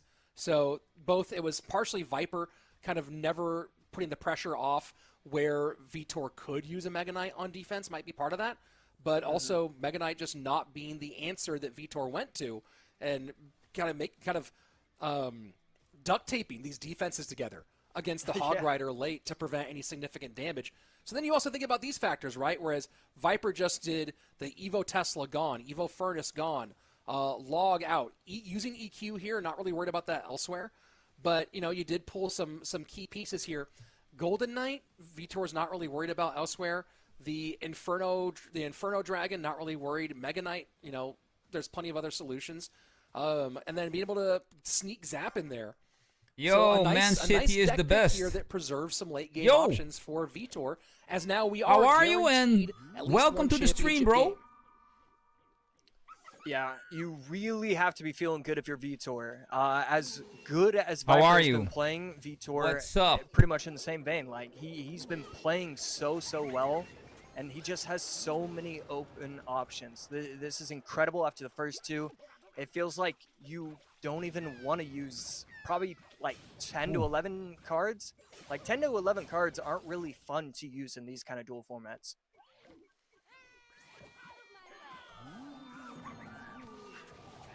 One connection. Wallbreaker will connect through all of that. Yeah, poor placement right there by the Ghost. Had to be a tile over, either left or right. Would have been able to swing at both, but instead, one does connect. Evo Executioner. Let's see. Hey! And one of the things to keep an eye out here is that at least Goblin so barrel. far, it seems like Viper does not have any really great responses. He has the snowball, which, you know, he wants to use to open up lanes. But he also has 2 different, but the wall breakers and the goblin barrel. No log, no barb barrel. So keep an eye on that as time goes on. Here comes the Evo barrel. Let's see. Oh man, look at the Evo. Solid executioner. Placed behind the Executioner. King Tower. Gets the goblins out of commission. He has just a way bigger X. You you want to assume P.E.K.K.A. or that? Mega Knight plus big spell, but it doesn't really make sense. You kind of need that secondary air targeting troop. try So still just kind of waiting, the sitting Evo around, Executioner. trying to figure it out. Such a great card. And another wall breaker has to get eaten by Viper. So maybe he's feeling like he can create a big push. And wow, first time seeing the boss today. Yeah, this definitely makes a little bit more sense right Boss there. bandit. Good timing on the giant snowball. And a clean defense, but now again you do have to worry about that, and that was almost one of the Connection, best wow. boss bandit activations I have ever seen, but instead doesn't make it to the wall breaker. And this Viper is forced to eat these goblin barrels. Vines will be enough when you add in the DPS and the Ice Spirit.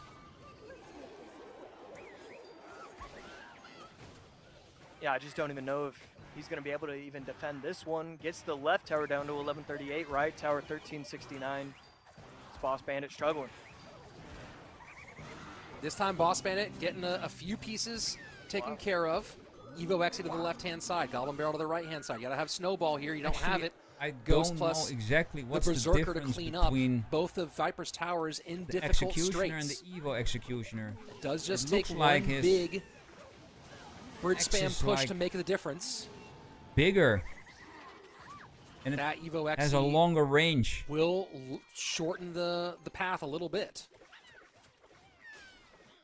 And right there, both wall breakers connecting, getting the left tower down to 747, right tower down to 618.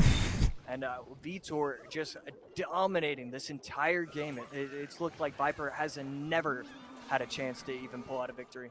When you see he had to eat that damage, he has to save the elixir and figure out how to overwhelm. He just can't, he has not found the math yet.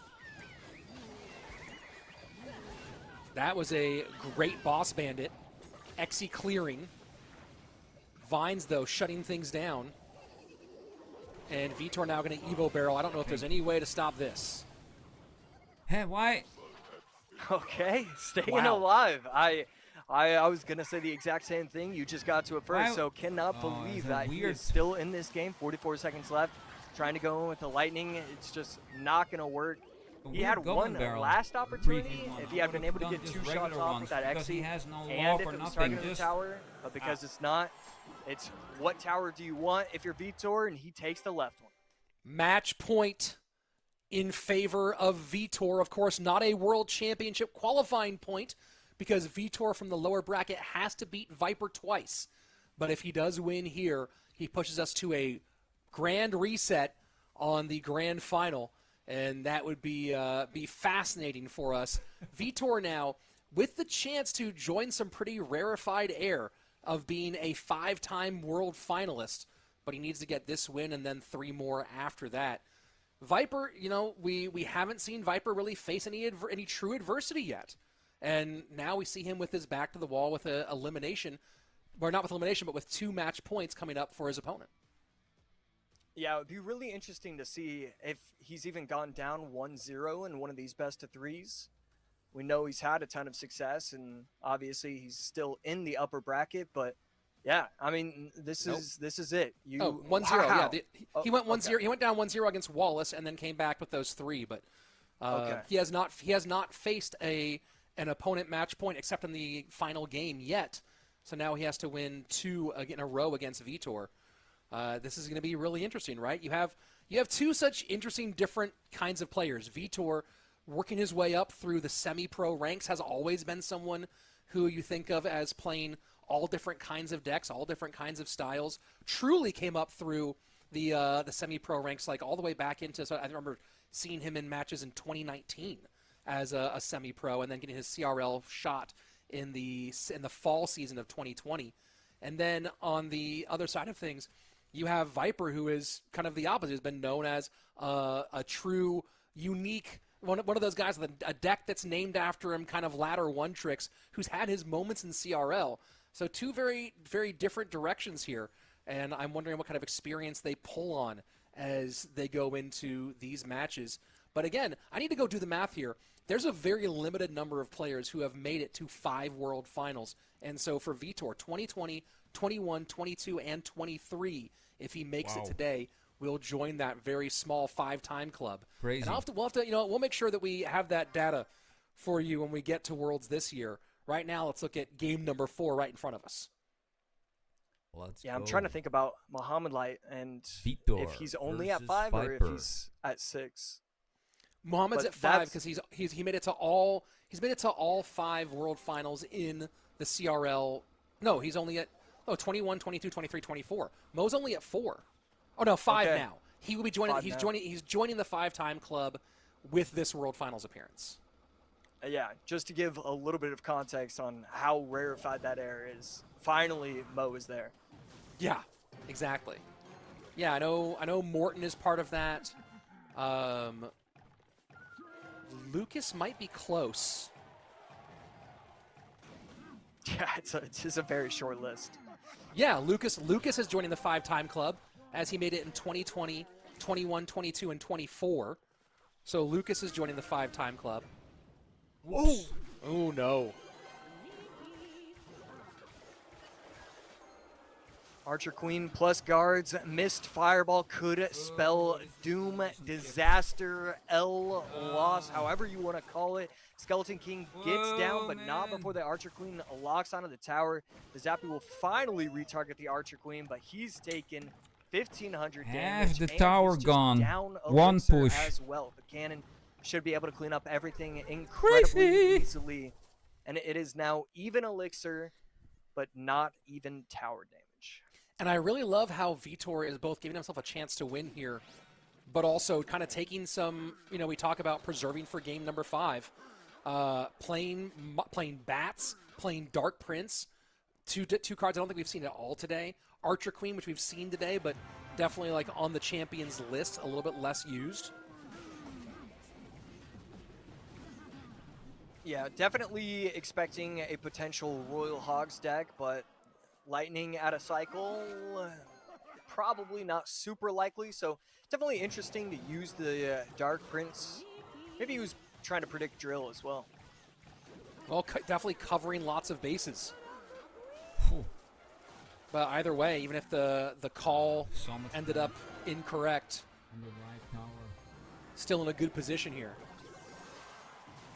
Peter's gonna take this one, and then he's done. That's gonna try and put in a lot of work. AQ going to be able to defend this pretty well, but RG still gonna get a couple shots.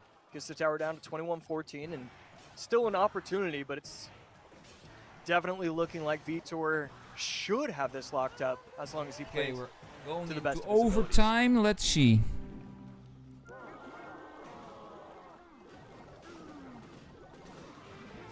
Are to get the skeletons off. Miner goes to the outside spot. 2 hits.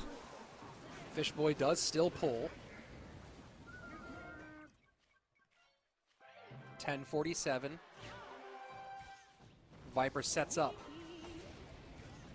Oh, wow. And the fireball, not enough. Just barely. Archer Queen stays alive. Oh. Wizard does connect. That could One be hit critical. from the Wizard. 1833. Keep an eye on those numbers. Yeah, and as hot as the start was for Vitor, he is struggling to get damage. It just feels like every single time he goes on offense, he's kind of throwing 5 elixir away for 150 damage. And that's never what you want to be doing. You want to be getting 300 to 400 if you're running one of these minor poison decks, and it's just not happening for him. So definitely has to worry as this game heads into triple elixir. Evo RG sets it to the left, final minute. Splitting the Zappies. Fisherman is in range. Down to 851. About 1,000 HP separating these two. Evo Wizard does not target the cannon. Vitor has a lot to worry about. 1 hit. Dark Prince to work on the Skeleton King. Oh my god. Wow, and there is a real opportunity for him to win this game. Oh, it was my. such a terrible start. Oh my. It gets the second shot. Wow. Viper, 2 big ones. Miner to the back. Vitor knows this is probably over. You see him slam the table. He is so frustrated. Okay, now still getting has miners to worry in. about the Dark Prince. The Dark Prince goes the wrong way. The Dark Prince goes the wrong way. Poison in. Is there another miner?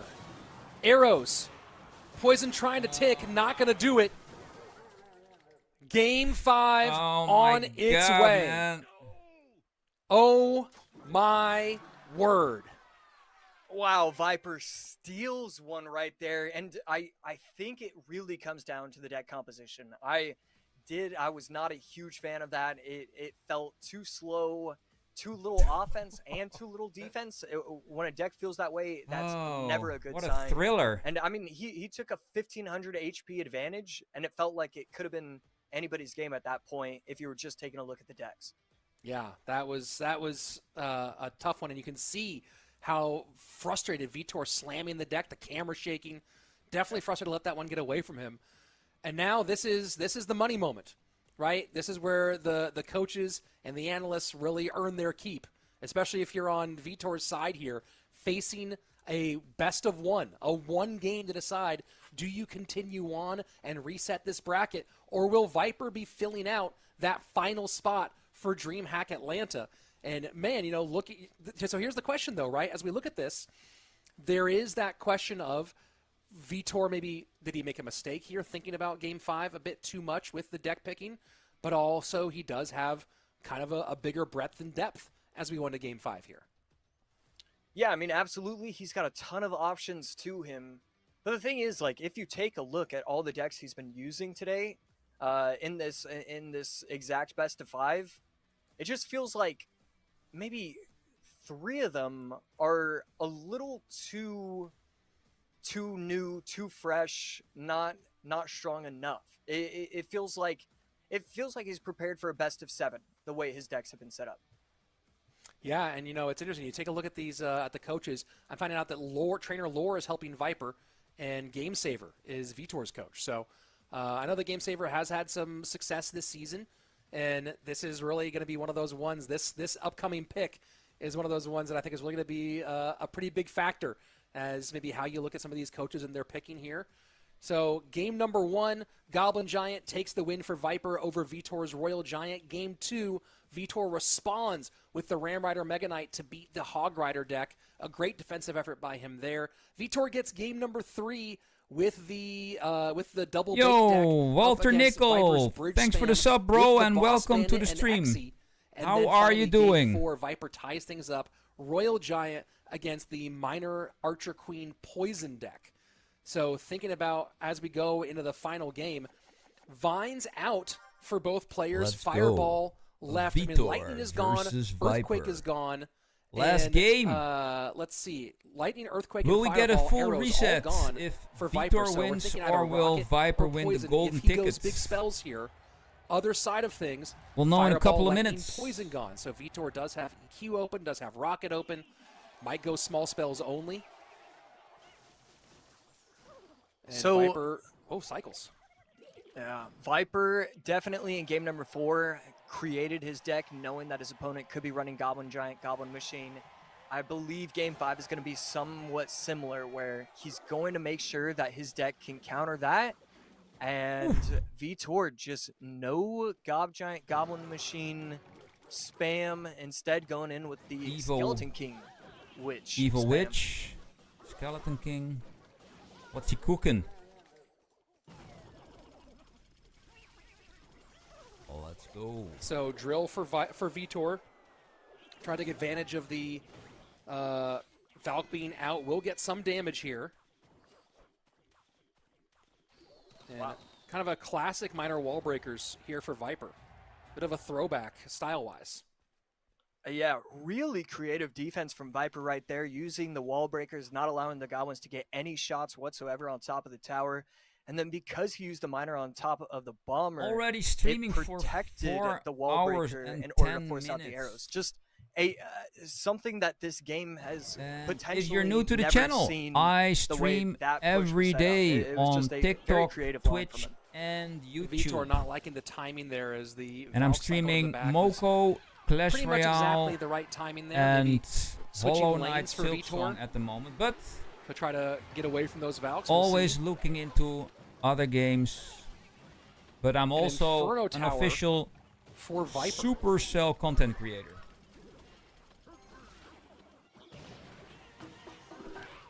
It could not. Inferno Tower We're in the last plus part of Evo the Valk going to be of the able to finale, defend everything pretty JD. properly.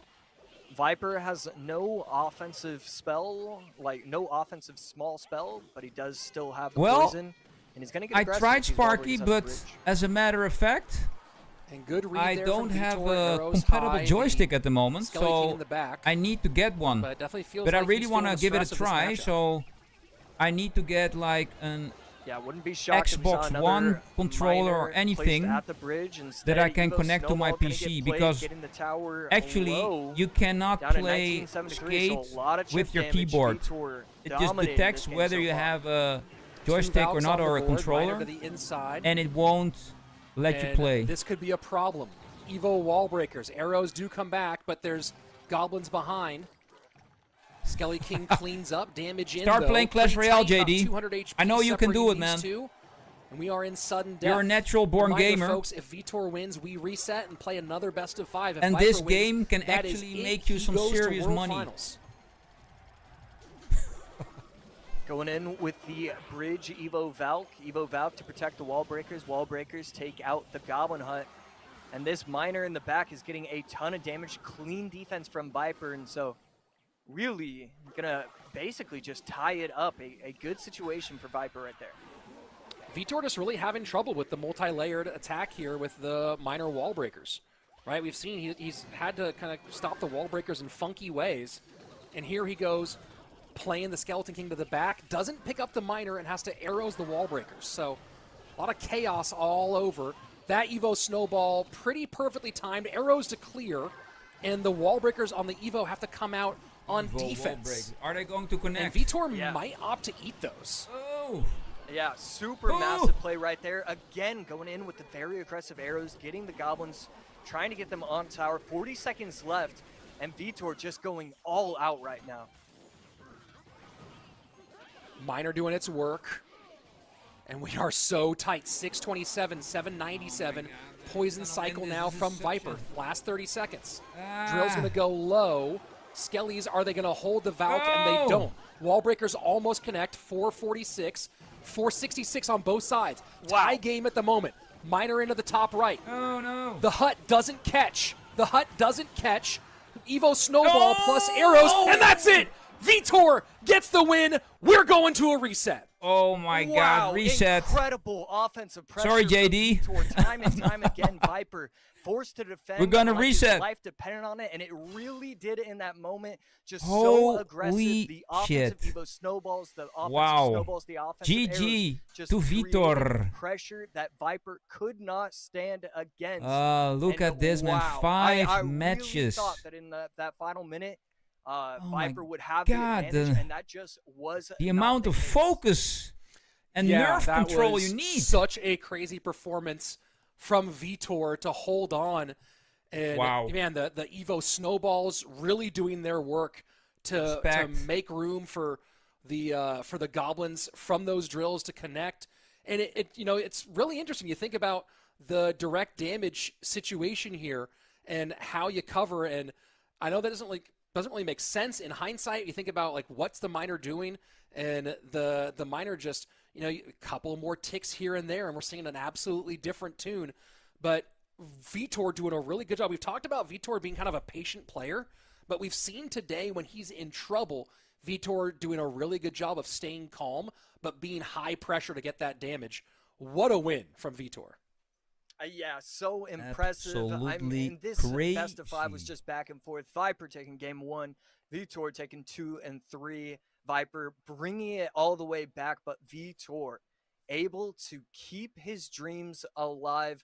I mean, all of these matchups, Viper, I loved his game. Number 1, Goblin Giant, Goblin Machine, always a good answer.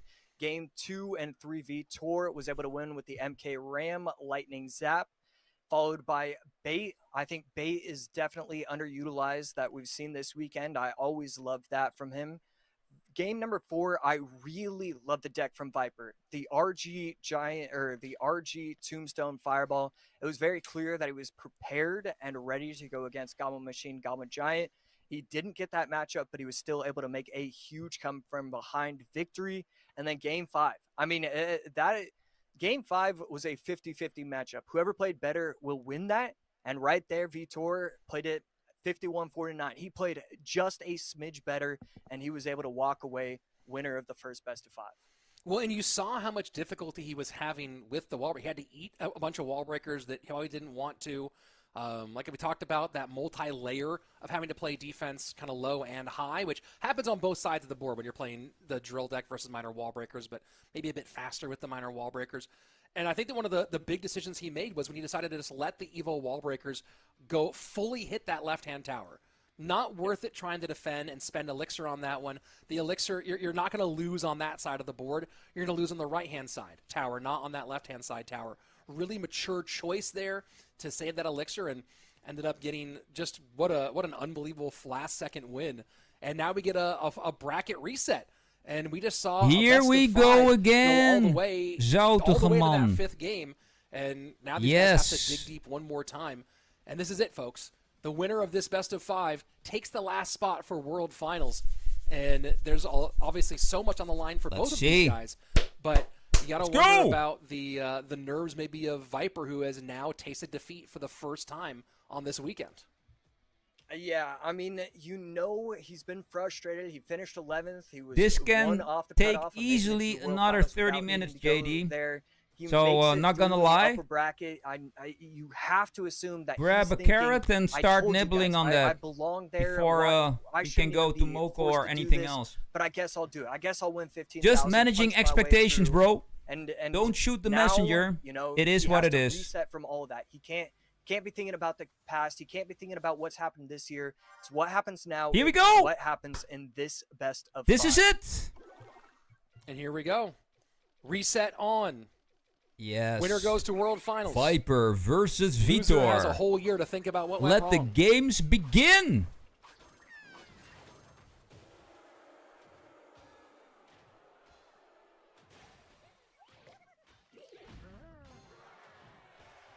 And Vitor opens Goblin Giant. And I really like Goblin Giant as a deck number 1 kind of deck. I know that your opponent.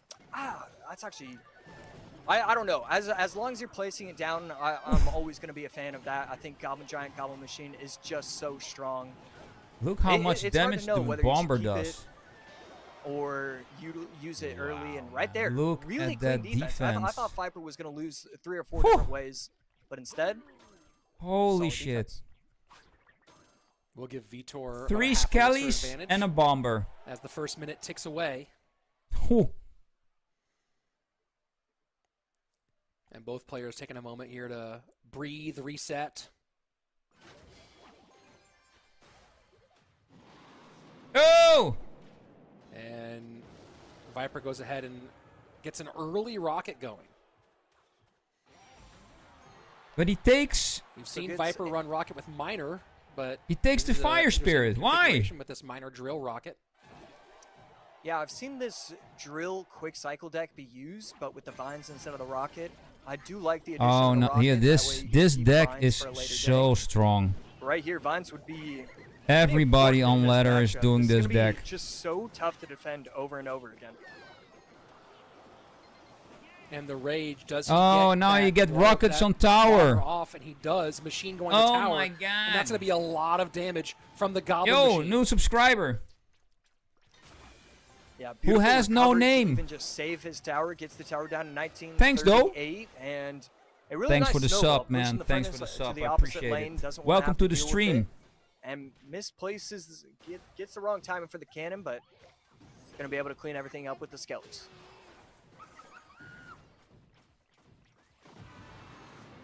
And whoa.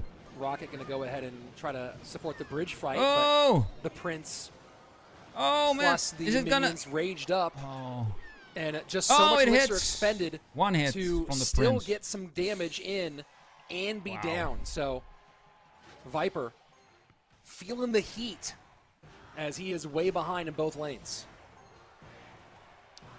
Yeah, the Furnace has proven to be so difficult to stop. I like the idea of getting the rocket on top of the tower and the Furnace, but, you know, even when you get that going for you, you're still losing 2 elixir. These defensive rockets, putting in the work, rockets but, I mean, it's just Prince half Bridge. the units you down. can't stop the Prince Bridge. And the Rage doing so much right now as well.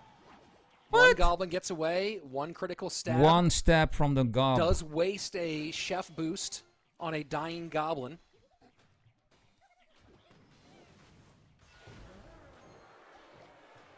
And again, thinking about usage here as we are now into these Super Championship. Almost exclusively Viper using the Princess for the tower. So like in Chef, whereas 5 Vitor weeks, has really mixed it up between the Princess, Cannoneer, and Chef. Go ahead. We'll have the right finale. There, this is the snowball. Left side going to be dangerous. Right side even more dangerous. Gets the tower down to 1203. Berserker putting in work, but that's another shot. Getting the tower down to 779, and Viper just he hasn't gone on offense for 3.5 minutes. It feels like he's just never had any sort of opportunity. Rocket coming down, misses the bar barrel. And I just don't know what you're supposed to do if you're Viper. Get ready for game 2. Get ready for game 2. Oh no! But did you see that? Oh man, the left-hand lane. Goblin Giant, the spear gobs doing damage. Oh, they are. Vitor just needs to not get horse to the barn syndrome here and recognize that he's got this thing all sewn up. Wow. Wow. Yeah, I mean, oh. The fact that Viper has been able to push this into a 4-minute, 50-second game is tremendous. Vitor going to take game number 1 after bringing himself to the bracket reset. Brilliant job to keep the momentum going. But, I mean, that was perfection defensively from Viper. It was just the matchup advantage was just way too strong right there. Does knowing that your opponent is pretty much only going to play Princess Tower impact deck building and deck selection significantly? I'd say like 10%, basically. You know that you don't have to worry about, you know, 1 or 2 things, but it doesn't affect too much. Like, yes, you know, the minion horde will get zapped and then the tower will take it. So, you know, if you knew that your opponent had Cannoneer, then you know that they're probably going to have arrows. So, like, it'll change things just a bit, but for the most part, you know, decks and the composition of them, it doesn't totally matter. So that's a great question, but it doesn't affect too much, but a little. So looking at game number 1, the Drill Rocket with the Evo Snowball now out for Viper. And game number 1, the Goblin Giant Furnace, Goblin Machine Prince, and then the Rage Barb Barrel. So it's interesting. Both of these decks, you know, not super cannibalizing, although I think maybe the Furnace and the Snowball both have some other applications here.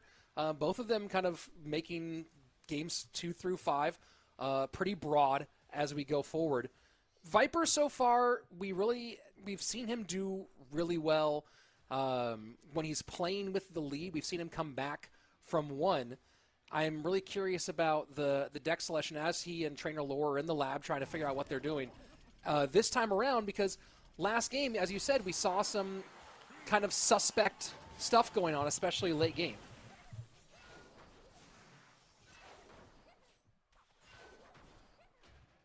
So here we go, game number 2. Game number 2, and Vitor's turn to go drill Snowball.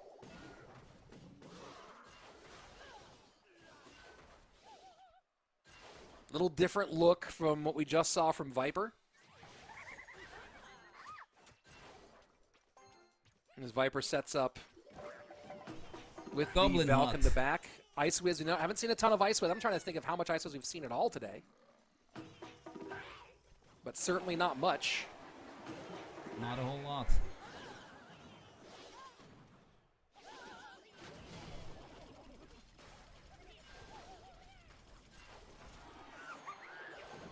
And Vitor playing with some pressure early. Oh! And Snowball will get a couple of stabs there. And that Fire Spirit might get a leap on tower, and it does. Huge Fire Spirit connection for Vitor as we pass the first 90 seconds. One elixir card. A huge lead. This is where you start getting worried for Viper. This is where you start Fireball thinking, damage. hey, you just lost a best of 5, tight one at the end of game game 5. Then you just kind of got a big struggle situation in game number 1.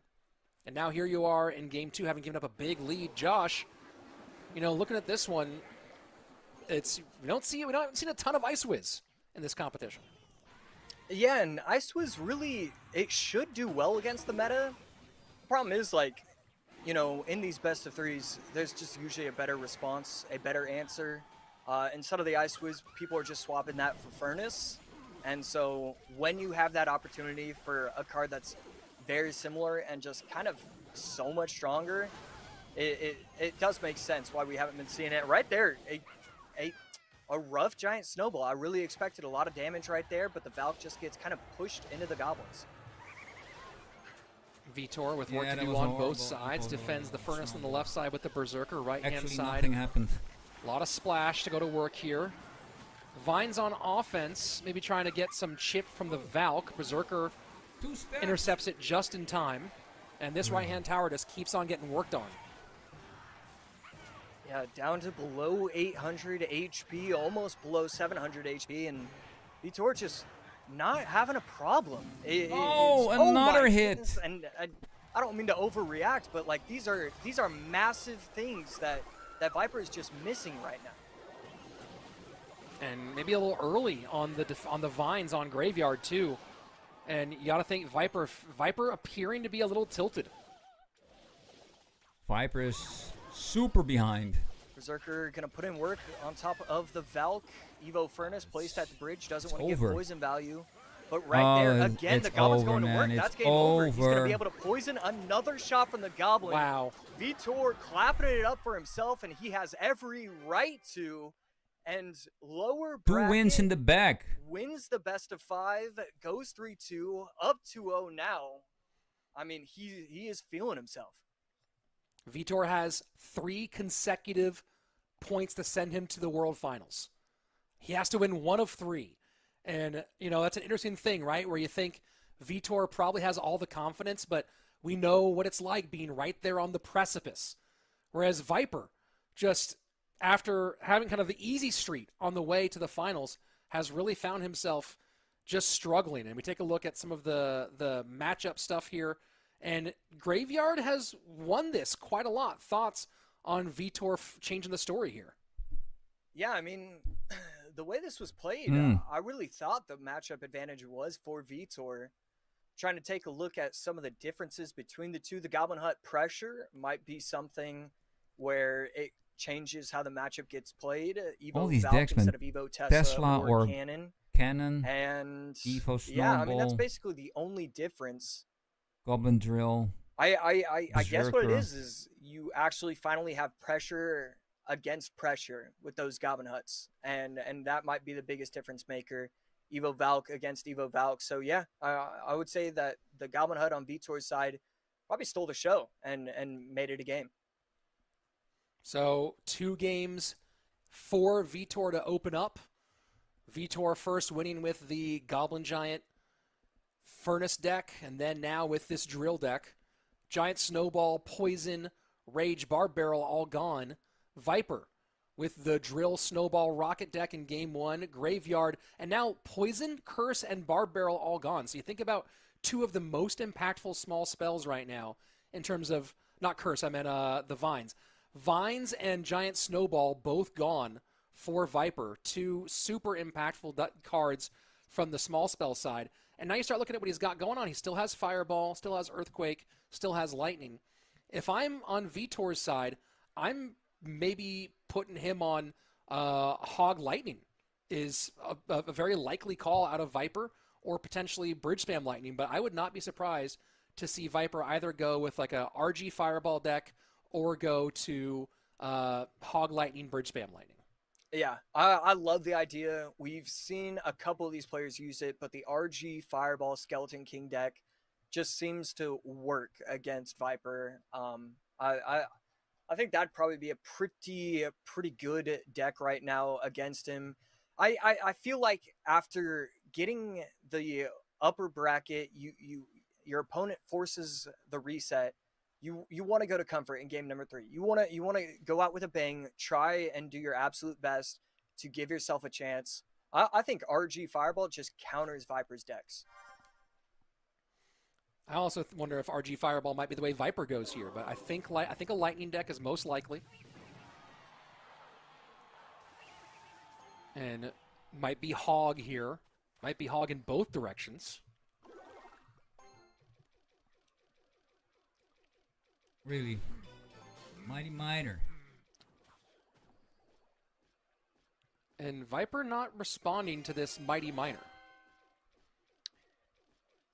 So I think Viper's probably using the RG Fireball. Vitor probably using the Royal Hogs. I would have liked to see Vitor activate King Tower. I was kind of surprised to see him block the E-Spirit with his own E-Spirit. Pigs going to the left-hand side. A little damage on both towers now for Vitor. Firecracker, as I guess part of the RG deck here. Thanks, and Sparky. Evo Firecracker as well. Likes are very much appreciated, and they only take I'm trying to think of what was used one click beforehand. One click for a like. Wizard, so swapping it up. Well, you can do it. The Evo Wizard and Evo RG. So now I'm starting to wonder if he's even running RG in general. Let's see if we can get 20 likes in. And he is. Here goes the slow. We're at 12 now. We can do 20. Chip damage here. And you know, you think about the choice here for Firecracker, which I think this is also our first Firecracker of the day, maybe of the weekend. Haven't seen much in the way of Firecracker, but you think about the choice of Firecracker here, and you look at one of the most annoying cards in the game, the Firecracker. Snowball. Doesn't have poison out there, so thinking maybe arrows is unlikely. Yeah, I do little bit understand of chip damage. The science behind that deck pick, and I really like it. I think there's a pretty big opportunity for it to put in work in this game.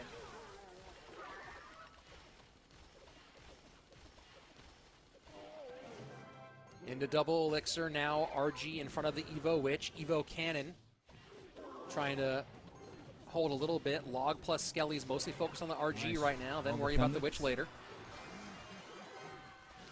Good timing with the E-Spirit and the Mighty Miner. Going to allow the Miner to lock there on she is, the Witch instead of anything else. Firecracker. Doing some and this is a big question, right? Does Vitor have any real way to get at the Evo Firecracker when it's on tower the other side? activation? Now the King Tower Let's activation go. will come in. Not the most impactful of King Tower activations, but certainly still could be helpful here and there. But you got to wonder, like, is Viper going to be able to abuse this Firecracker on his side of the board? So far, the story seems to be yes. So interesting that he's willing to cycle logs like that. He was super quick to figure that out as the method of choice, and right there, RG does get one shot. Vitor shaking his head, didn't want to allow that. Now it's equal.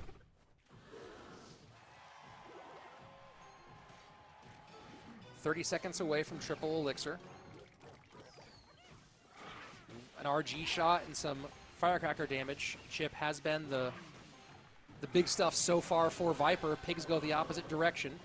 Evo Witch going to work. Log to clear. Pigs will get some damage. Still a lot of chip damage there. The Mighty Miner should get onto the RG now with the work done by the Electro Spirit. Firecracker just a centimeter away from locking onto the tower and getting some chip shots. Evo Baby Dragon to take out the Witch on the right side and going to get aggressive. So this RG should be stopped completely, and I believe so, especially with the help of the log. Great damage from Vitor here, who got a good read on the situation that there wasn't really any good way to take care of the skeletons that were doing DPS on that Royal Giant. Viper has 30 seconds to try to preserve his shot at World Finals. Yeah, just shaking his head. It doesn't look like he has any option, any chance of getting it. I mean, just scratching his head right now. And this Baby Dragon, I mean, Vitor's got this. RG in, and Viper had no way to shut this down. Vitor knows it. Vitor knows it. So pumped up. And Vitor returns to World Finals for the 5th time in his career. He will see you in Atlanta. Wow. GG's. Congratulations to Vitor. I mean, bringing it, forcing. Okay, there's a prize coming, ladies and gentlemen. There is. You know that you're going to have to win a prize coming. Vitor, congratulations, man. Gets himself into the second set, and then 1, 2, 3. Nobody had gone 2-0 in any of these best-of-5 sets. He said, well, I'm not going to stop at 2-0. I'm going to go 3. And he is now our champion. Unbelievable. He's going to be our champion going to the World Finals. And all right. It almost feels like what's a World Finals without Vitor in it? Yeah. After having him there keep your phones so many ready. Times over and over again. I expect the third prize excitement any moment. In that response, the moment he knew he locked it up. And, you talk about gutting out a performance here. Vitor on top of the podium with his friend and former teammate Wallace Viper there in number 2. But, yeah, talking about just what it took to get him not here. Bad. The loss to For Wallace a couple of games. in round 2 after winning that first one, dropping down and fighting through that lower bracket. He faced Coco twice, faced Wallace twice, faced Viper twice, and got a win over Clown for what has really been an impressive performance. 5-1 overall to get there. 14 games won, 17 games lost, and just an absolute show of veteran poise and skill to get this win and secure what is the other name that I couldn't see was People. Yeah, he was Thanks, getting People, some for the serious sub airtime on his celebration. Cheers, bro. Definitely Appreciate it. should be proud of himself on that. And here we go. This is the graphic of all of our world finalists. And man, we have such a stacked lineup. Yeah, look at this, guys. And it's so crazy when we look at the quality of this World Finals, where almost everyone here, except for just 2 players, except for Frontier Guard and Ian, everyone here has been to World Finals before. Most of them have been multiple times before, right? Frontier Guard, this is for Pedro got second at Worlds. Moogie and Mohammed Light, of course, both 2-time world champions. Igor, a former world champion, and third place in that first solo He's out, one, bro. where Moogie and he Bo didn't make ended up it. getting first and second respectively. Very sad about Vitor that. joining. What an amazing World Finals class. And this is one of those No ones Ryley, where man. obviously you always say that Mohammed Light is the favorite, but man, there are so many live and dangerous players in this Worlds. I am so excited for Atlanta. Yeah, and I mean, if you take a look at all these players, I'll be streaming that as well. Moogie, At least the finale. Zopson, but I think it will be 3 days. He's played for the last 8 years competitively. He's not going to be scared of any one person. Lucas wants to get his revenge. He wants to beat him. But Pedro this is, of course, the event we've all been waiting for a year. That's the best part. It's not just that the talent is there. It's not just that the meta should be entertaining. Sam, should be Sub, interesting. Sandbox, It's that none Pedro, of these players Moogie, are Mohammed Light, as Lucas, long as they play Ian, their best game, Frontier they Guard, know that Igor, they have the Adriel, and opportunity, Vitor. the chance to knock him off the podium, beat him. That's why I'm so excited about this. Great players. Yeah, I mean, you think about the list of players here. Adriel's the one. Lucas who was there last year as well in 2023, in what was kind Moogie of a shocking there. result in that matchup. So Mohammed Light was also there for I'm very excited one. to see the return of Igor after we, of and, course, winning World Finals in 2019. Ian was walking around there. I was actually there in Finland, in Helsinki. Making it a top 3. It was a great event. In front of a crowd. It was cold, but it was great. For a long time. That's exciting. A lot Lots of players snow here too. When you think about this one, a lot of players who have experience, not of course just at World Finals, but Sam played. I'm not going to Atlanta. Played live for a long time. Too far. Finland is really close for me. It's this is hour and a half flight, but Atlanta for 3 days. I gotta say, I mean, out of all the players, all the players, I'm either an 8, 9, or 10 out of 10 in excitement for. Zopsam is the only one who makes the 10 out of 10. I cannot wait to see him perform. We're waiting for the final prize, ladies and gentlemen. So any moment now we'll get the wants to make that insane QR code that the casters are going to be talking about for the next 45 minutes. Keep your phones close so you can make a picture of the QR code. Yeah, I mean, I'm going to go ahead and have to do a counting of who has the most World Finals here. Mohammed Light, of course, making his 5th appearance at World Finals, and now we have Vitor joining the 5-time club, which there's a pretty small list. I believe Lucas is on that list. Moogie is either on that list or very close to being on that list. So you have a lot of multiple-time World Finalists, and I think we're getting ourselves ready here. I don't know if we have him yet, but we're going to get our number 12 player in our 2025 World Finals and 5th-time world finalist here in Vitor for an interview in just a moment. I'll see if production has him ready, but we're working on getting that up. We'll have him in here in just a minute. Josh, let's turn the focus to this weekend and to Vitor here. What do you really think of as the defining moment for Vitor in terms of coming towards this this qualification? Yeah, I mean, that's a phenomenal question. Vitor, I mean, when I take a look at everything he's done, he was able to knock off certain players. He was the one that was able to beat Coco twice, I believe, and I don't even know. It's just the consistency was unreal, and it's welcome, Vitor. Congratulations on making it to Atlanta. Vitor, can you hear us? Let's see if we can. I don't know if he hears us yet. We'll get production working on making sure he can. They're gonna solve that audio problem here in just one moment. You know, I gotta think that when it comes down to all of these things, it has to be Game 5 of the first set for the Grand Finals. A game that got really, really tight, and where he made a couple of really good choices at the end, letting the wall breakers connect, saving that elixir so he could have enough to really put the pedal to the metal, really turn the faucet all the way on to get that damage back the opposite direction and get the win in that Game 5. That one to me has to be probably the defining moment of this tour.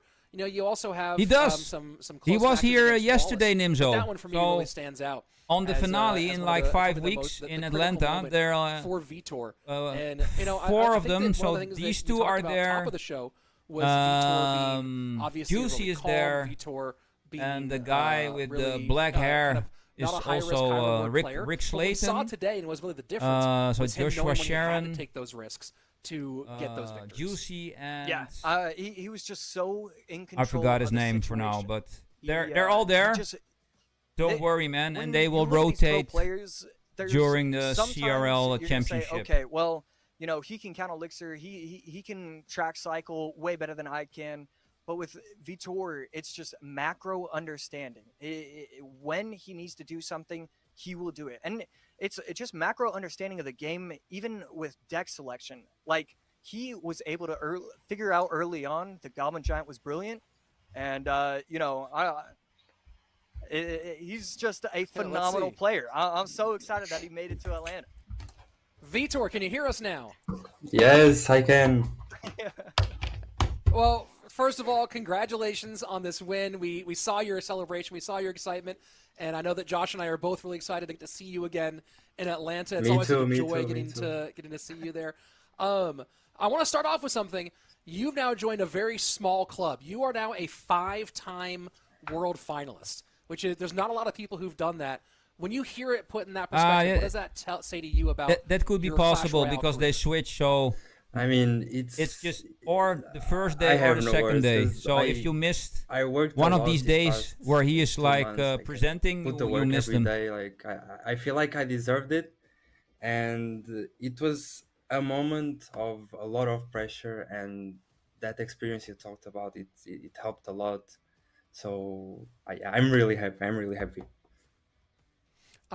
Thinking about, Josh and I were just talking about this, about how what we thought the defining moment of the weekend was.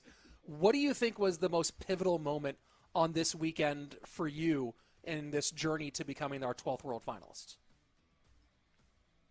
Definitely the work before presenters the are Rich Slayton, Andrew Guy, like, Juicy J, and Joshua Sharon. So Andrew Guy is against pro players. The one I forgot his name. So the practice with my coach as well, Games Saver, shout out to him, he's the best. He put a lot of work, like both of us, a lot of hours in this. Like we practice duels every day, so it's just a competition. Certainly. I mean, it's not just a competition, of course, but there's a lot of pressure involved. But yeah, it's what we do every day. So, go ahead. How are you preparing differently, similarly for this World Finals compared to previous World Finals? Madrigal. Definitely practicing alone without people in call. There's no free Evo, man. Helps a lot to focus more on the game. There are two of those boxes. In this Last Chance Qualifier, I was more hungry to win because it was literally the last chance. Banner. And I feel like I didn't put in the work in the last months. And the banner. Man, I wish there was an Evo. I definitely work more. But actually, last summer, you could win 3 Evos. Let your heart rate come down. So that was kind of like a dead time for Supercell, and they thought, well, let's kind of give the community something special. And like every 2 weeks, you could win an Evo. But yeah, that's already over.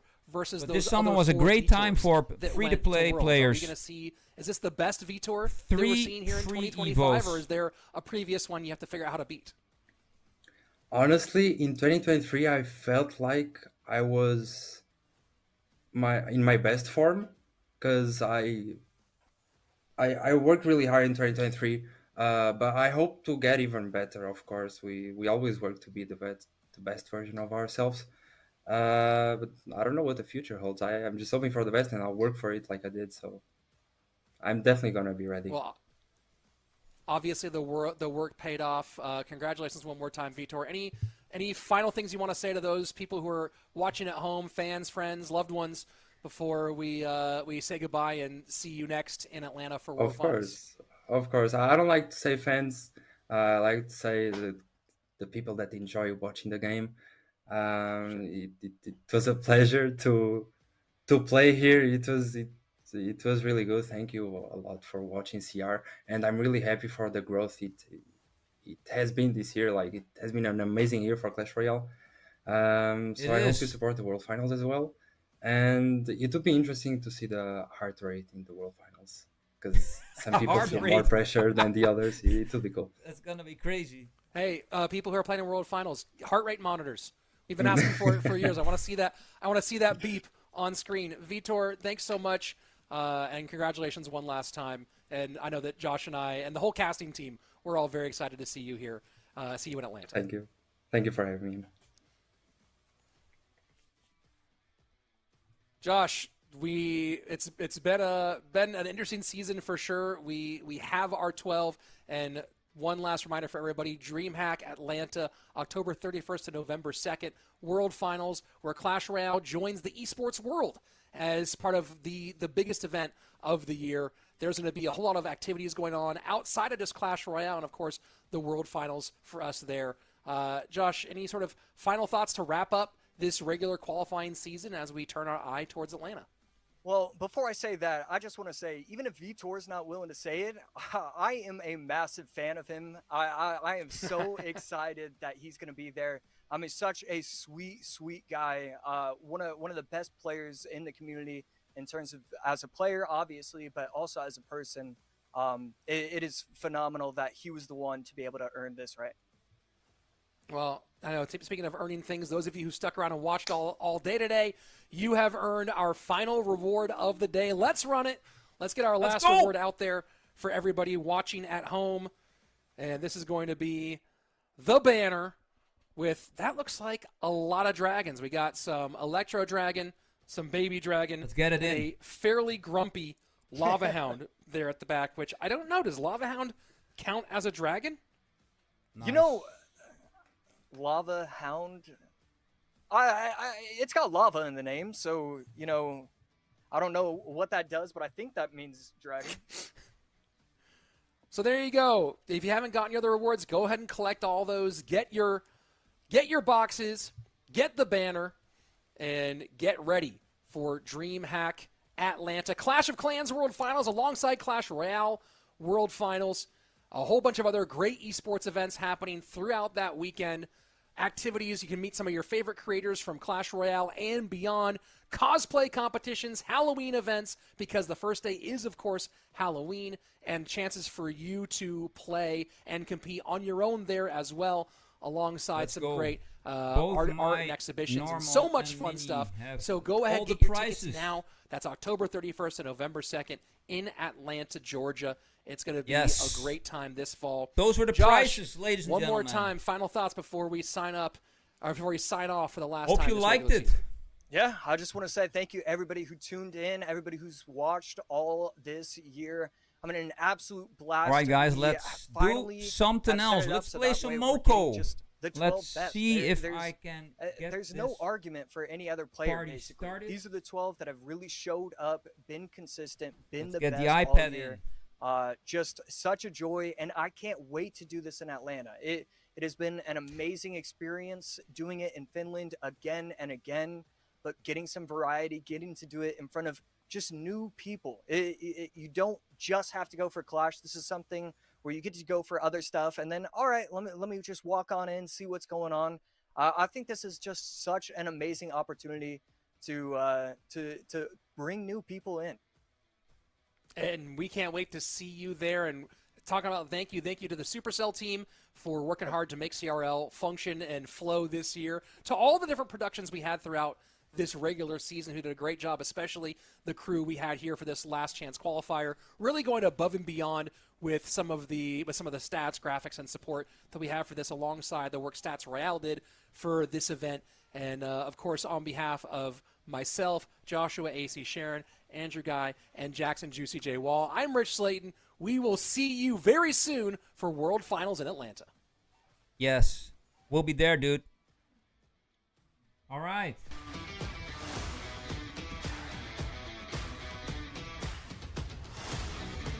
Yes, bros, ladies and gentlemen, thanks for watching this part of the stream. This was the Last Chance Qualifier. Vitor won the golden ticket. We'll be seeing him and the 12 or the 11 other players go for the World Championship and the final crown. Who will be the next World Champion in 2025? Alright, I'm gonna switch over to Moko. Let's go, peeps. Here we go. Yes. Alrighty, let's play some music, because this is a bit boring.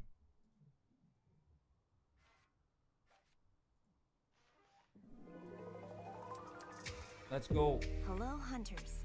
It's Luna. Take a chill pill Let's from go. Honey Monsters and relax to some lo-fi beats from yours truly. See ya. JD, are you still there, man?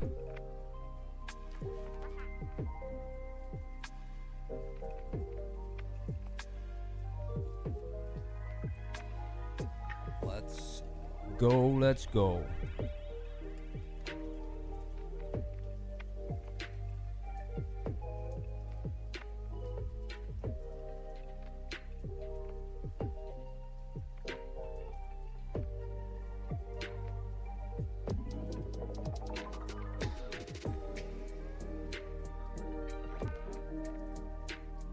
Still locked in? No worries. I'm finally locked out. Time for something else. We've been streaming for almost 5 hours. Along Moko Mechanics. Let's see if there is anything going on in terms of... Oh, by the way, I have a new group. Please feel free to join.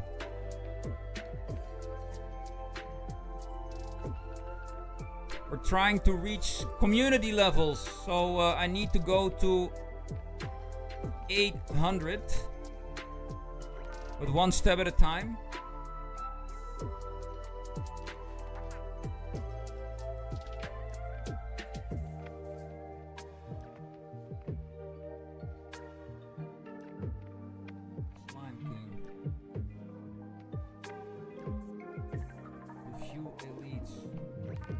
I'm just going to start here with this right here.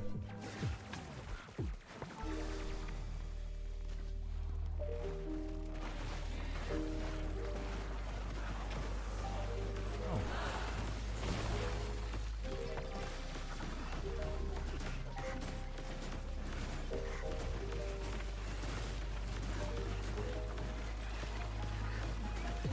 Wait, which?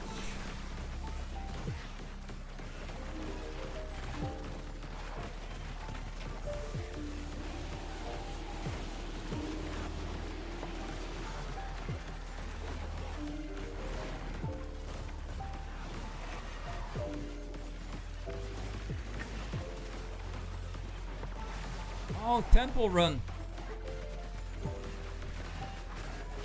But Subway Surfer, in the end, became bigger, I guess.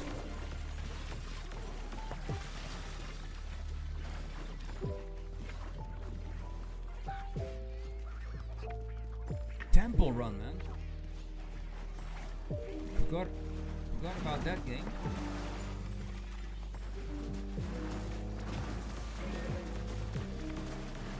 Oh, overcharged totem.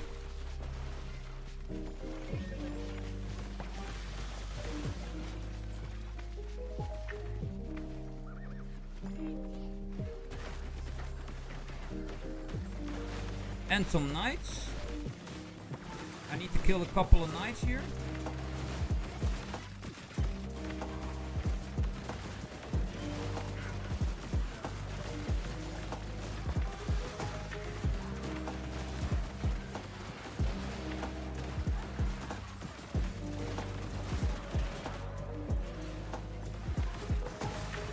Knights are done. But at least this is an overcharged totem.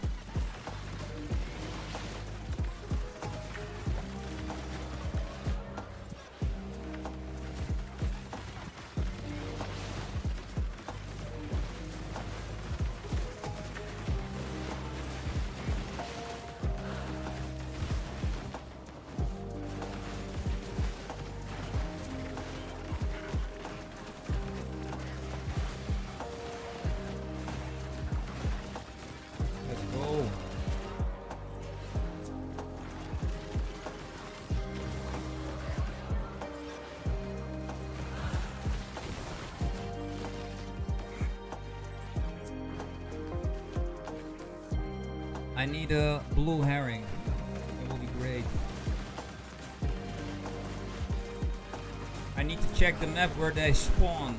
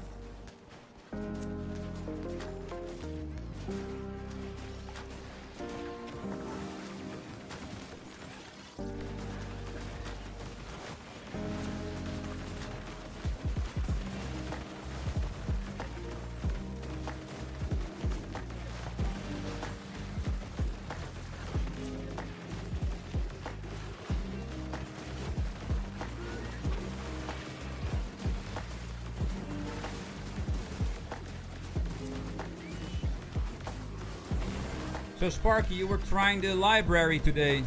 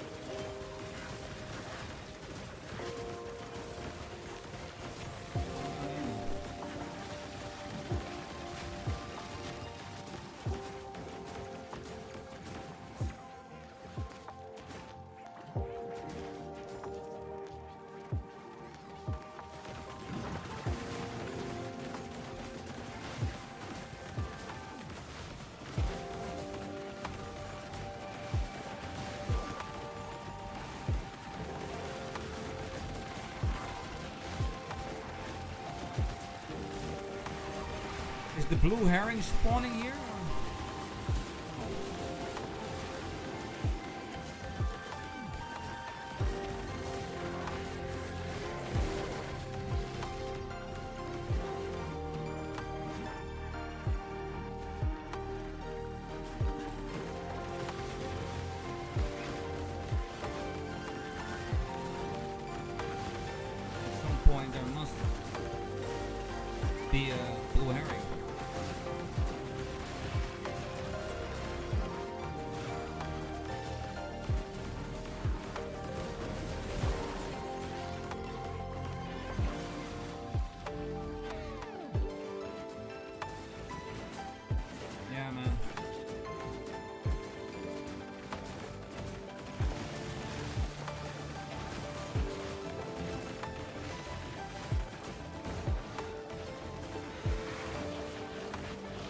It's crazy.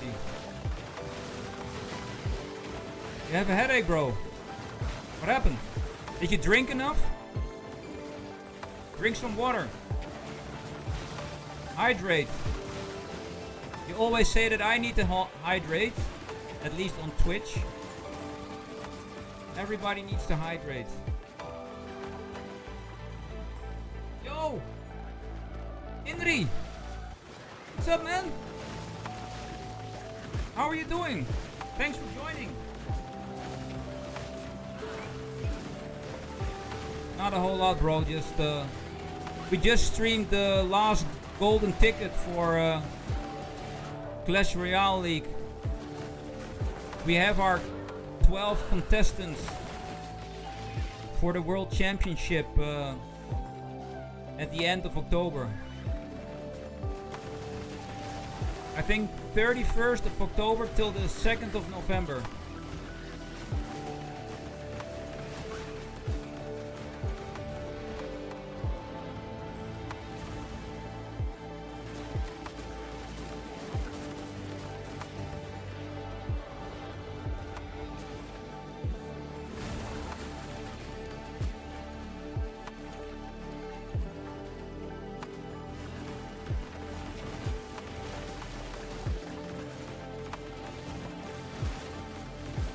Yes. I need a blue herring, man. But these people are just doing totems without blue herrings. Maybe this one.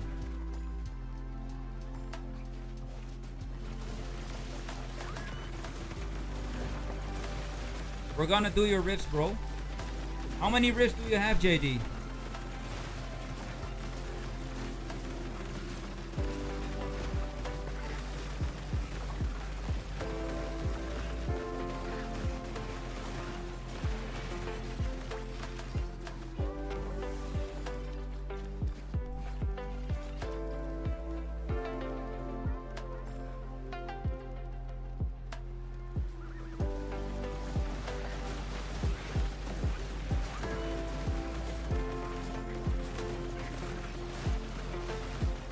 Watch the map. This sucks.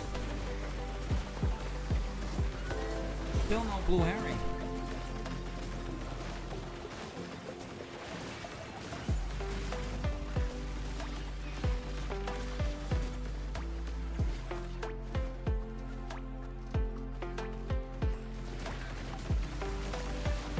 Okay, let me check the map, man.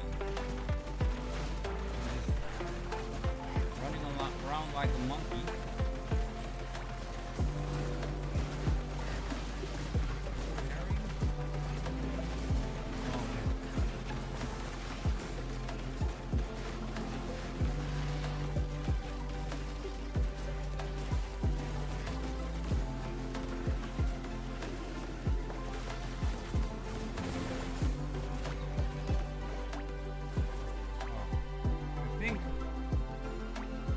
Actually, this one here has a blue herring.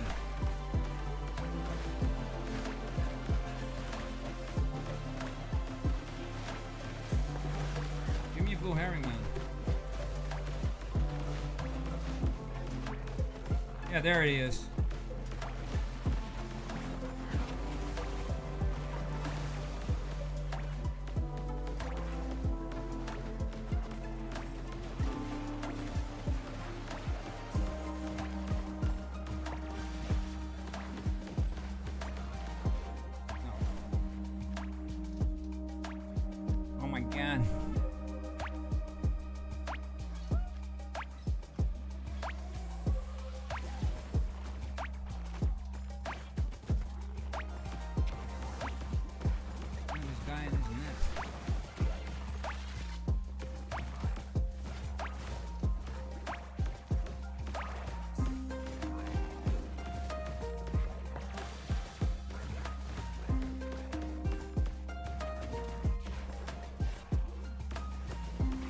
have here?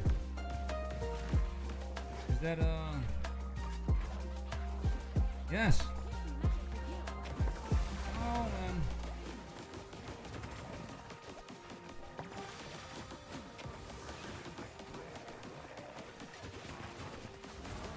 Yes, man. Thanks for the coffee. It made all the difference. I'm out. Sorry about that. Took very, very long. Ah, yes. I'm coming, JD. I'm coming. Let me collect my stuff.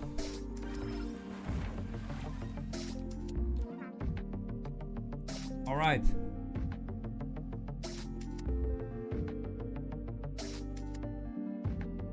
$50 million. Victoria, what about helping JD to do some easy rifts? Are you down for that?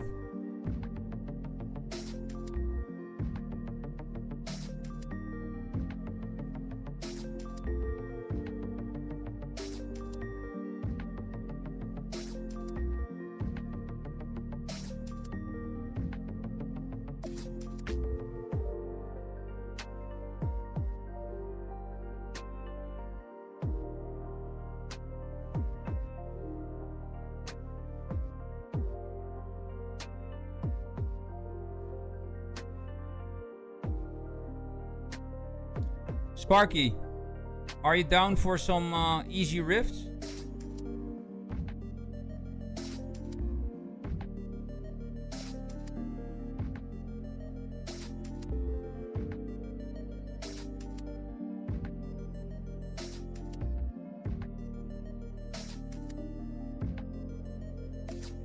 How many rifts do you need to do, JD?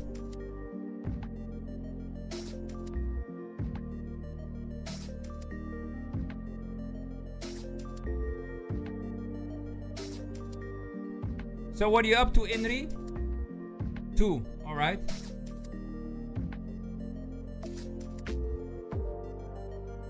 Yo, Sparky, you wanna join? We need to help JD.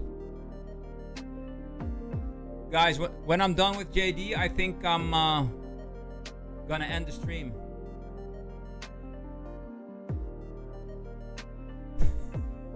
Oh, sorry, man. My bad.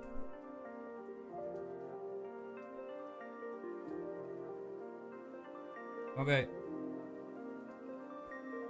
Who wants to help in Moko?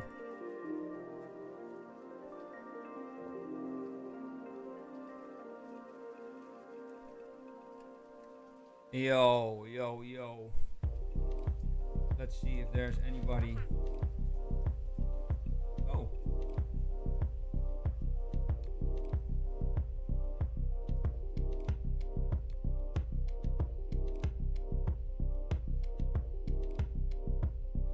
Chris. Okay.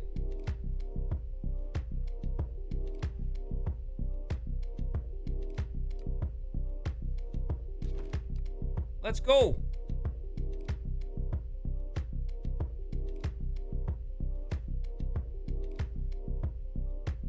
Nice. Where did these people come from?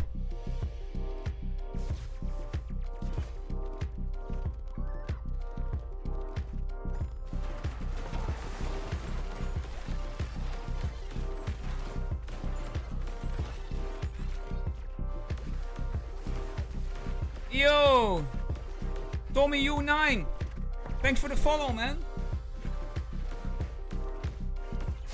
Thank you, and welcome to the stream. What's up?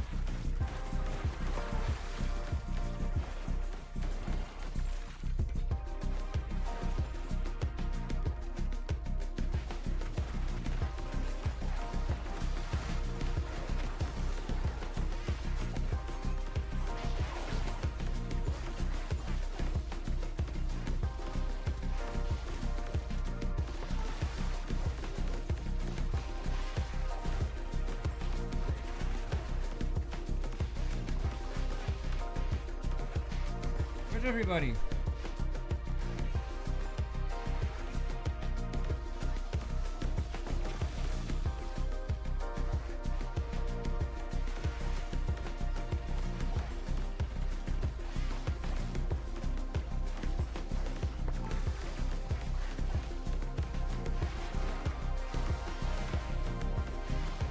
Completely the wrong setup here.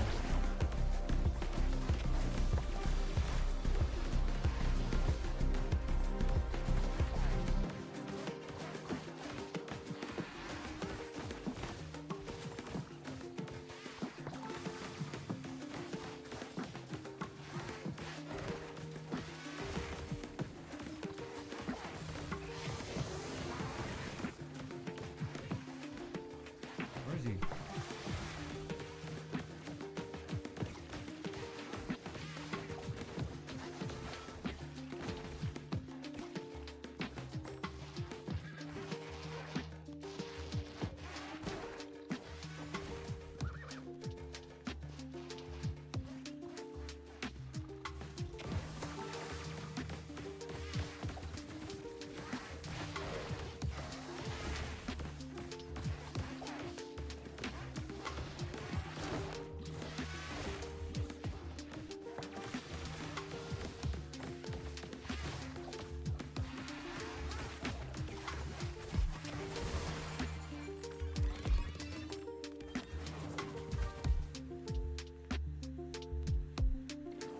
Yo! Link for the banner! I do! Hold on. I made a picture, man.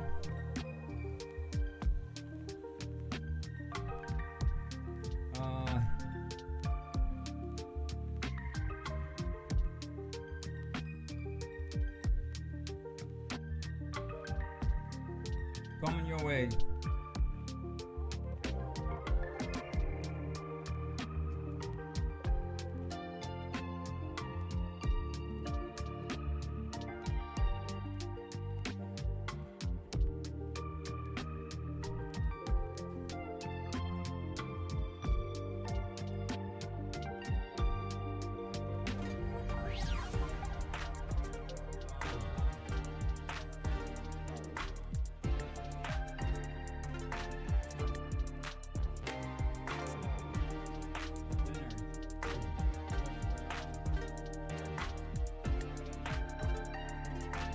Here you go, man. Let me know if it worked. LXNDR.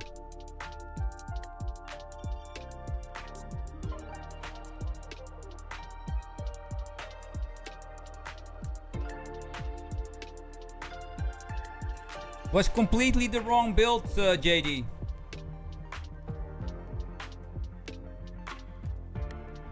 Banner from... Sure.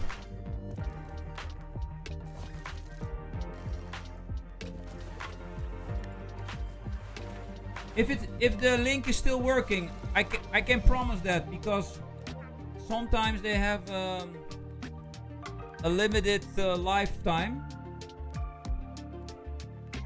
But I do have it.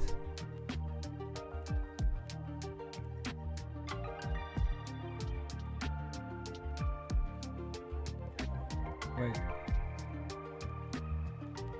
Yeah, I have it.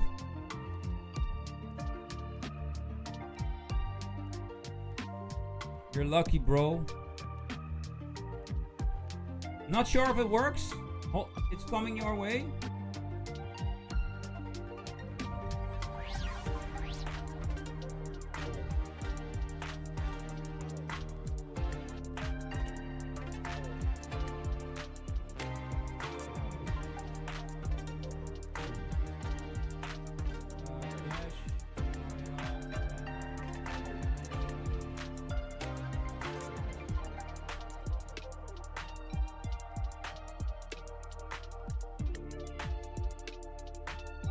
Yo, huge dragon, man. What's up?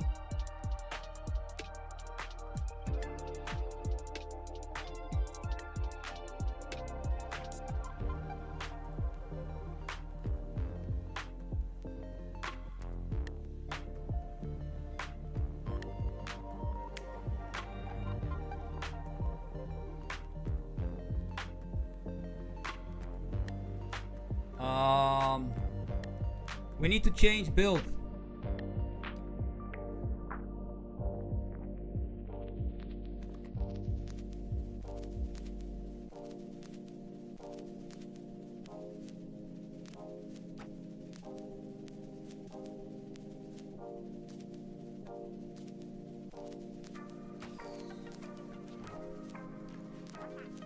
Copy.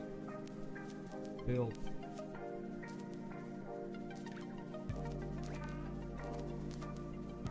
What are you running? Actually, that's also good. Maybe that's... Is that the best build, Huge Dragon? The one you're running? But we can mix it up a little bit. You can keep yours, Huge Dragon. I think that's a decent build.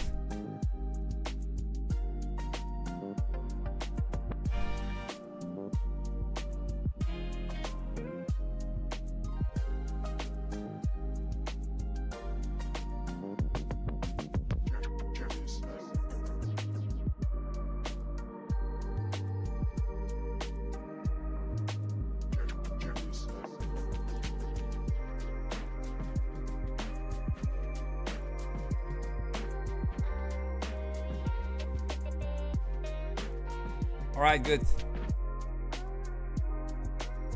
At least we need some chickens. Let's go. Let's do this.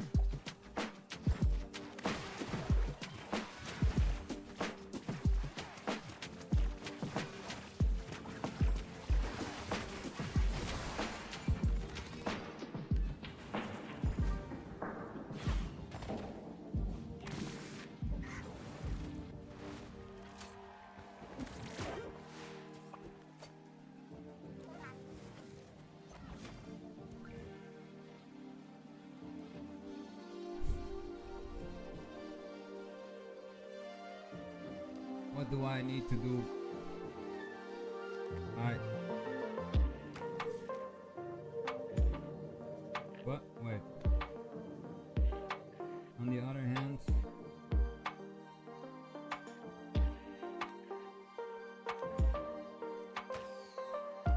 Okay. Let's go.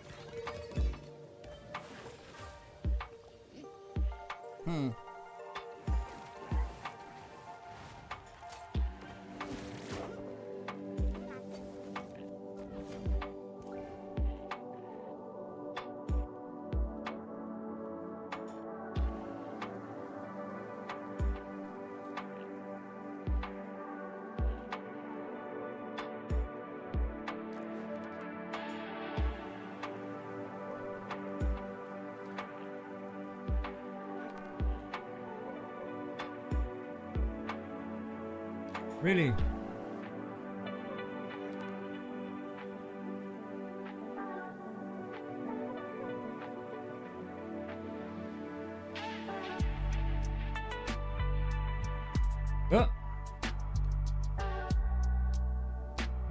We need a 100 plus player. Let's see.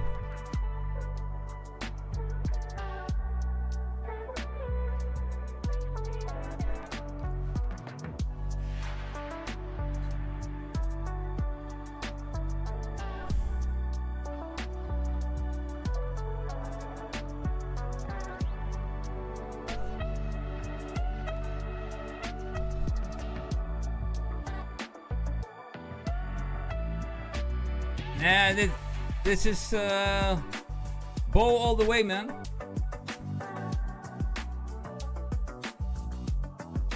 But we need a decent player to help us out.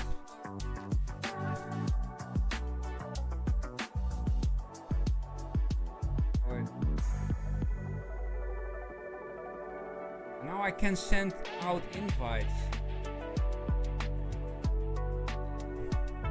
Game so fucking buggy.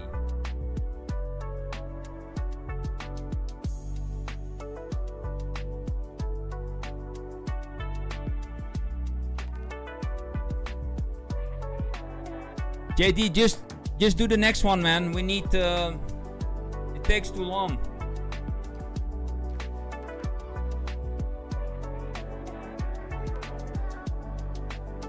Yo.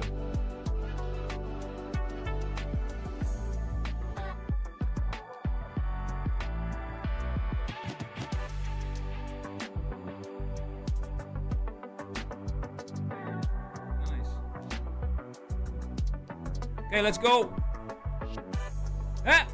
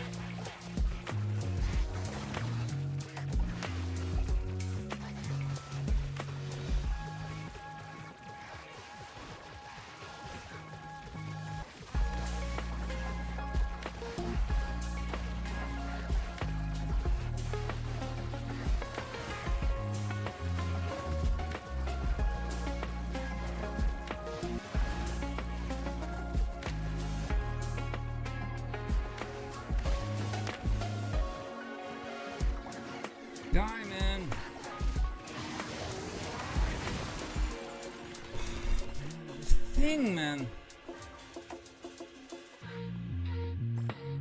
Damn it. Why is it not dying?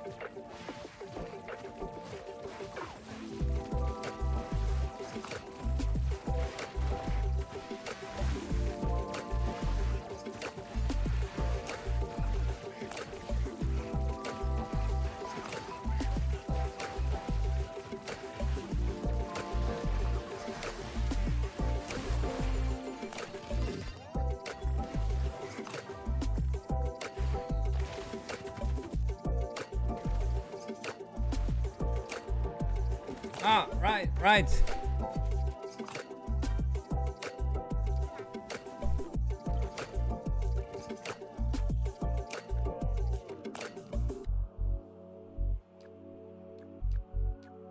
Remove chickens, huge dragon. Chickens out.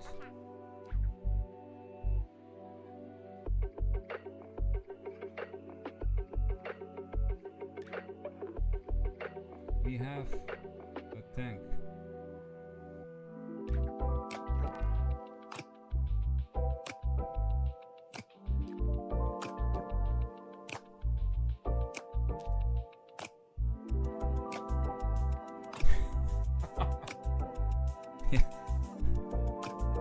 I know.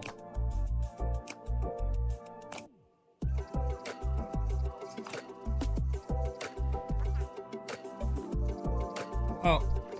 No. Oh no, man. Jesus. Why? I'm gonna restart the fucking game. Let me send invites if I want to send invites. Ah!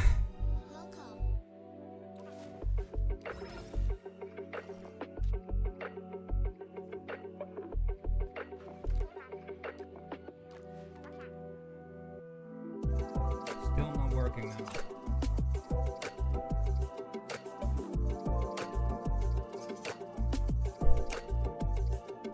If you hit the invite button, send it.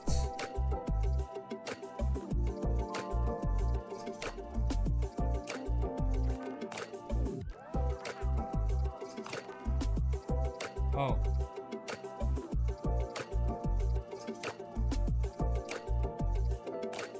Moko Rifts?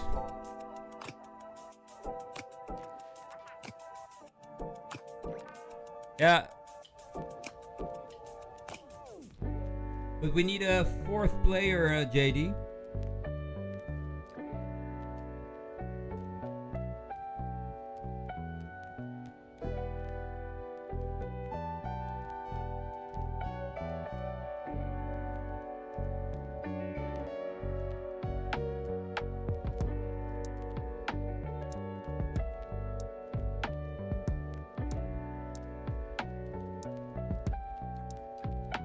to play. MCR Gapster. Victoria, please help! Victoria!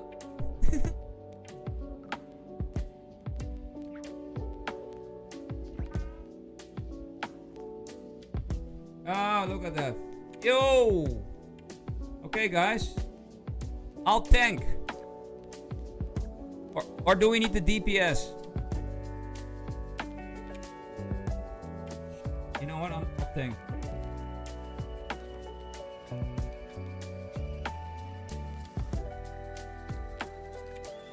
No chickens. Yo, Huge Dragon, take out your R&B mixtape.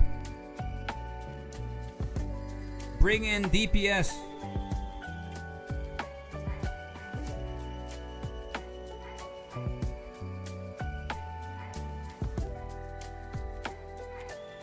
No, you don't have rings, man.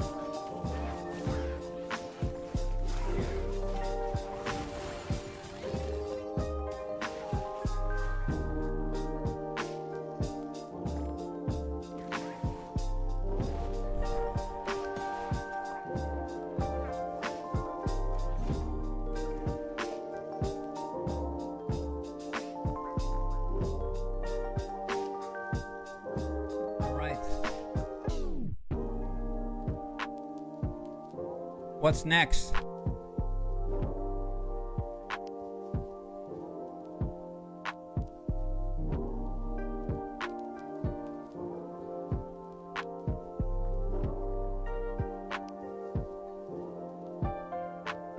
Alright, I'll tank.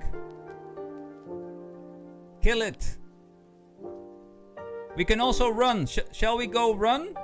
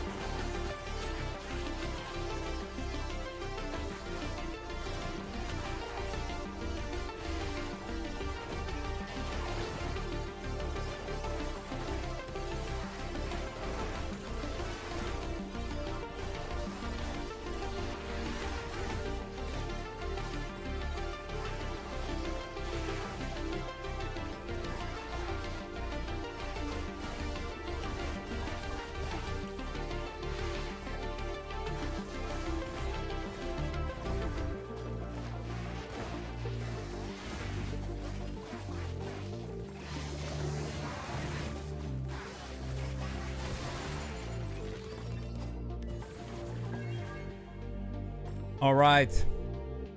That's how it's done, guys.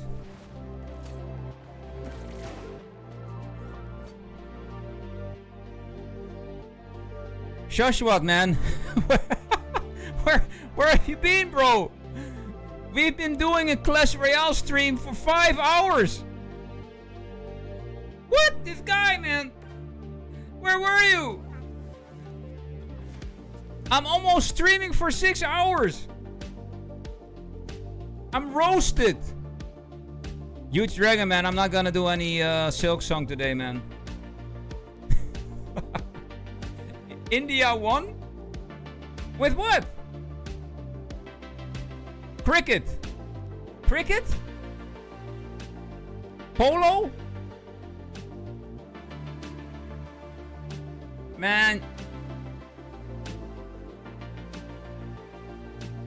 Yes. Alright. Cricket is big in India. JD, any other rifts? It's more than enough. It was a crazy stream. I've almost 3,000 views. It's crazy.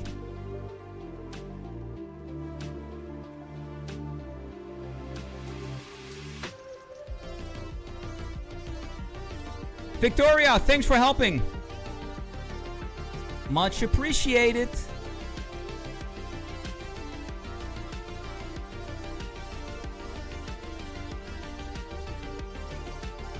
All right.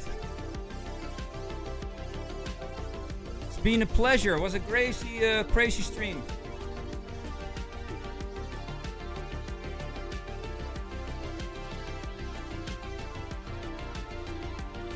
Yo, JD.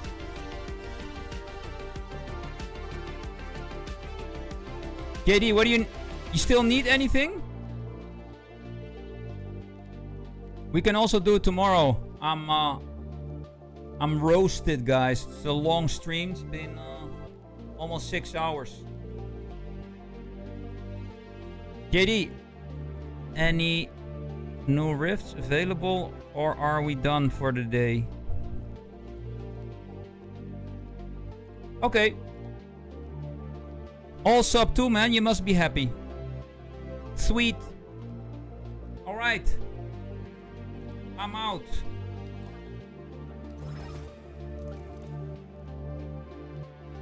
Yes. Thanks, Peep, for watching. Please smack that like button if you haven't already.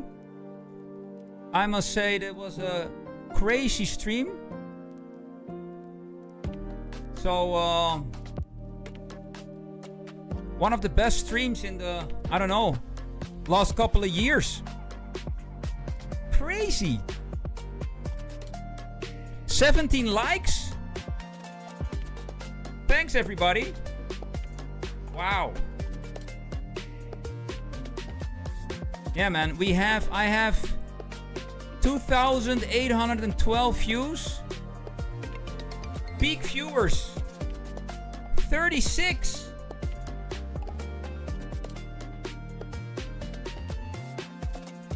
Yes, you guys are making history. We keep on grinding, we keep on playing, and we keep on having fun. At least, I hope we all do. Rainer Monday. Yo, Joshua, man. Yo, yo, yo. Thanks, everybody. Road to 40K, indeed. Let's make it happen. All because of you guys. Peace. Catch you guys tomorrow. Thanks again. Eisenberg is out. Later.